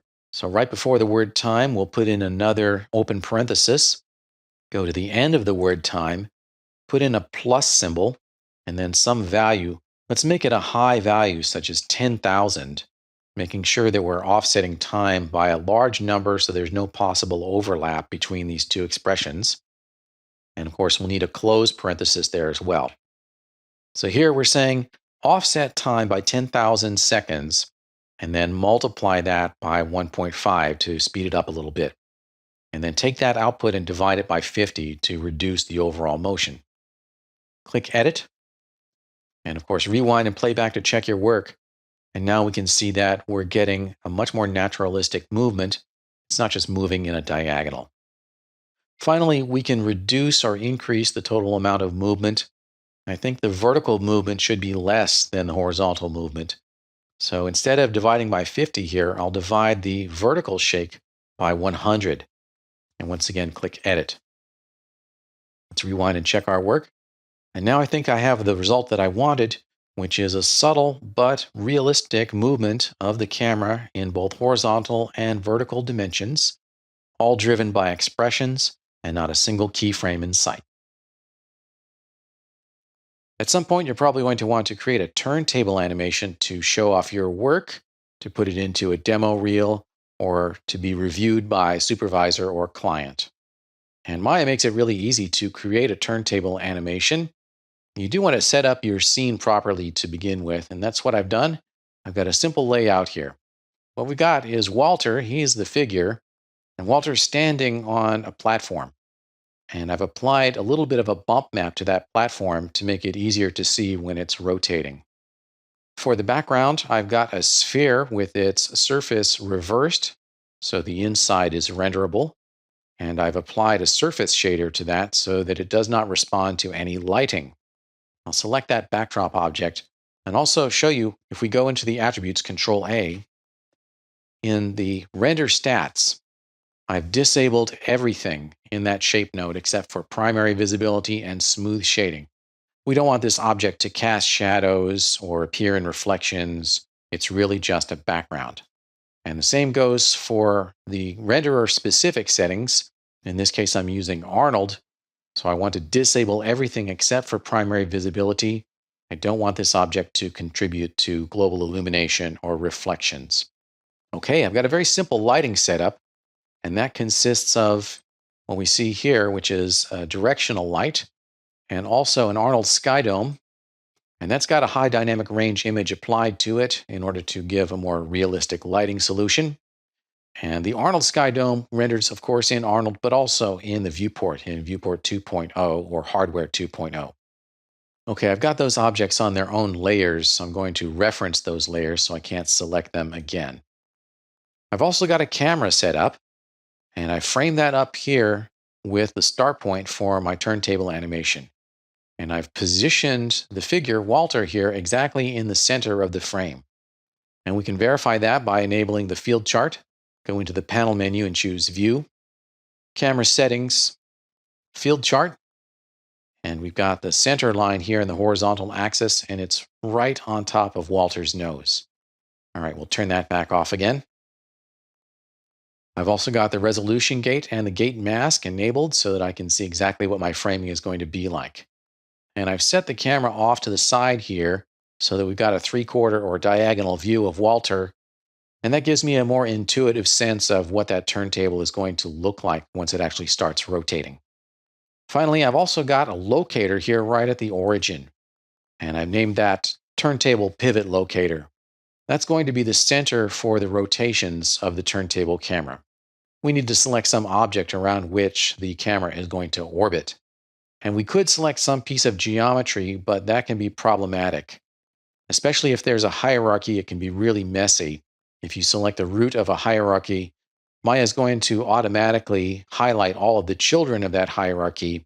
Then when you create the turntable, the center of the orbit is going to be at the average position of all of the highlighted objects. And that's just going to be very, very messy, so I don't recommend it. Just create a locator, place it at the origin or wherever you want the center of rotation to be. To create the turntable animation, we want to select the object around which we're going to rotate in the camera view that we wish to duplicate. We're going to make a duplicate of this camera. So we want to select the locator in this camera view. That's critical. We don't want to have focus on any other viewport or panel. And if you're not sure, then you might just want to maximize that viewport. You can toggle the layout by hovering your mouse and then tapping the spacebar. All right, with all of that done, we can go into the animation menu set to visualize, create turntable, options. In the options, we'll set the duration of the turntable animation in frames. I've set up my timeline for 150 frames, which is 5 seconds at 30 frames per second. The turntable is going to do one full revolution, the last frame will match the first frame. And if we rendered all of those frames, then we would have a little bit of a hiccup because the last frame and the first frame being the same, we would see the same frame twice. So here's the tricky part. We want to set the number of frames to our total length plus 1, and that would be 151 frames. We're not going to render frame 151. We're just going to render from frame 1 to 150. Frame 151 is identical to frame 1, so we're not going to render frame 151. And I'll set the direction to counterclockwise and click Turntable. Now the name has changed to Turntable Camera 1. Camera 1 still exists. We can go back to our 4 viewport layout with the spacebar.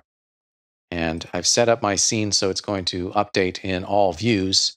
So if we press play, we can see that turntable animation. Okay, so that camera is rotating around.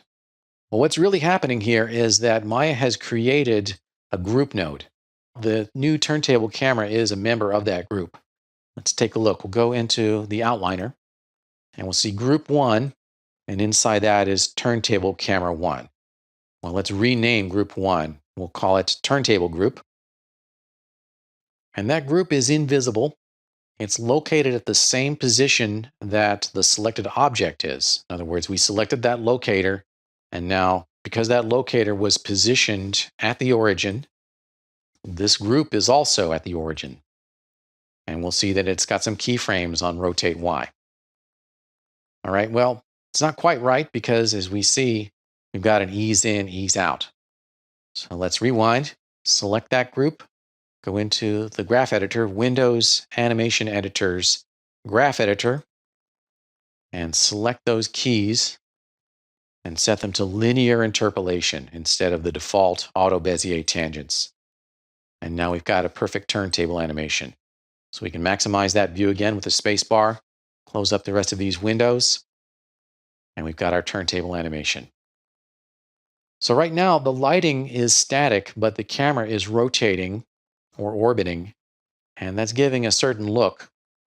But you might want the lighting to be constant and make it look like the figure is rotating relative to the lights. So let's do that. I'll stop, rewind, go back into that outliner, and simply move my lights into the turntable group. I can select directional light 1, control select the sky dome, middle mouse drag and drop them on top of turntable group, release the mouse, and now they're children. And it was important that I did that on frame 1 so that everything maintains the correct alignment. Okay, so now when we play this back, the lighting is going to stay static relative to the camera. With no other point of reference, it just looks like the figure and the platform are rotating. But in fact, the camera and the lights are all orbiting around the center of the scene, but there's no other point of reference because my background is perfectly neutral gray. That's how to create a turntable animation with Maya's built-in turntable tool. An image plane is a shape node that displays an image in the 3D scene. And it's very useful in many situations, such as rendering a backdrop, or reference for modeling, or as in this case, reference for camera framing. Let's say you've got a drawing of a storyboard that shows the camera framing. You can load that onto an image plane attached to a camera and use that to line up the camera shot in Maya. Now you may be wondering, why do we need an image plane node? Because we can do those things with just a standard polygon plane. And that's true, we can do all those things with standard geometry. However, the difference with an image plane is that it always displays the image in its original pixel accurate colors, regardless of the shading mode of the viewport. In other words, even if the viewport is in wireframe mode, we'll still see the image. That's something we could not do with a polygon plane. There are two types of image planes. A free image plane has its own transform node, meaning that it can be positioned and rotated anywhere in the scene. And that could be created from the Create menu, free image plane. But today we're going to be focusing on the camera image plane, and that's a shape node attached to the camera. It doesn't have its own transforms. It inherits transforms from the camera. And because the image plane inherits transforms from the camera, it's very important that the camera scale be set to 1 in all axes. If I select the camera, we'll see in the channel box, I've got scale values of 1 in all axes. That's really critical when you're setting the distance or depth of the image plane. Let's say you set the image plane to have a depth of 100 centimeters. Well, it would be actually at 100 centimeters if the camera scale was 1. But if the camera scale was 10, your image plane would actually show up 1,000 centimeters away instead of 100. So never scale the camera. If you need to change the size of the camera in the viewport, use the locator scale attribute. There are two ways to attach an image plane to a camera. One is from the View menu. We could go into any camera's View menu and choose Image Plane, Import Image. And that's going to do two things. It's going to create the image plane node and also prompt you for an image file on disk. We can also create an image plane from the camera's attributes. So we can get to that also by going to the View menu.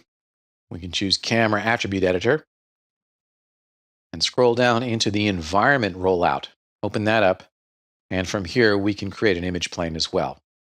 So I'll do that. I'll go ahead and click Create, and we see the image plane shape node in the Attribute Editor, and we have a stand-in in our camera view. Let's take a look at this in the perspective view also. I'll get in closer with Alt and right mouse button, get inside the room, and we can see there's our image plane. And we've got some lights here too. I'll just hide those so we're not distracted by those. So that image plane is now situated at the depth, which is set down here. If we scroll down into the placement section, we can see depth. We haven't assigned an image yet, but we can do that by going to the image name field and then clicking on the Browse button. We should be taken to our current project's source images.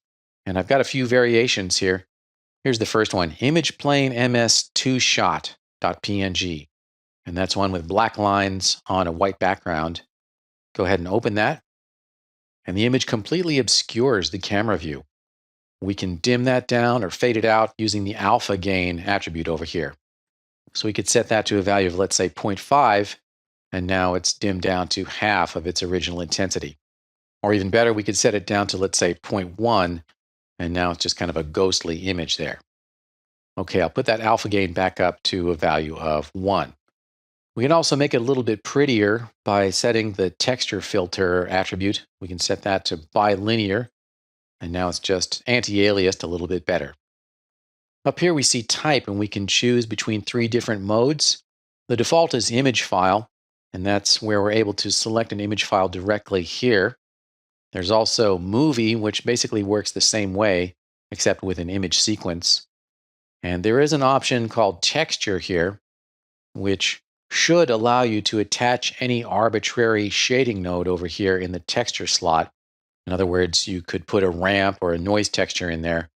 But unfortunately, as of the current version of Maya, which is version 2022, this doesn't work anymore. It's completely broken, so don't bother. All you can do is use an image file and load it in directly here.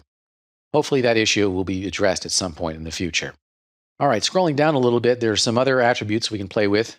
I showed you the depth. We can change that. Maybe I'll set that to a value of 500 instead of 100. And that's going to push it back behind all this other geometry. So if we give focus to this camera view by clicking in it, we could switch to wireframe with the 4 key. And now we can see that that image is still displayed even though we're in wireframe. All right, I'll bring that depth back to a distance of 100 centimeters. I'll set my display back to all lights.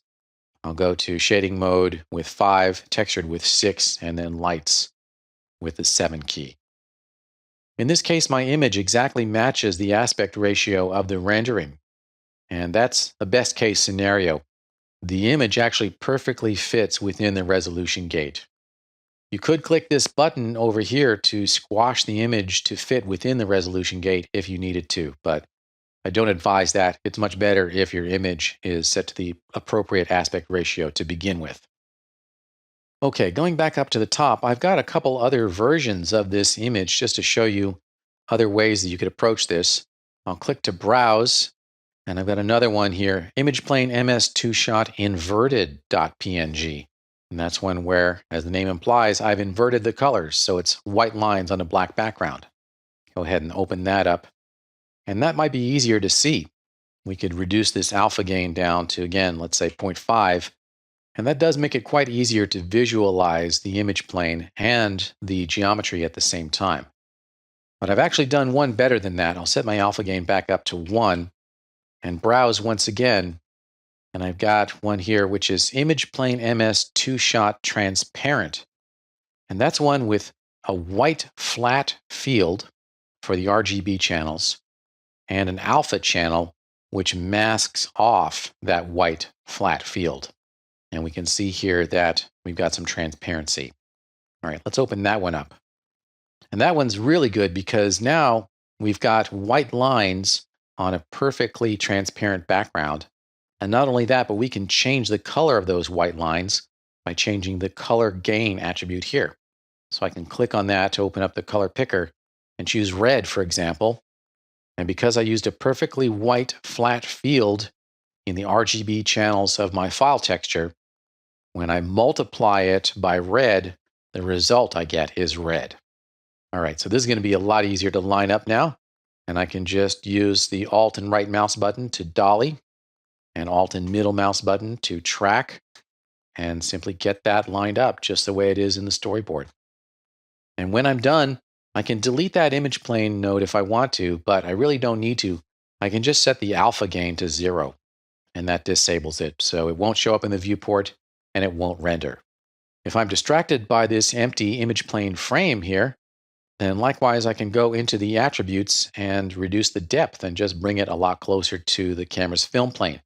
I can set the depth to a value of, let's say, 1 centimeter. And now it's actually on the film plane. We can get in a little bit closer there. We can see there's our image plane. It's only 1 centimeter away from the film back. All right, that's how to use an image plane as a guide for framing a camera. Maya's camera really is the gold standard for 3D computer graphics, and it has many features, some of which you may never use. But that's good because all the power that you could possibly want is there. For new users to Maya, sometimes the more obscure features of the Maya camera can be a bit perplexing. That was certainly the case for me when I started learning Maya. Let's take a look at the film back so you'll understand how it works and avoid any possible issues in the future. The Maya camera is a simulation of the way a real camera works, with the exception that the lens is not spherical, but that's something we don't want to get into too deeply here. The main thing to know is that the crop factor for the Maya camera will obey the laws of physics according to the way a real camera works.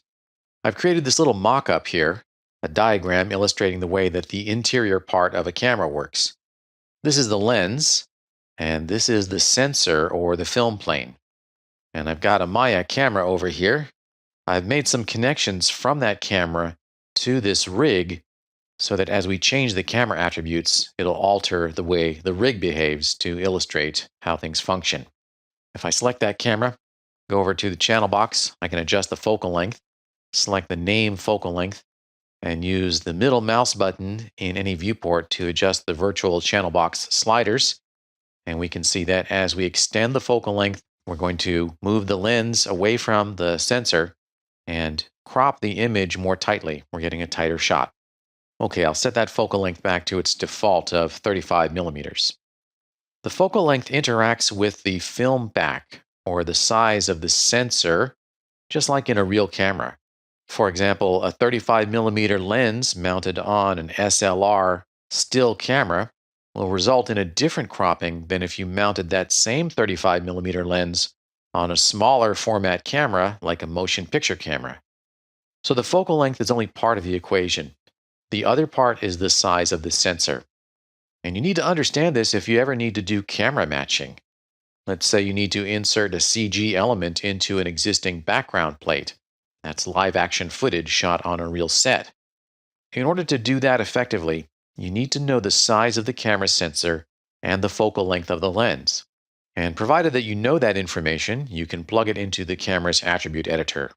With that camera selected, I'll open the attribute editor with the keyboard shortcut Control-A. In the film back section here, we have the camera aperture attributes, and that's the size of the sensor. We see attributes listed in both inches and millimeters. Weirdly, the actual real camera attributes, called horizontal camera aperture and vertical camera aperture, are hardwired to be measured in inches here. Whereas in the real world, sensors are always measured in millimeters. Now, decades after Maya was first released, Autodesk finally added these additional fields here measured in millimeters. But these are not actual attributes. They are fake. They're merely scripted controls that convert the real attributes, which are always in inches, to something useful to users. And again, this is a fake set of attributes here, displayed in millimeters. And by the way, the angle of view up here is also fake.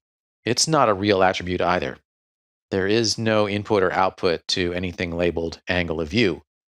The value displayed here is the result of the interaction of the focal length and the horizontal camera aperture. If you change either the focal length or the horizontal aperture, you'll change the angle of view. So if I change focal length, we'll see the angle of view change. I'll undo that with the Z key. If I change the camera aperture, let's say by plugging in a value of 24 millimeters, likewise, I'm going to change the angle of view. And again, I'll undo that with the Z key. If you change the angle of view directly, then once you release the mouse, you'll see the focal length has changed.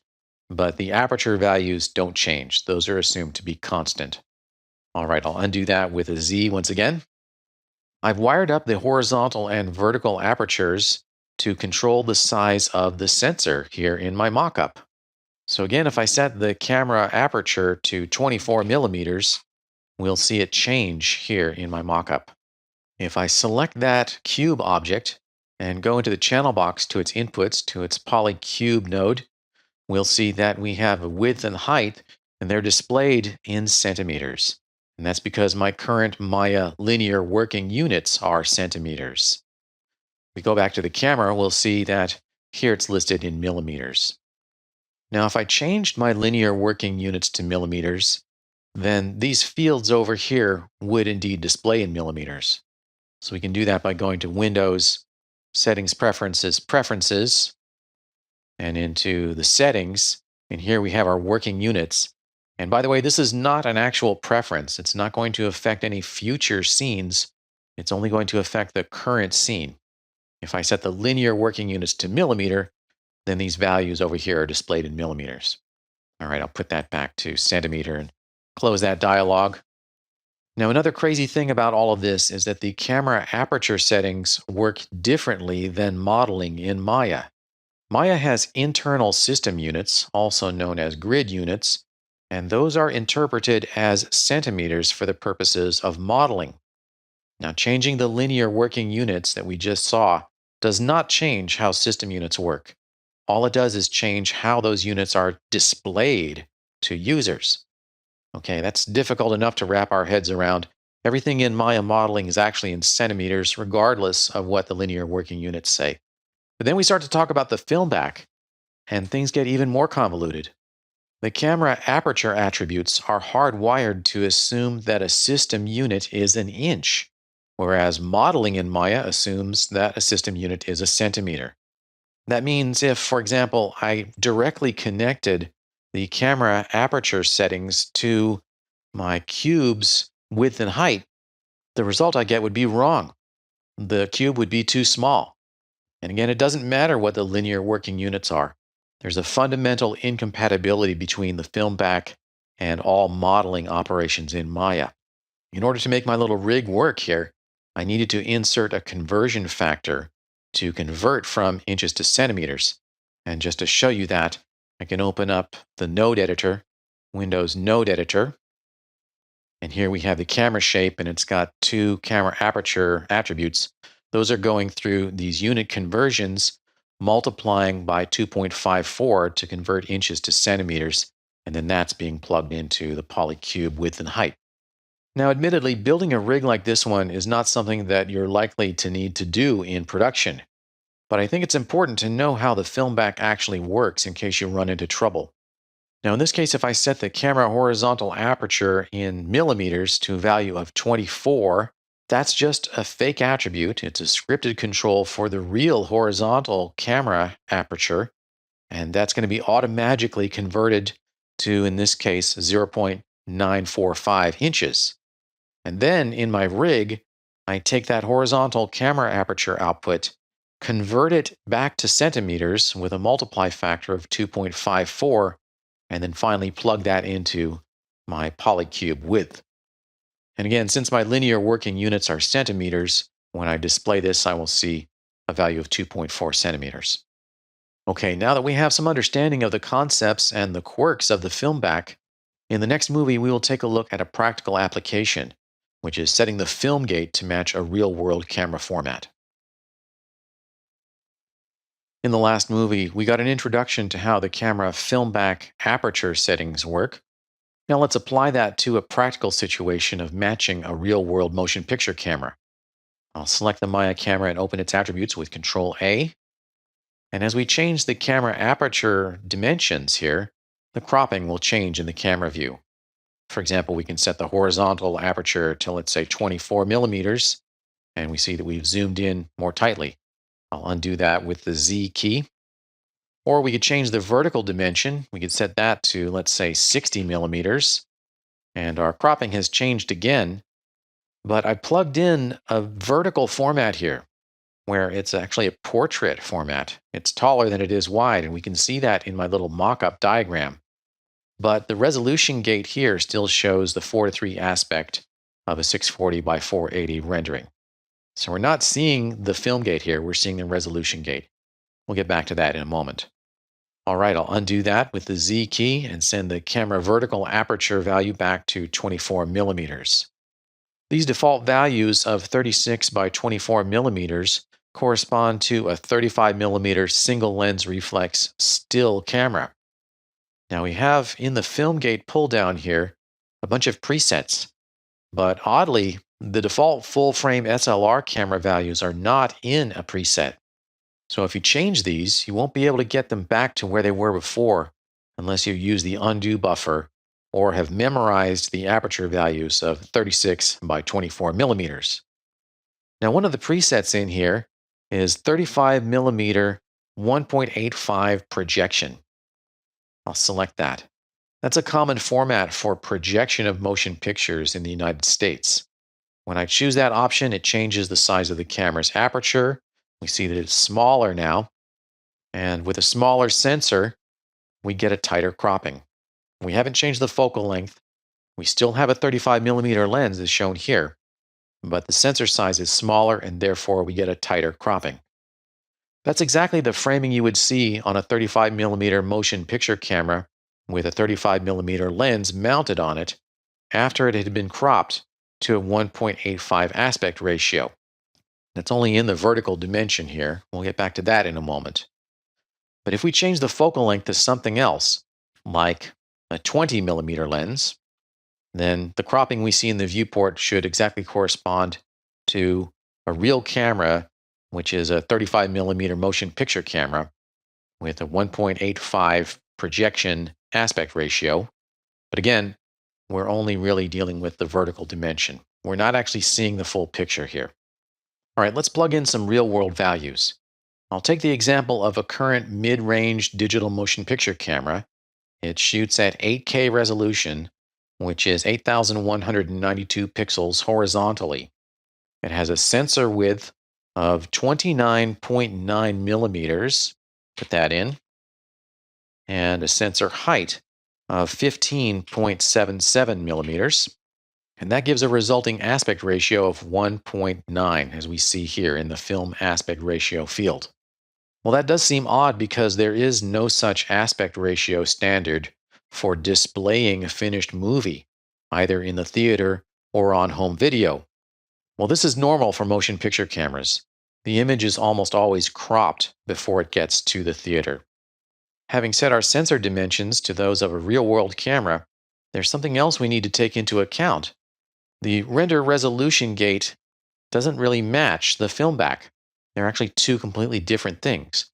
If we scroll down and open up the display options, we can enable display film gate and also enable display resolution. And that's something we could not do from the panel toolbar. I've hidden that, but I can re-enable it with Control-Shift-M. Up here in the panel toolbar, we're not able to enable both the film gate and the resolution gate at the same time. If we turn one on, the other one turns off. So that's really the way that works, but we can turn them both on over here in the attribute editor. So now we're seeing both the resolution gate and the film gate, and that's indicating that there's a mismatch here. The resolution gate has an aspect of 1.333, indicated by the solid lines here. The film gate has an aspect of 1.9, indicated by the dashed lines. And the resolution gate indicates what we're actually going to render, and that's going to be a 1.333 aspect. If we want the rendering to match the camera footage, we'll need to go into the render settings. We'll open that up. Open the render settings. It's on the status line. Looks like a clapboard with a little gear on it. We can scroll down into the image size settings. And there are no presets here for common formats of digital cameras or projectors. There's only a couple of HD TV formats. But of course, we can plug in the pixel values directly. To match our camera, we're going to enter in these 8K values. We'll give it a width of 8,192 and then a height of 4,320. And now the film gate and the resolution gate match precisely. All right, that's pretty good. But what if we wanted to render only the part of the frame that will actually be displayed in the theater?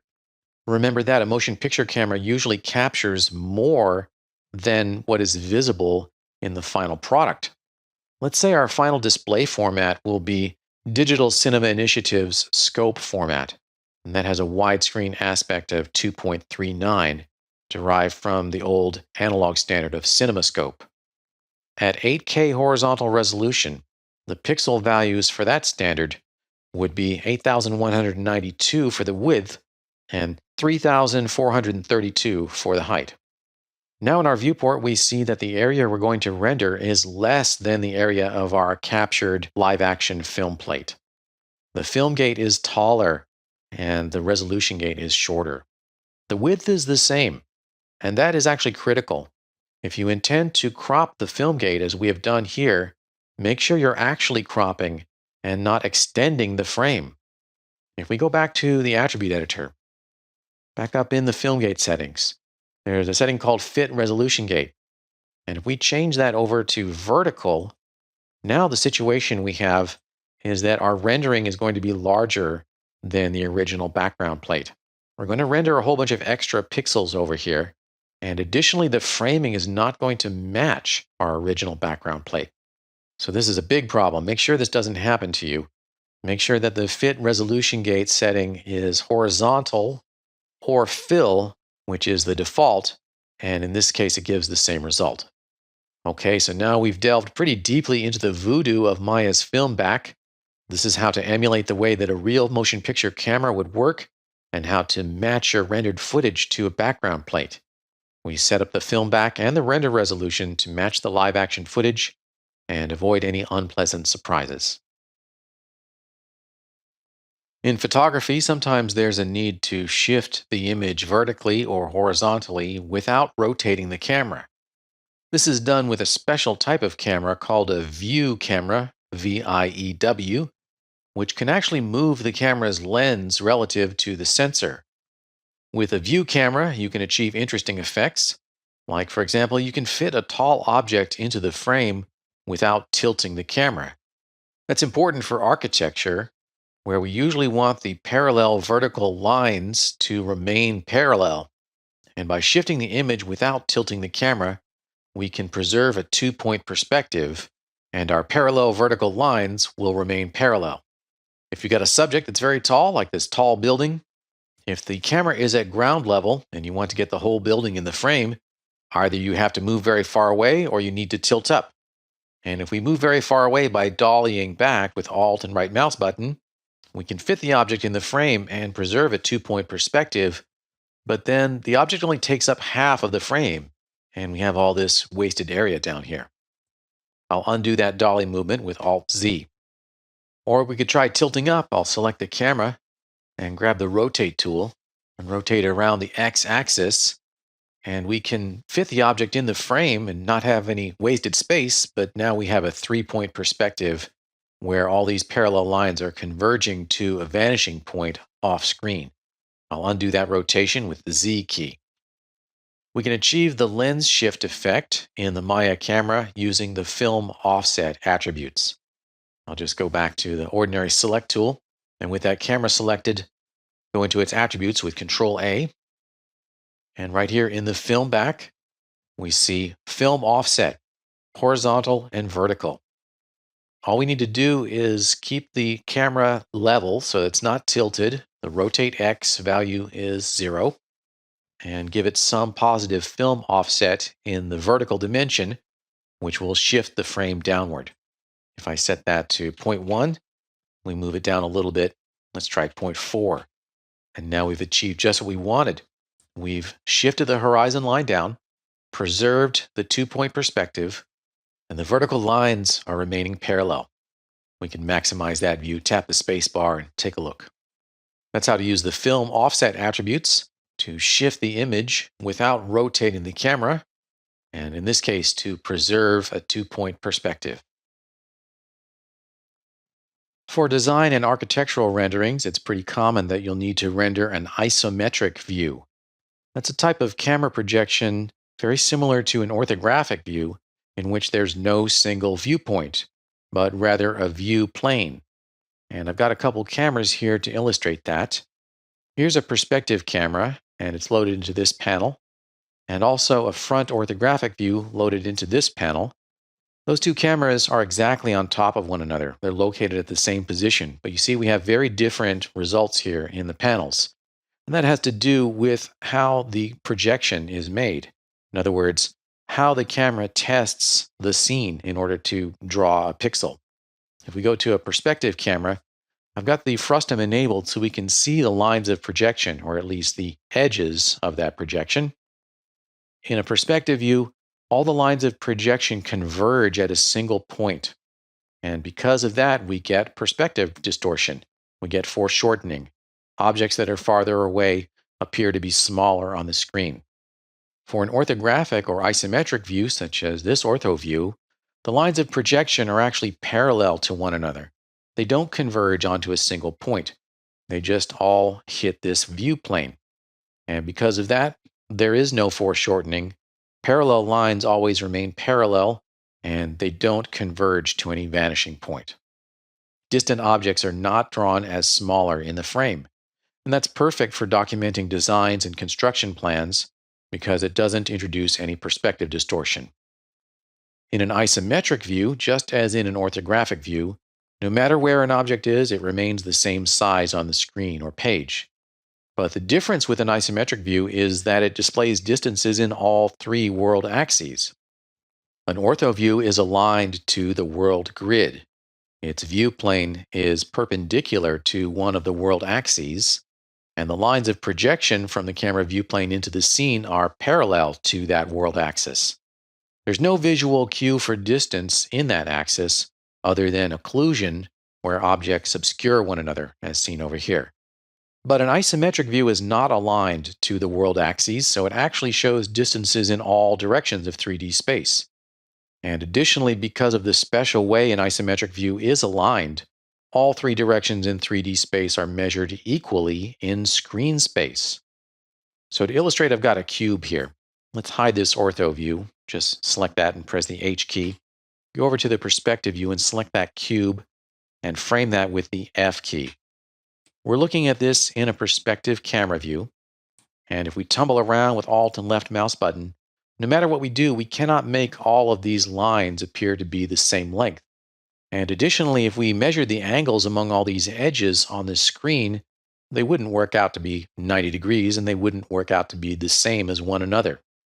But of course, on a cube, all of the edges are the same length and all the angles are the same, 90 degrees. In an isometric view, the sides of the cube will all be displayed as the same length on the screen or page, and all the angles will be displayed the same as well. And in fact, that's what isometric means in ancient Greek. It means the same measurement. Okay, now that we're armed with that knowledge, let's create an isometric view. I've got a camera already set up here. Let's create a duplicate of that camera. We'll go to View, Select Camera, and go to Edit, Duplicate. Load that camera into the panel. Go to Panels, Perspective, Camera 2, and it's currently selected. We'll see that camera 2 is in the channel box. Let's rename it. We'll call it Camera Isometric. And also, just to avoid confusion, I'm going to reset the locator scale to a value of 1. Let's frame this up a little bit, and we'll go over to this camera panel and tumble or orbit with Alt and left mouse button. We'll dolly back with Alt and right mouse button and track with Alt and middle mouse button. Get that kind of framed up. And let's now change this over to an orthographic projection. With that camera still selected, open up the attributes, Control A, and scroll down into the orthographic views section. Open that up and enable the orthographic switch. And we'll need to dolly back some more with Alt and right mouse button. Quite a bit, in fact. We'll go way back until we can actually frame our subject there. Now, what we have here is not really an isometric view. It's something called an axonometric view, which is where we have parallel lines of projection, but the view plane is just arbitrarily rotated relative to the world grid. We'll back out a little bit in the top view so we can see that better. So to create an isometric view, all we need to do is plug in some special rotation values. We've got our camera still selected. Go up into the channel box. We'll set Rotate X to a value of -35 degrees. Press Tab and set Rotate Y to 45 degrees. Press Enter, and now we've got our isometric view.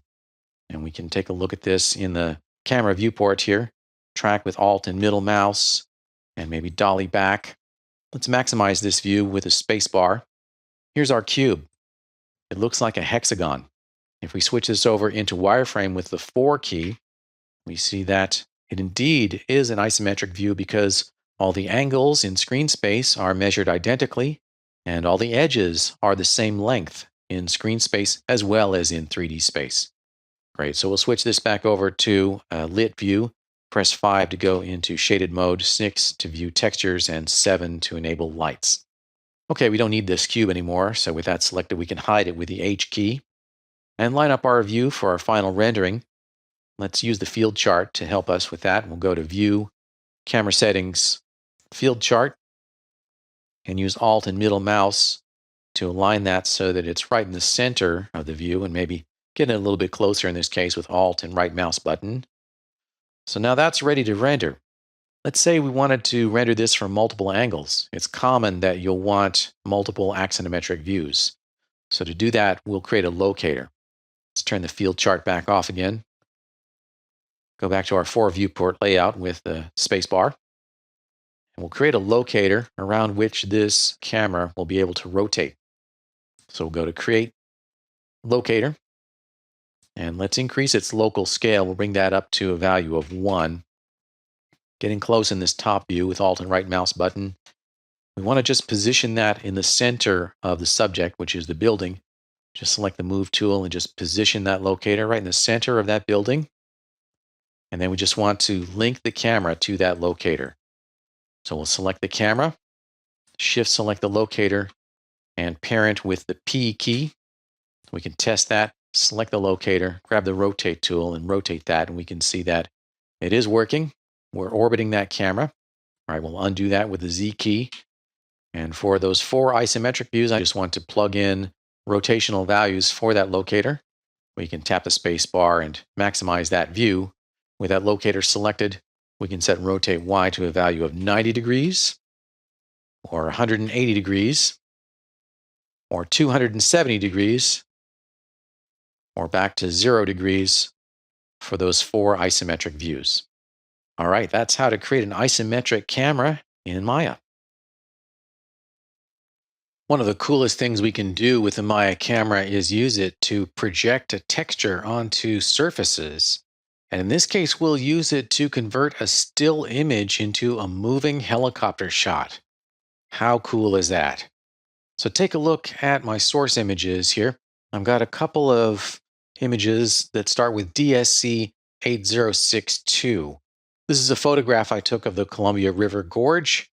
I've got a sweetened, color-corrected version here, which is in the format PNG.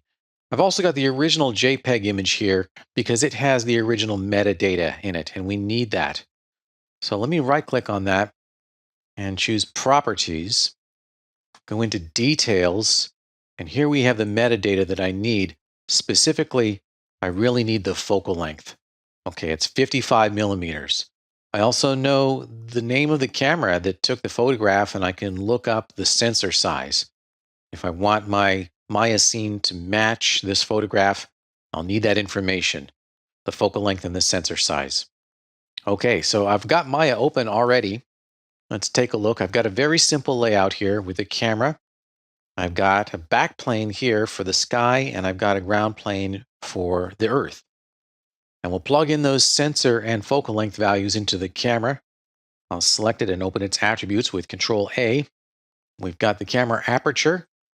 The horizontal dimension is going to be 23.7 millimeters. Press Tab, and the vertical dimension is 15.8 millimeters. Press Enter. Now I've got the right aperture, and we can see that if we enable the film gate, go down into Display Options and turn on the film gate as well as the resolution gate, we'll see that I'll be rendering a little bit less than the captured area of the original photo. And then we've got the focal length. We can plug that in here, and it's 55 millimeters. And what we get in the Maya scene will actually match the focal length of the original photograph.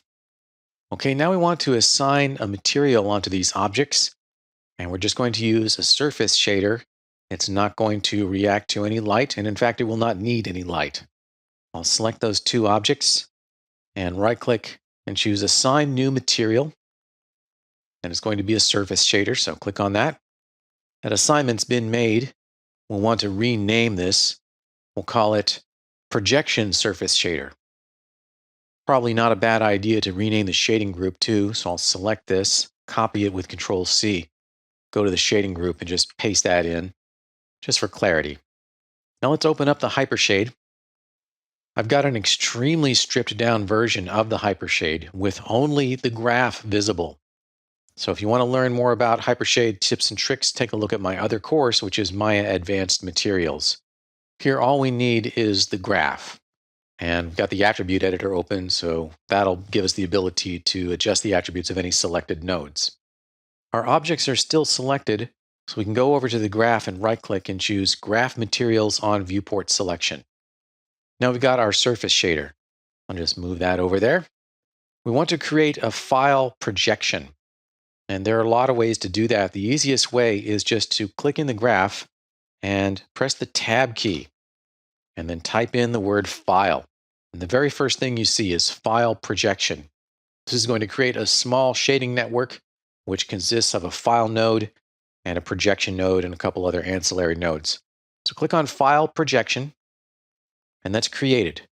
And we can rearrange the graph if necessary. And we're going to connect this projection node here to the projection surface shader's out color input. So we can zoom in with Alt and right mouse button, take the projection out color, connect it to the surface shader's out color.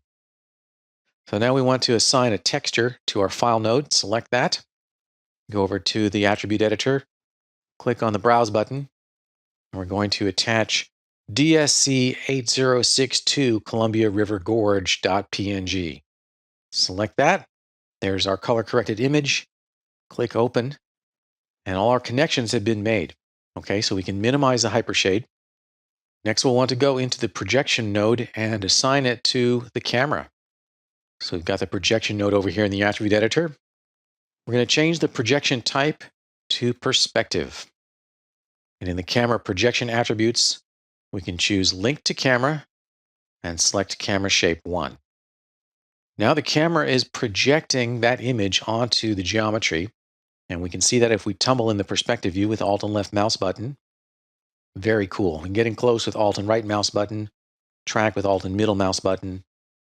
So that's what we've got. We've actually projected that image onto the scene, and that's happening in screen space. Now at this point, our next step would be to match the camera to the environment and vice versa. Now, unfortunately, in Maya, there is no camera matching in the Maya toolset anymore. A long time ago, there used to be some tools for camera matching built into Maya. Those were removed in favor of a standalone program called Match Mover, which was then subsequently discontinued. So if you want to do camera matching in Maya, you'll have to buy a third-party product such as Synthise. Well, in this case, it was such a simple process that I didn't even need to do that. I just eyeballed it. I moved the camera around until the horizon line of my geometry actually matched the horizon line of my photograph. And that was good enough in this case. Then the next step was to create some proxy geometry upon which we could actually project this image. So right now we just have two planes, and that's not going to give us any good sense of depth if we try to move the camera. So what we want to do is just create a very simple sculpt. Now I've done that part already too. So I've got a couple layers here. I'm going to hide the ground plane layer by clicking on its visibility and show the sculpted earth plane layer by clicking on its visibility. Now we see the sculpted mesh that I created that just generally matches the photograph. We'll want to assign our projection shader to that. So select it, right click, and choose Assign Existing Material, Projection Surface Shader. All right, that's been done. I've got some wireframes visible here. We can turn those off if we want. Go to Shading and turn off Wireframe on Shaded. You may notice that there is an extra node in our scene here. That is a 3D texture node. We don't actually need that. It was just created when we created our projection shader network. So we can select that, just drag your mouse across it and press the H key to hide it. We don't want to move this camera that's doing the projection. If we did, we would lose all of our work. At this point, we might choose to actually bake the texture onto these objects. We don't actually need to do that. In this case, I'm just going to create another camera to do my drone shot. So I'll select the existing camera and then duplicate it with Control D, load that into this panel, and it's going to be camera 2. And then we can unlock it. It's actually locked. So we can go to View and disable Lock Camera. Grab the Move tool and get in close here in the top view with Alt and right mouse button. And we just want to move it a little bit. And there we've got it. We can animate some drone footage here, starting from a 2D photograph. So we took that photo, we projected it onto some geometry, sculpted the geometry, resulting in a 3D scene from the projected texture. Now it's not perfect. You'll notice here that there's some problems with the reflections. That's something that we can't easily deal with in this situation. We would have to rebuild this water shader, and that's a whole other process in itself. But this is a good example of how you can use a projection to convert a 2D photograph into an actual 3D scene. In this exercise, we're going to look at depth of field and rack focus effects. This is a way of drawing the audience attention to different subjects based upon their distance from the camera. A good example of this is the classic soap opera shot in which we have both characters facing toward the camera. And by changing the focus during the shot, called a rack focus, we'll draw the eye of the audience from one character to the other. That's accomplished using the depth of field attributes of the camera. In photography, the field is the area within the camera's field of view. And depth of field refers to how much of that field is in focus. If the depth of field is shallow, then only a narrow range of distances from the camera will be sharp, and everything else will be blurry. Now, depth of field is not very well defined. It's a fuzzy phenomenon where surfaces at some distances will be absolutely in focus, some will be a little bit soft, and others completely blurry. Let's enable depth of field. Select the camera and open the attributes with Control A, and open up the depth of field section and turn on the switch to enable depth of field. And we can see the effect here in Viewport 2.0. The focus distance up here, and also in the channel box, is the distance from the camera's film back at which a surface will be in perfectly crisp focus. By default, it's set to only 5 centimeters. Nothing in this scene is that close to the camera, so therefore nothing is in focus. I'll set the focus distance to a value of 60, and we can see now that Walter's face is in focus. Emma's face is a little bit out of focus. We can change how narrow or deep the field is by adjusting the f-stop attribute. And that relates to a real camera. The f number of a real camera is the diameter of the iris. That's the hole that lets light through. Opening up the iris lets more light in, brightening the shot, but that will also make the depth of field more shallow. In other words, there will be a narrower range of distances that will be in focus. If you open the iris up, more of the field will be blurry, and if you stop the iris down, then more of the field will be in focus. The F numbers are actually kind of backwards. Low numbers mean opening the iris up to let in more light, and high numbers mean stopping down to let in less light. With a low F number, most of the scene is going to be blurry. Let's set the F stop to only 2. And now Emma is very blurry, and Walter is still mostly in focus. If we set the f-stop to a high number, like 22, then basically everything is going to be in focus. Okay, we want a dramatic effect here, so let's set the f-stop down to a value of 2. Also, in the attribute editor, there's another attribute called focus region scale. That's just a multiplication factor. It's intended to compensate for scenes that are built at different scales. If the scene is built at unity scale, in other words, at 1-to-1 scale, where a human figure is somewhere in the range of 150 to 200 centimeters in height, then the focus region scale should be set to 1 for physically accurate results. If your scene is built to a miniature, then you can adjust that focus region scale in order to get a more physically accurate result. For example, if the scene is built at 1/100th scale, you can set the focus region scale to 0.01 or 1/100th. Okay, now that we understand how depth of field works, we'll animate the rack focus in the following movie. Let's animate the depth of field effect we created in the previous movie for a rack focus, which will draw the audience attention from one character to the other. I've got my camera already set up with a focus distance of 60, so it's focused on the Walter character's face, and a low f number of 2 for a lot of blur. The rack focus is going to be pretty quick. It's usually only about a half second. Let's start down on frame 15. I'll go to frame 15 in my timeline, go up to the focus distance, select that name, and then right-click and choose Key Selected. We've got a keyframe there with a focus distance of 60 on frame 15. Now let's go down to just a half second later to frame 30 at 30 frames per second. And we'll use the channel box virtual sliders to find the focus distance for the other character's face. With that name focus distance still selected, we can middle mouse drag in any view and adjust that value. And we can see as we bring that up into the range of about 200 or so, then Emma's face comes into focus. So let's bring that up to, let's say, about 220 or so. And with that name focus distance still selected, once again, right-click and choose Key Selected. Now we've got 2 keyframes, and we can scrub in our timeline and see the effect. So we're going from a focus distance of 60 to a focus distance of about 220. Okay, we can rewind and play that back.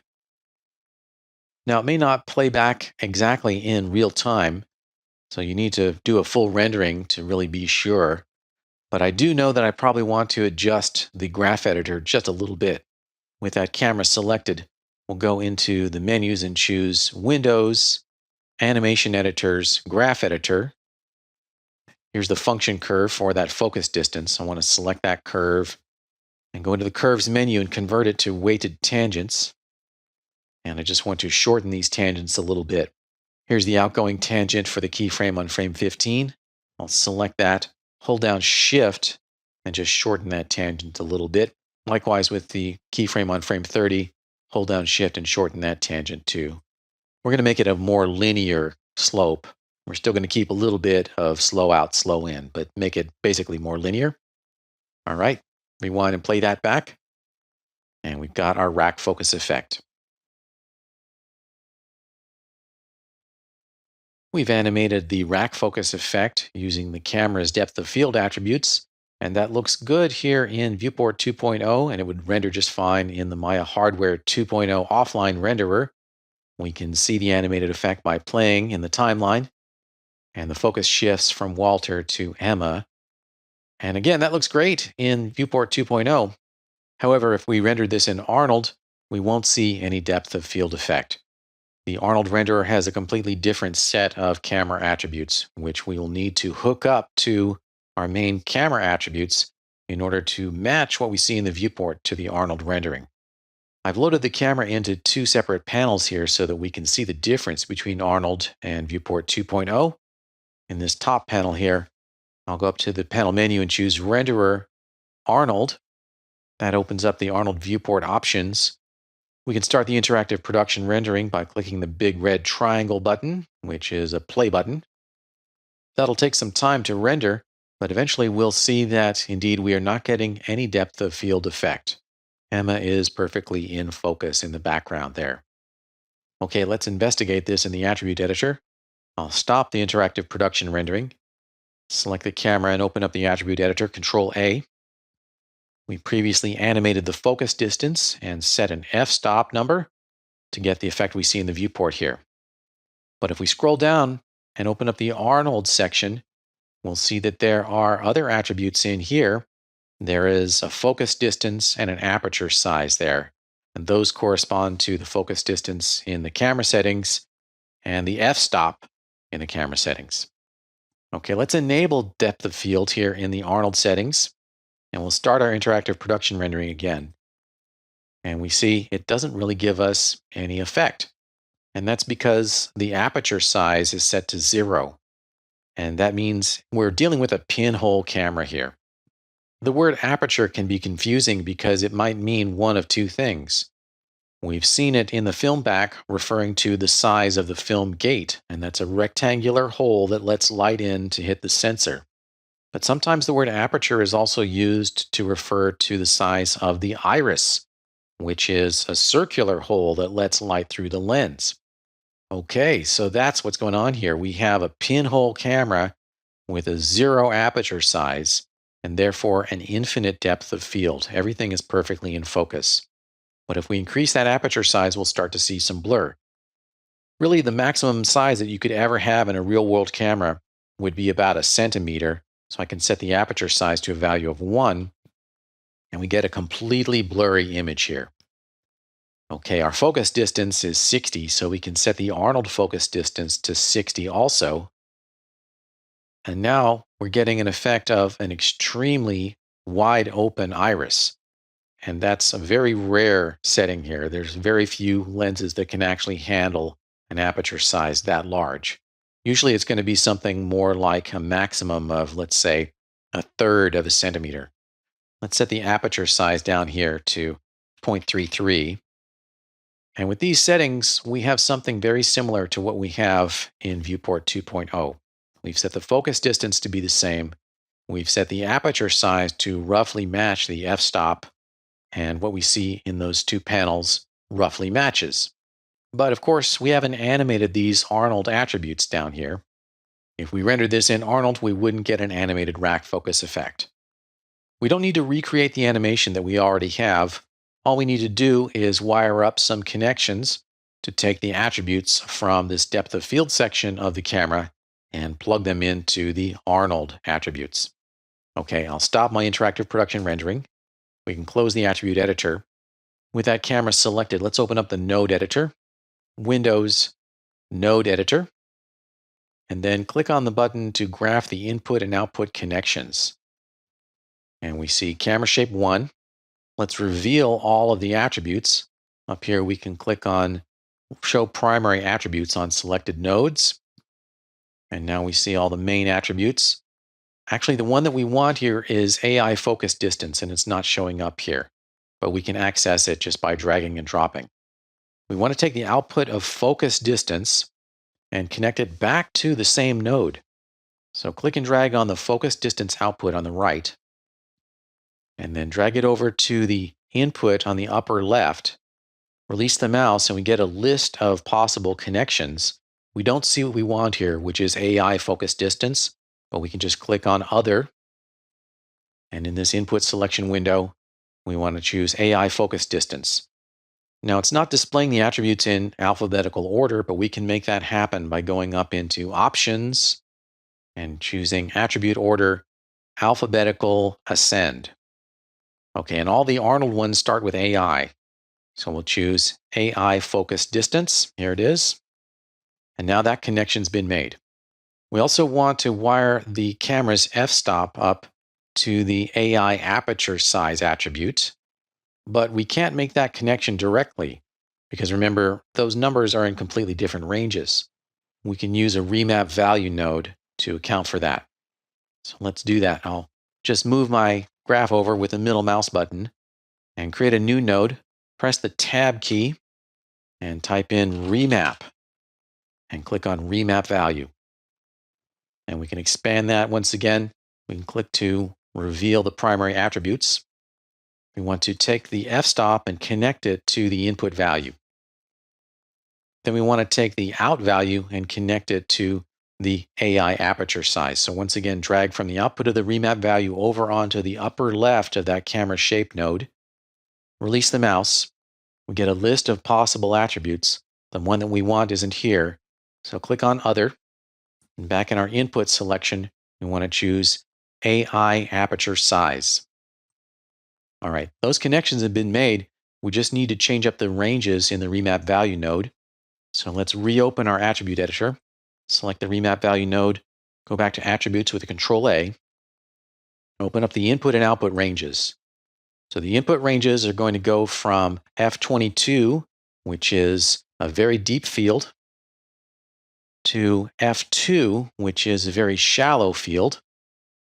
And the output ranges are going to go from 0, which is a pinhole camera or a very deep field, up to a maximum of 0.33, which is a large iris or large aperture for a very shallow field.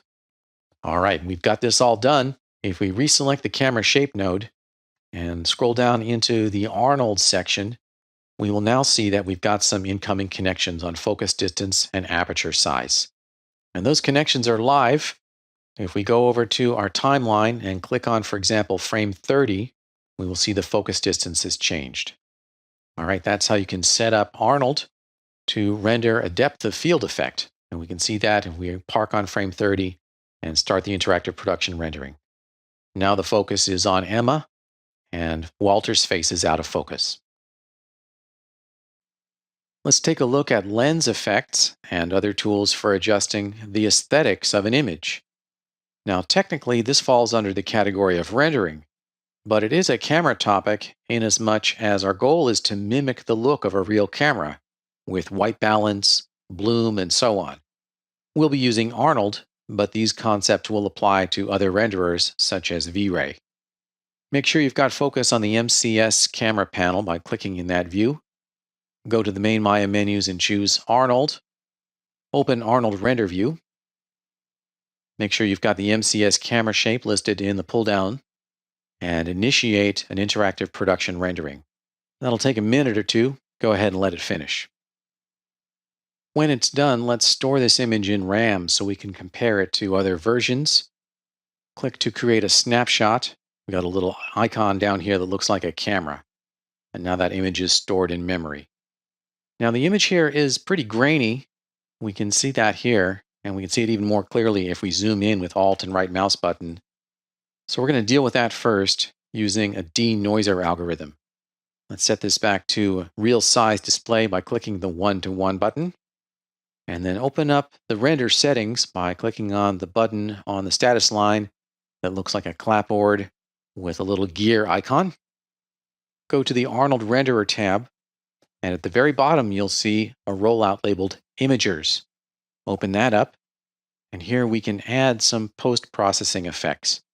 Every time we add something here, it's going to re-trigger the rendering, and then we'll have to wait for that render to finish.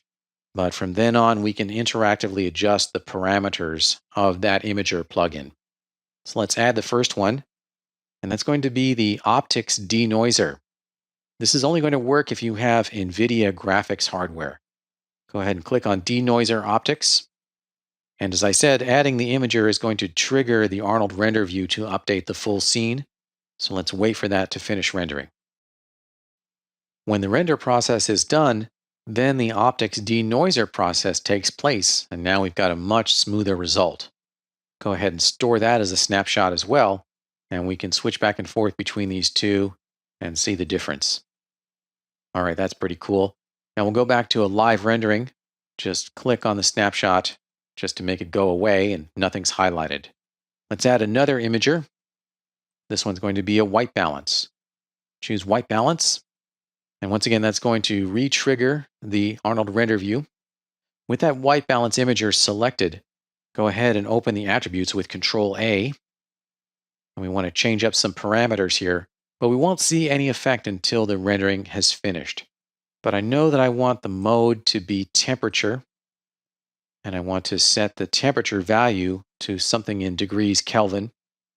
By default, we've got a temperature of 6,500 degrees Kelvin, or D65, which is completely neutral and applies no color correction whatsoever.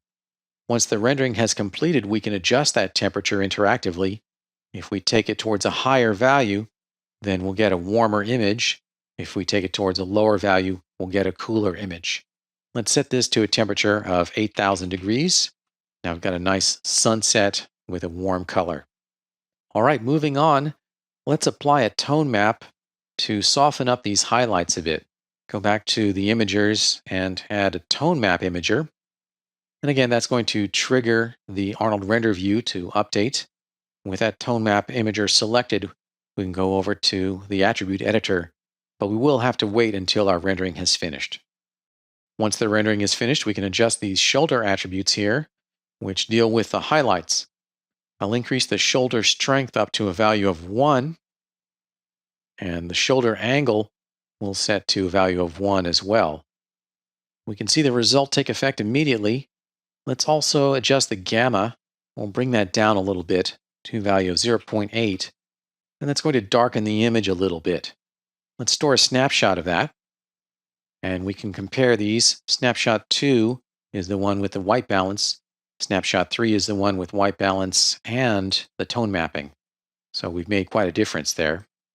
Now, because we've tone mapped this image, it's actually become a bit darker than we want, but we can reclaim some of the brightness by applying an exposure. So let's click on that snapshot again to go back to a live rendering and add another imager, which is exposure. We have exposure controls in the camera, but it's good to have it here because we can insert it anywhere into this chain we want.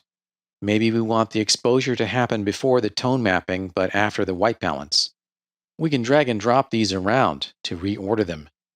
Click and hold your mouse button on that AI imager exposure, and then drag upward, and you get a white line where you're going to drop that imager. Let's position it between the white balance and the tone map.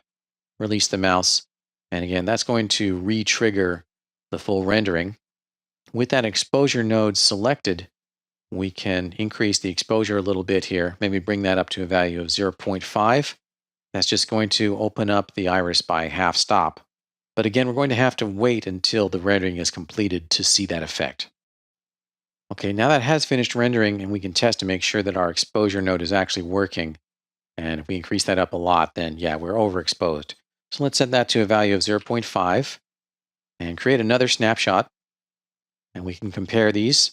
So snapshot 3, that's the version with the tone mapping but no exposure control. Snapshot 4 has got the exposure control applied. All right, so we'll go back to our live rendering one more time and add a final imager down here at the bottom. And that's going to be lens effects. And in its attributes, we're going to adjust these bloom parameters. Let's wait for the Arnold render view to finish. And once that rendering has completed, we can play around with the bloom. If we increase the strength, we'll start to see an effect. That's obviously a very strong effect. We don't want anything that extreme. Let's also play with the radius. That's going to increase or decrease the spread of the effect. We want a pretty high radius here. I want to have a nice soft glow, so I'll set the radius to a value of 10. And the strength we'll set to a value of 0.1. And now we've got a pretty subtle effect. The threshold is set to 0.9 by default, and that actually works pretty well in this case. If we increase the threshold, then less and less of the image will receive the bloom effect. If we decrease the threshold, then more and more of the image will bloom. But the value of 0.9 worked pretty well. We can also tint it. Let's click on this color swatch. And we'll set the hue here to 24 and the saturation to 0.9. And now I've got a really nice sunset glow. Cool. So we'll store that as a snapshot and compare these different versions. I can maximize this view, go through all the versions. So here's the first version that's really flat and grainy. Here's the last version where we've really sweetened it up, and all the versions in between. Here's one with just the noise removed. Here's one with some tone mapping applied. Here's tone mapping and exposure control. And finally, all of the above with the addition of a nice bloom lens effect.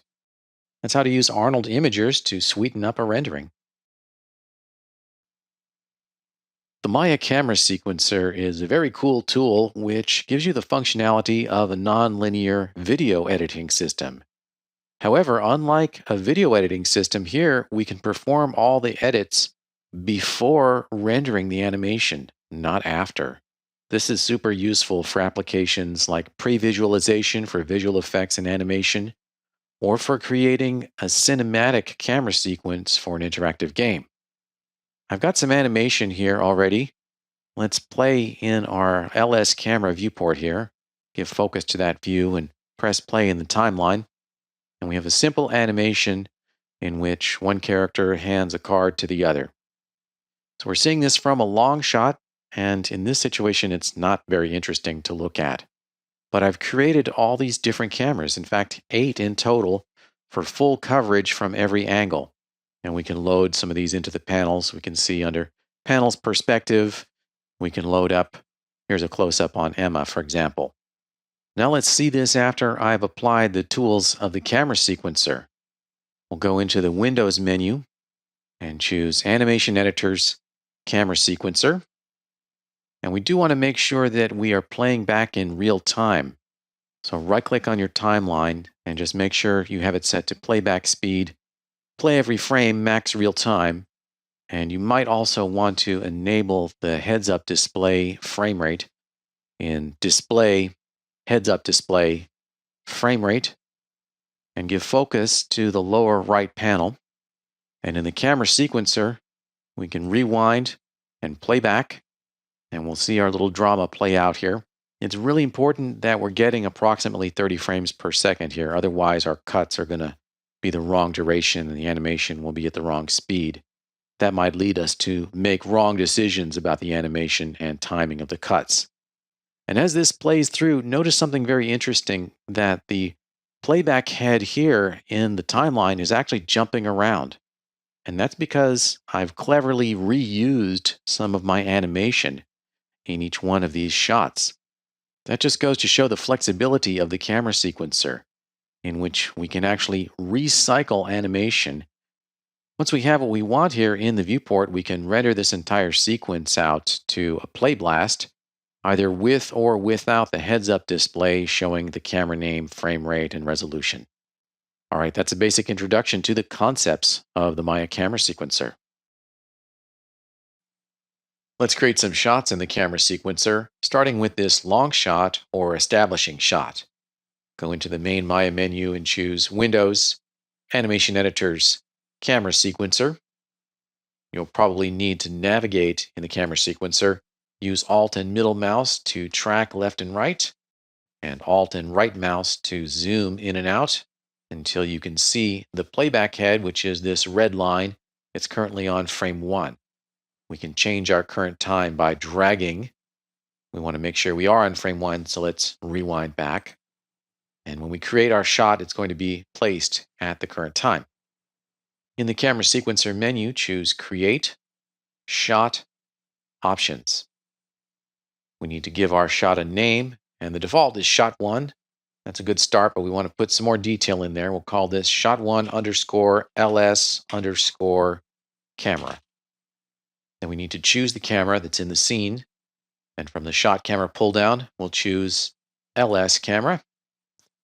Then we have the start time and end time. And that is in the animation timeline. Where do we want the animation to start and end? Then we have the sequence start and end time here. And that's set up automatically because our new shot is going to be placed on the current frame.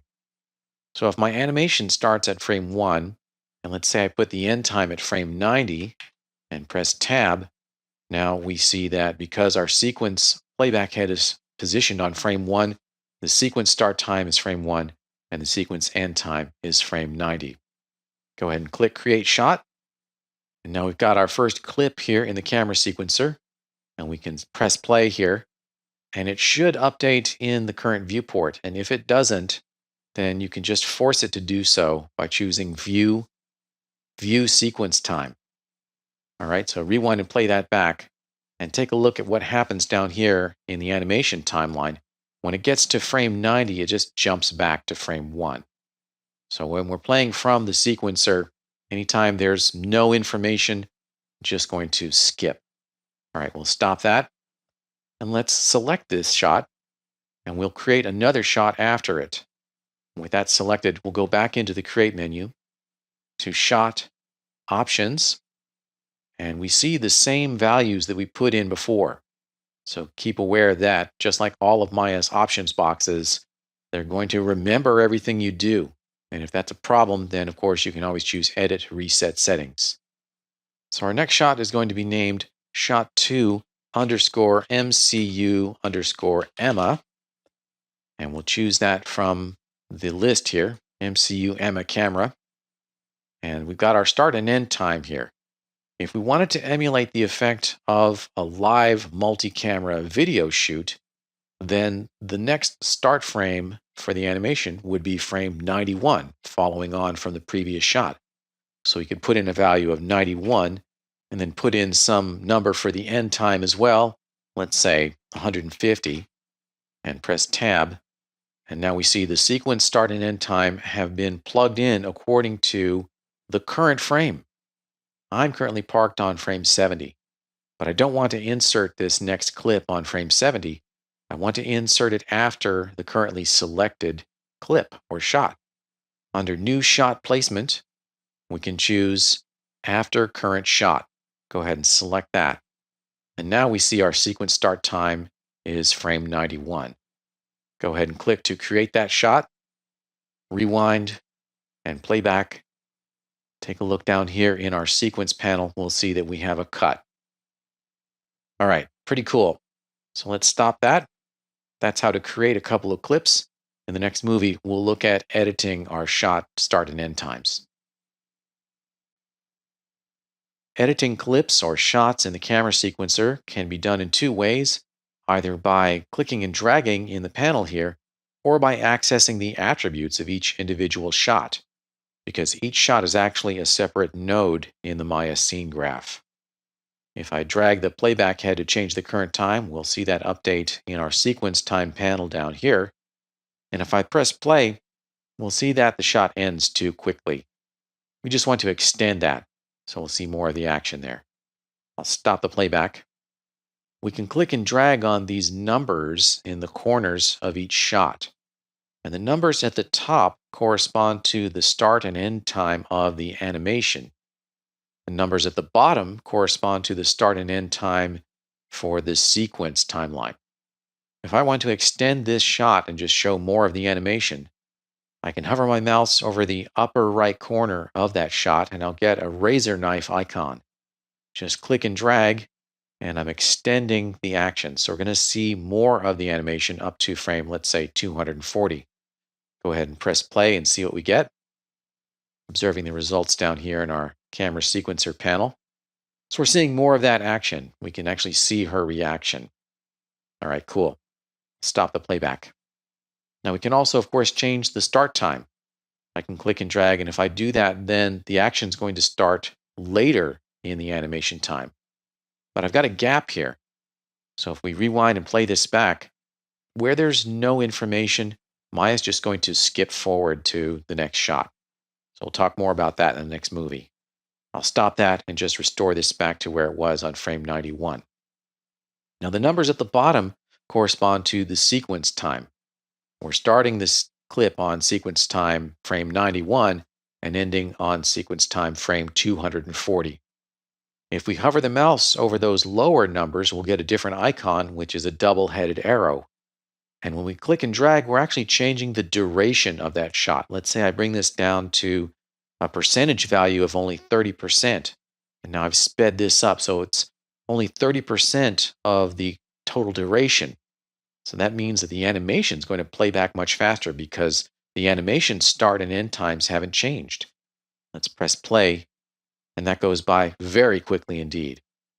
Okay, so we can also, of course, restore this by clicking and dragging and bring this out, or we can even extend time. Of course, there are other ways to do this in Maya, but this is a really easy way to do it within the camera sequencer. So now it's going to play back at half speed because it's got 200% duration. All right, cool. I'll stop the playback. We can also access the attributes for each one of these shots and plug in these same values numerically. So select a shot or clip and open the attribute editor with Control A, and we see the start time and end time in the animation timeline. We've got the sequence start time and the scale. If we want to play back this shot at 100%, we can set the scale to a value of 1. And now we're back where we were. Of course, we can change the shot camera or the name here as well. Okay, that's the basics of changing the shot or clip start and end times and duration. As you edit in the camera sequencer, you're very likely to introduce gaps and overlaps in the timeline. But frankly, we can't have that because this is a cuts-only system. We're not able to create a transition such as a dissolve or a wipe in which more than one camera's output is visible on the screen at the same time. And that's simply because we can only have one camera loaded into a panel at one time. Now, we can prevent gaps and overlaps in some cases by using ripple edit mode. In other cases, we'll need to close the gaps and heal the overlaps manually. With focus on this camera panel, we can go up into the camera sequencer and play this back, and we see that we have a cut happening on frame 91. All right, I'll stop that and move this second clip or shot just by clicking in the center, and I get a cursor that has 4 arrows, and I can just click and drag and move that to a different start time around frame 200 or so. And we can rewind and play back. And in this gap, Maya simply just skips forward. So this is problematic because now our sequence time numbers don't make any sense. We're going to jump from frame 90 to frame 200 with nothing in between. I'll stop that and I'll move this back over. Now, in some cases, you can heal up those gaps automatically as you edit, specifically if you're editing the end time of a clip, then you can enable ripple mode. Let's do that. I'll go up to the edit menu and enable ripple edit. And I can click and drag on the end time of this first clip. And if I drag to the right, I'll extend that clip. And that shifts over everything to the right of it. I can undo that with the Z key. If I drag to the left, likewise, everything to the right of that clip or after that clip is going to shift over so we don't create any gap. I'll undo that with the Z key. But in any other case, ripple edit's really not going to work as you might expect if you have any experience with nonlinear video editing. If I try to edit the start frame of this second clip and drag over, well, we are getting a ripple effect, but we're also creating a gap here. Really, in any nonlinear video editing program, what would happen in this situation is the gap would be closed up automatically. Everything in the timeline would shift over, but Maya's ripple edit mode doesn't have that functionality. So ripple edit really is of limited utility. I'll undo that with the Z key, and I'm going to turn ripple edit back off again. So in this situation, let's say I wanted to make the first shot longer, and I wanted the second shot to actually recycle time to use some of the same animation over again. So we'll start by making this first shot longer. I'll drag this over, and let's say end it at frame 112. Release the mouse, and that shot now jumps down to a different track. Let's rewind and play back and see what we get here. When we hit frame 91 in sequence time, boom, the cut happens. We never see the long shot from frame 91 to frame 112 like we wanted to. And that's happening because there's a hierarchy or a priority of these video tracks here. The track on top is always going to take priority over the track on the bottom. And we could flip-flop these if we wanted to, but I don't recommend that. You really shouldn't have any overlaps ever. So to fix this, we can just run a command to remove the overlap. And I'll select both of these clips, just hold down Shift and select them both. Go into the Edit menu and choose Remove Shot Overlaps, Selected Shots. And that's going to move everything over to the right, just like a proper ripple edit would. Okay, so that's pretty good. So we can bring this back up here just for clarity. Now likewise, I want to recycle some of my animation time. I can click and drag on the start time over to the left and have that start a lot earlier, like on frame 30 or so. Release the mouse, and once again, we have this situation, but we can shift select both of those and choose Edit, Remove Shot Overlaps, Selected Shots. And I'll just move that back up to the top video track. And now I have the situation I was trying to achieve, which is my long shot plays out from frame 1 to frame 112 in animation time, and then the medium close-up recycles some of that animation, starting on frame 30 of the animation sequence, and we can play that back and see what we get. So we actually see frames 30 through 112 twice from two different angles. Likewise, if you create a gap, you can heal that up in the same way. Let's say I move this shot over and create a gap. I can just select both of those shots, go back into the Edit menu, and choose Remove Shot Gaps, Selected Shots.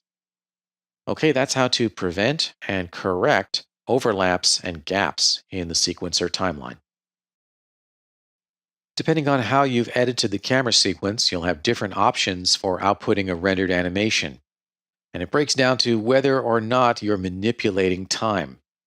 If you're not manipulating time, that is, you're just doing a live camera switch in which the animation timeline exactly corresponds to the camera sequencer timeline, then in that case, you can render out any way you want. You can render using the batch render command, or the render sequence command, or a play blast. And that's what we have in this scene. I've got a live camera switch. We've got a set of upper numbers corresponding to the animation frames in and out. And in each shot, we've got a set of lower numbers down here indicating the frame in and out for the camera sequence timeline. And in this scene, all those numbers directly correspond. So I'm not manipulating time. I'm not recycling. I'm not cutting time out. I'm just viewing the scene from different angles at different times. And of course, we can play that, observe the result here. This is a bit of a simplified version of this scene in which I only have 6 shots from 5 camera angles. And in this case, as I said, we can output the animation any way we want. Now, if you do want to use an offline renderer such as Arnold, then you'll want to create something called an UberCam. And that is a camera created from all of these other cameras. It's a single camera that is animated to move around the scene on each transition, on each cut. And it's a very simple matter to create it. You just go into the camera sequencer menus and choose Create UberCam. And that is done. We can close the camera sequencer. Load that camera into a panel such as this one. We'll go to Panels, Perspective, and choose UberCam. And now we don't need the camera sequencer anymore at all. We can just play back and we'll see the same result in this panel. So we have cuts happening. And this is because the UberCam is animated. So let's investigate. We'll select it. We'll go to View, select Camera. Make it a little bit easier to see by increasing the locator scale in the channel box. I'll set that to a value of 30. And now it's larger than the other cameras. And as we scrub through, we can see that the UberCam is going to move around the scene. We'll go into the animation preferences in the extreme lower right and just set the update option to all and save. Now this is not going to play back in real time, but we'll be able to see the camera move around in all the views. So we've selected the UberCam and it's actually popping around in the scene. And a lot of stuff's being animated. Translate's being animated, rotate is being animated, and also the focal length is being animated on each one of these transitions. Since this is a single camera, we can just render this out any way we want, or we can actually export this camera and load it into another application, such as a game engine. That's how to create an Uber cam to render out a camera sequence in which we're not manipulating time, but merely emulating a multi-camera live switch. If your camera sequence includes any manipulation of time, as this one does, then you won't be able to create an Uber cam. If you want to render in an offline renderer such as Arnold, then you'll need to create a lot of render jobs with the appropriate in and out points in the animation timeline and the appropriate renderable camera. So there is no way to really render a sequence that involves time manipulation in an offline renderer such as Arnold. However, we can create a play blast, and that's what we'll do in this exercise. The first step of creating a play blast is just to make your viewport look beautiful. What you see in the viewport is what you're going to get when you create a play blast. The first thing I'm going to do is enable smooth mesh preview for my characters. So if I go down to a close-up, let's say on Emma here, we can see that she looks pretty blocky. I've turned off smooth mesh preview in order to speed up the playback of the timeline. Let's select all of her mesh objects, go over to the display layers and right-click on Emma Mesh Layer, choose Select Objects, and press the 3 key on your keyboard to enable smooth mesh preview. Now she's much smoother. Do the same for Walter. Right-click on Walter Mesh Layer, select Objects, and press the 3 key. Next, we want to set up the renderer, which in this case is Viewport 2.0 or Hardware 2.0. Go into the menus and choose Renderer, Viewport 2.0 Options, and set up all the parameters you need here. For example, clamp your texture resolution or maybe enable ambient occlusion. In this case, I want to go into anti-aliasing, increase the sample count up to its maximum of 16 to smooth out all the jagged pixels. We also want to make sure that what we see in this panel exactly represents what we want to get in terms of which objects are visible. I've already disabled the visibility of cameras and lights in this panel, but let's also go into the Show menu and disable visibility of locators. Go back in there and double check, make sure I've disabled the grid. And also, we need to disable the heads-up display. If we don't disable the heads-up display, in our play blast, we will see these numbers up here at the top. And those are derived from the render setup window. And it's not actually related to the resolution of the play blast at all. So we could render out a play blast that was, let's say, 1920 by 1080, and it would actually be at that resolution, but we would see these numbers at the top. And that's, of course, completely wrong. And additionally, in this case, I want to hide all of the heads-up display. I don't want to see the camera name or anything like that. The goal here I'm trying to achieve is to have a more or less production quality rendering coming out of the play blast. So for all of those reasons, we need to disable the heads-up display. Go back to Show and disable the heads-up display. Now our resolution gate is not visible. But if we play blasted this right now, what we would get would be more or less the framing that we see in this viewport. We would not actually crop the rendering to the resolution gate. When we play blast from the camera sequencer, it's going to take the camera's overscan value into account.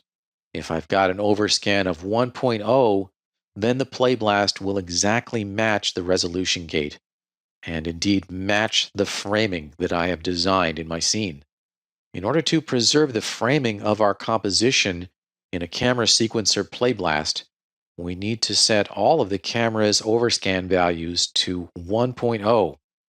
Well, normally we would hope we would be able to do that from within the channel box. If we select a camera, we can look in here, but overscan's not there. We could go into the attribute editor, but in this case I would need to do that 8 times because the attribute editor can only work on one node at a time. What I want to do is actually reveal the overscan value or attribute here in the channel box so I can change them all at once. To do that, I need to use the channel controls and expose that attribute. In order to do that, I need to select the shape node. If I go into Edit, Channel Control now, I'm going to see the transform nodes. That's no good. I need to select the shape nodes directly. So selecting all 8 of those shape nodes is a little bit of a process. Let's go into the outliner. And you see we've got the cameras here. Those are just the transform nodes. Go into the outliner menus and choose Display Shapes, and that'll reveal them. They're going to be subordinate to the transform nodes. And we want to select all the shape nodes, and it may be a little bit tedious opening up all of these camera transform nodes and then selecting the shape nodes. I'll just show you a shortcut for that. Select all of the transform nodes, hold down Shift and select them all. Go into the Select menu in the main Maya menus and select the hierarchy. That's going to select the cameras and their shape nodes. Then right-click in the outliner and choose Reveal Selected. And that will expand the display, and then we can go in and select all those shape nodes individually with the Control key. I want to select all 8 of those. Go over to the channel box, to the Edit menu, to Channel Control, and now we see the attributes for the shape nodes rather than the transform nodes. We want to scroll down in the non-keyable hidden column in the center all the way down until we find Overscan. Select that, and we want to send it over into the non-keyable displayed column. Click on the button labeled Move that's in the lower left, and that'll move the selected attributes over to the right. And now we see Overscan is listed there, and it's listed here. We can close the channel control window, change the overscan to a value of 1. Now we're going to get the correct framing in our play blast. All right, we can close the outliner, go back to the camera sequencer, which I have minimized down here. And before we do the play blast, so we'll be able to see the output as it renders, we'll want to maximize our camera sequence window. So just tap the space bar to maximize that window. Go into the camera sequencer menus to play blast sequence options. We'll need to plug in where we're going to save, what the file name is going to be, and what our format options will be. We'll see the save directory says movies, and you would think that would be the movies folder inside our current project, but it actually isn't. I've got a window open already so we can investigate. Here's my current project. Here's the exercise files. You would think that this directory movies corresponds to this folder here, movies, in the project, but it actually does not. What's going to happen here when we play blast is Maya is going to create a folder inside this images folder. It's going to create a folder called movies inside here. That's not what I want. Let's give this a custom name. I'll call it 0606 Playblast. Then we have the file name field here. That'll be our file name prefix. And I'll call that one 0606 Camera Seq. There's an option labeled View, and if that's enabled, then the F-check application will launch after the rendering, and we'll be able to check our work. I'm going to turn that off. Below that, we see Off Screen. If that's enabled, then the rendering will not be updated in the viewport. It'll happen off screen. You will want that to be enabled if your render resolution is larger than the available resolution of the viewport. In this case, I'm going to be rendering out a small rendering, so I can view the rendering as it progresses. I'll turn off screen off. For the format, I'm going to render out individual still frames. I'll choose Image. For the encoding, let's do a PNG file, Portable Network Graphics. For the resolution, let's give it a pretty low preview resolution of 640 pixels by 360 pixels, and that'll be a 1.77 aspect ratio. We're ready to go here. We can go ahead and click Play Blast Sequence, and we'll see the progress update in the viewport. That's the process of rendering out a play blast from a camera sequence in which we've manipulated time to reuse or cut out sections of our animation.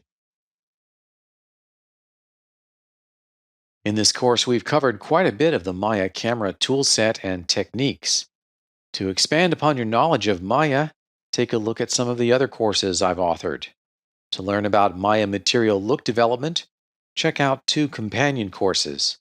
The first, Maya Advanced Materials, has a dual focus on the Hypershade Editor and on physically based materials. The second course is called Maya Shader Networks, and it's all about building complex materials with multiple maps and effects. If you're interested in learning about the Arnold renderer, I've got you covered with Maya Rendering with Arnold. The course Maya and After Effects Product Visualization shows you how to shade, light, and render product shots. And Maya Natural Environments explores terrains, entourage with XGen and paint effects, volumetric clouds, and more. I hope you've achieved your learning goals with this course on Maya camera techniques. Thanks for watching, and goodbye.